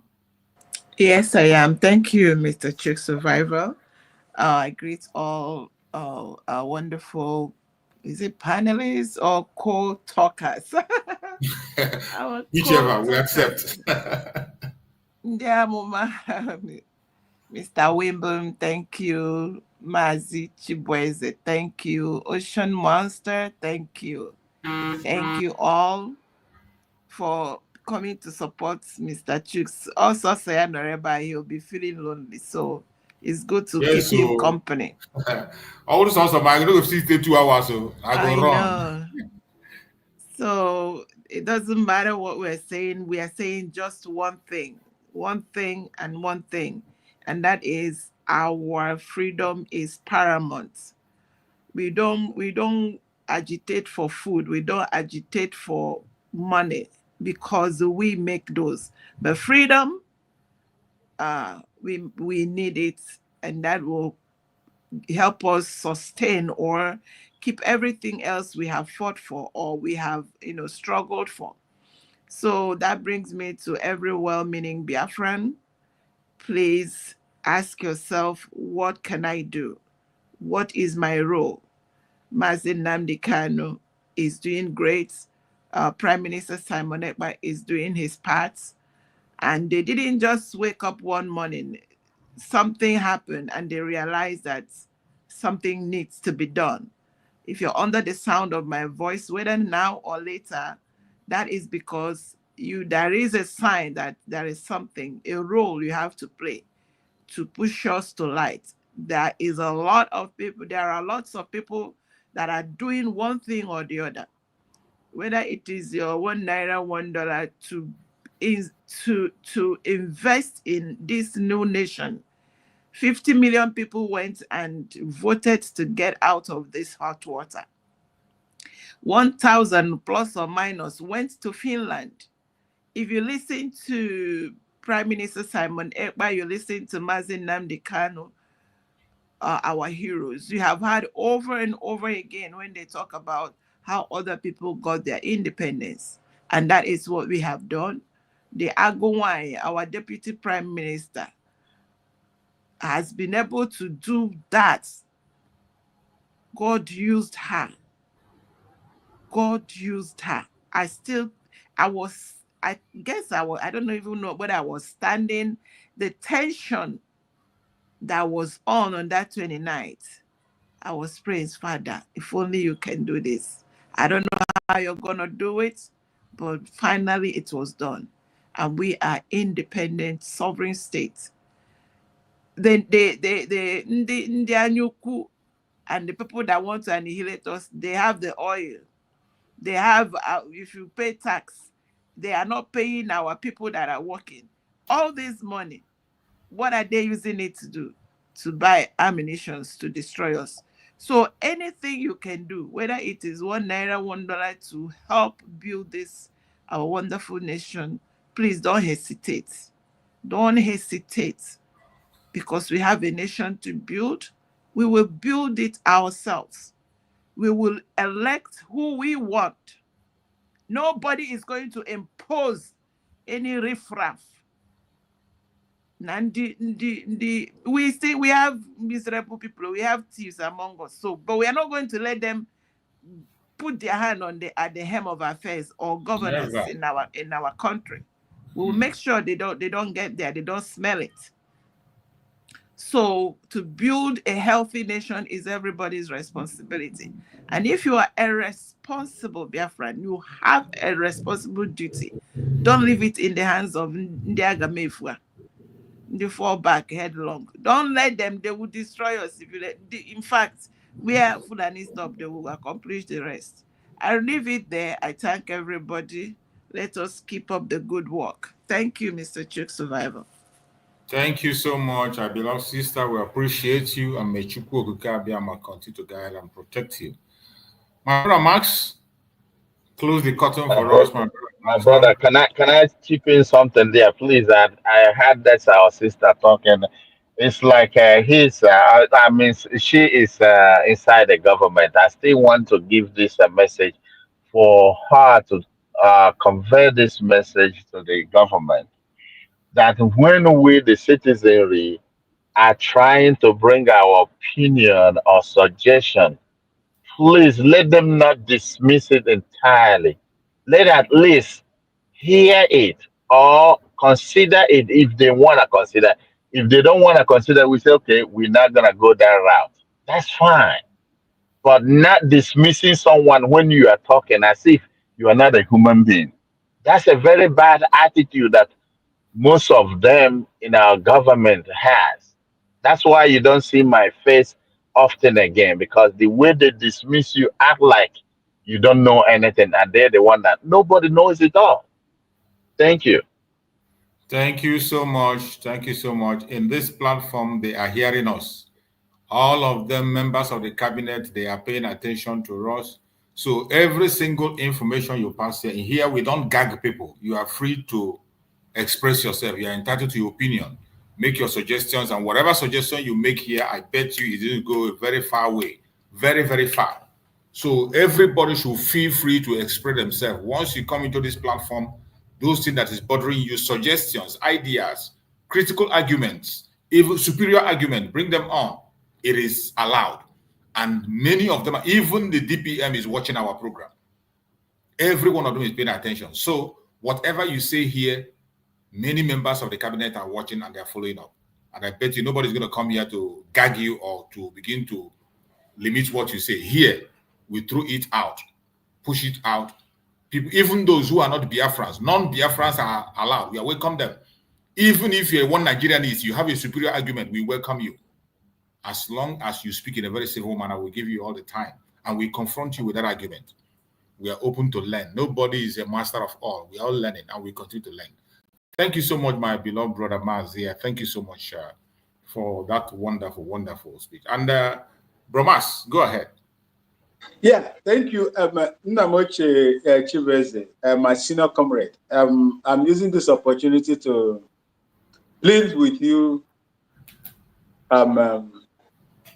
not to be discouraged with whatever.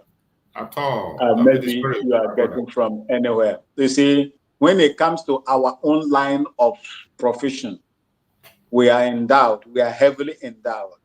And once we are called upon, it is our duty to unleash what God has used the evil Nigeria to train us with. So it is good. Don't look at it that you are doing it. You are doing it for yourself. You are doing it for my mother. You are doing it for the Ngwa people. part of Biafra, the Igbo people part of Biafra, and as whole, the Biafran people. And for our generations on board, including your children that I am giving birth here in Ghana. You see, Kenya, I will leave it like that. You see, Mazi Chicks, the only thing I just have to say is this.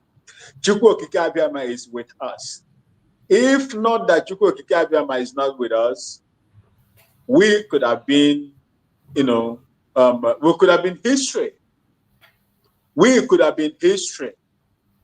God knows what he is doing, allowing things that is happening the way it is happening to happen.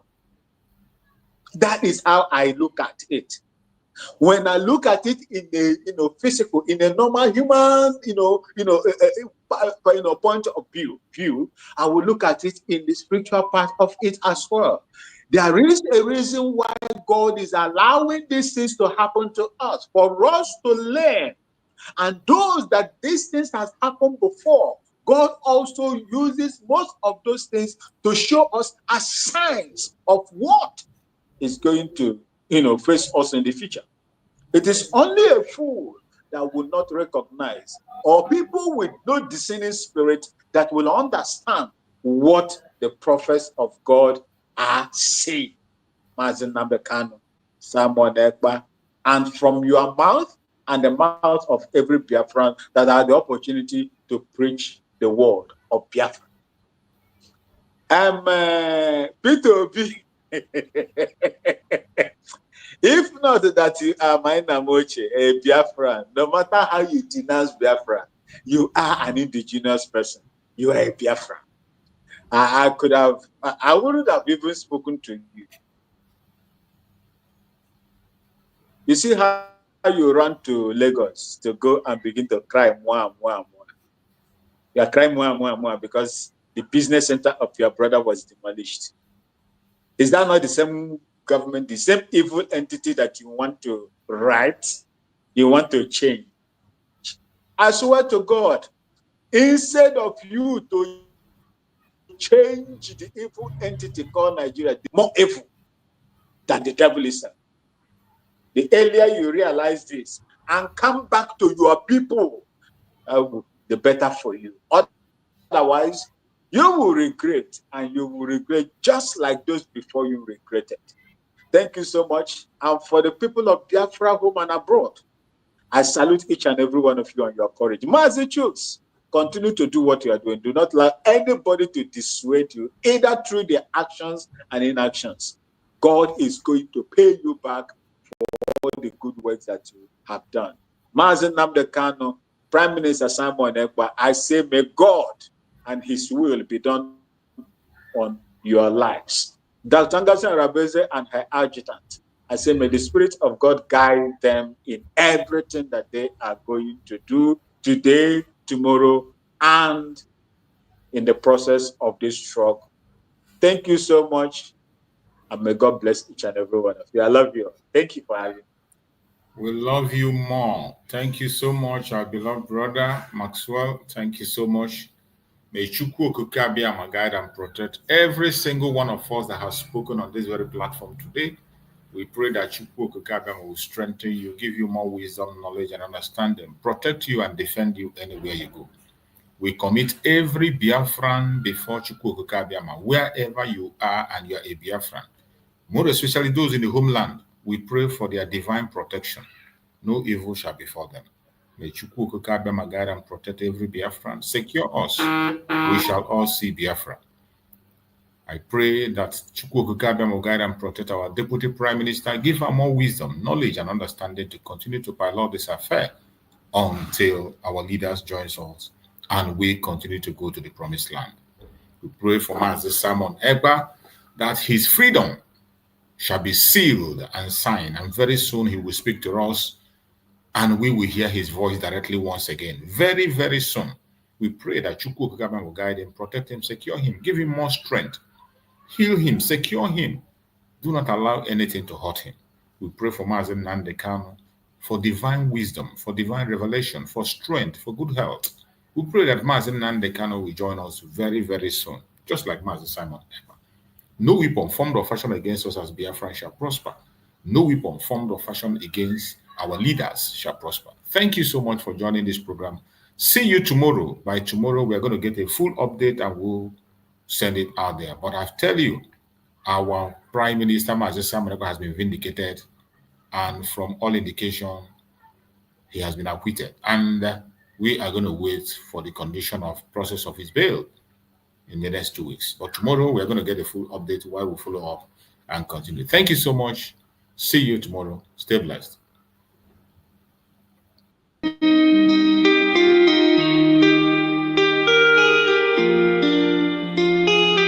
Yeah, my nigga on the beat.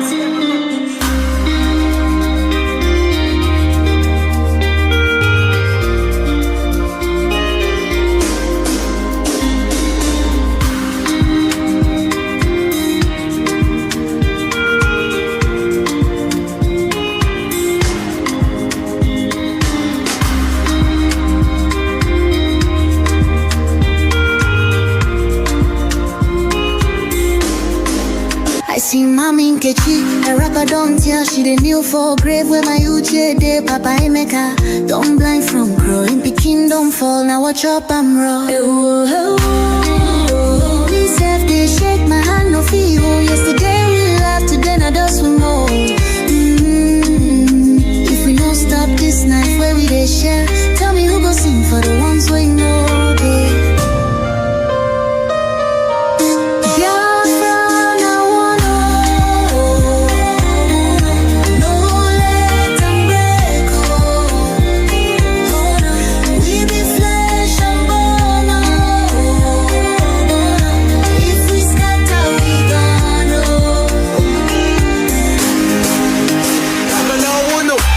Chini do voice from under the soil.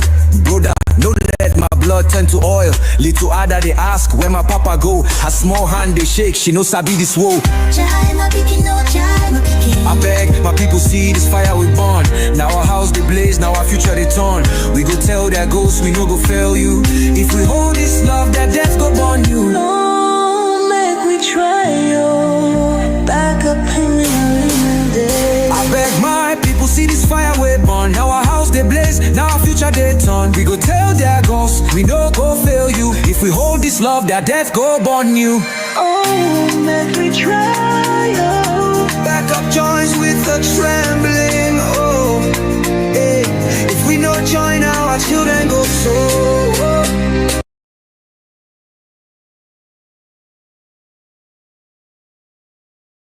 Truth is plain to see. If you want freedom, take pride in your country. If you want democracy, hold on to your sovereignty. And if you want peace, love your nation. Wise leaders always put the good of their own people and their own country first. The future does not belong to globalists. The future belongs to patriots. The future belongs to sovereign and independent nations who protect their citizens, respect their neighbors, and honor the differences that make each country special and unique. It is why we in the United States embarked on an exciting program. Now therefore,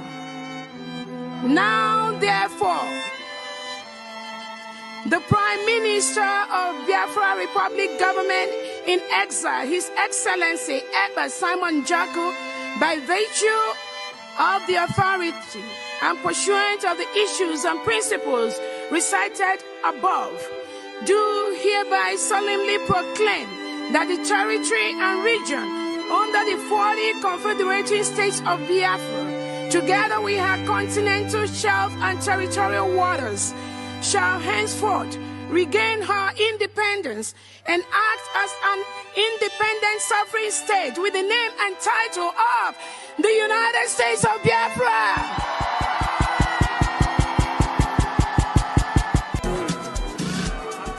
Thank you.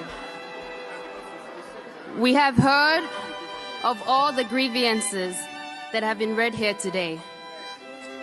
the untold hardship of our people that they have gone through, the lives that the lives that have been lost, the lives that we are still losing. As a member of cabinet, I stand here to affirm, on the basis of the grievances and of the referendum, for our forefathers, for this generation, for the next generation to come, I affirm the declaration and restoration of the United States of Biafra.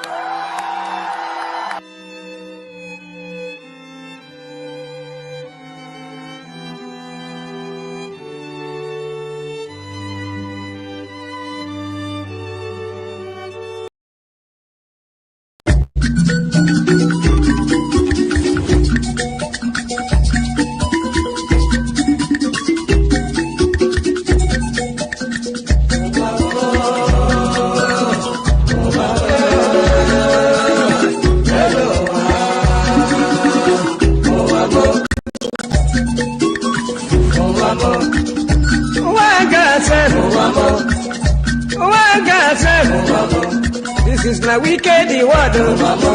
This is na confusion word. Listen to Palibran. I will tell you a story about one lady girl. Pali they go to work. Pali they work for bank. Then I enter for motor. The driver they go. Opposite Udi, but the lucky hand the side.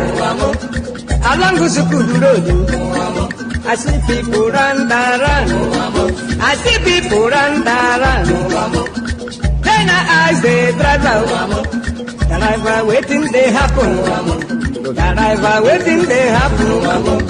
The driver tell the body boy, see no day for talk.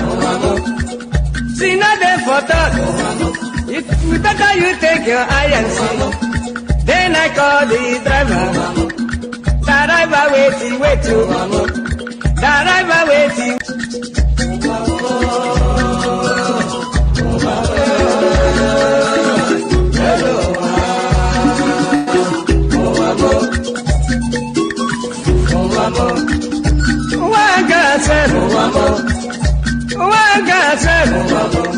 This is na wicked word.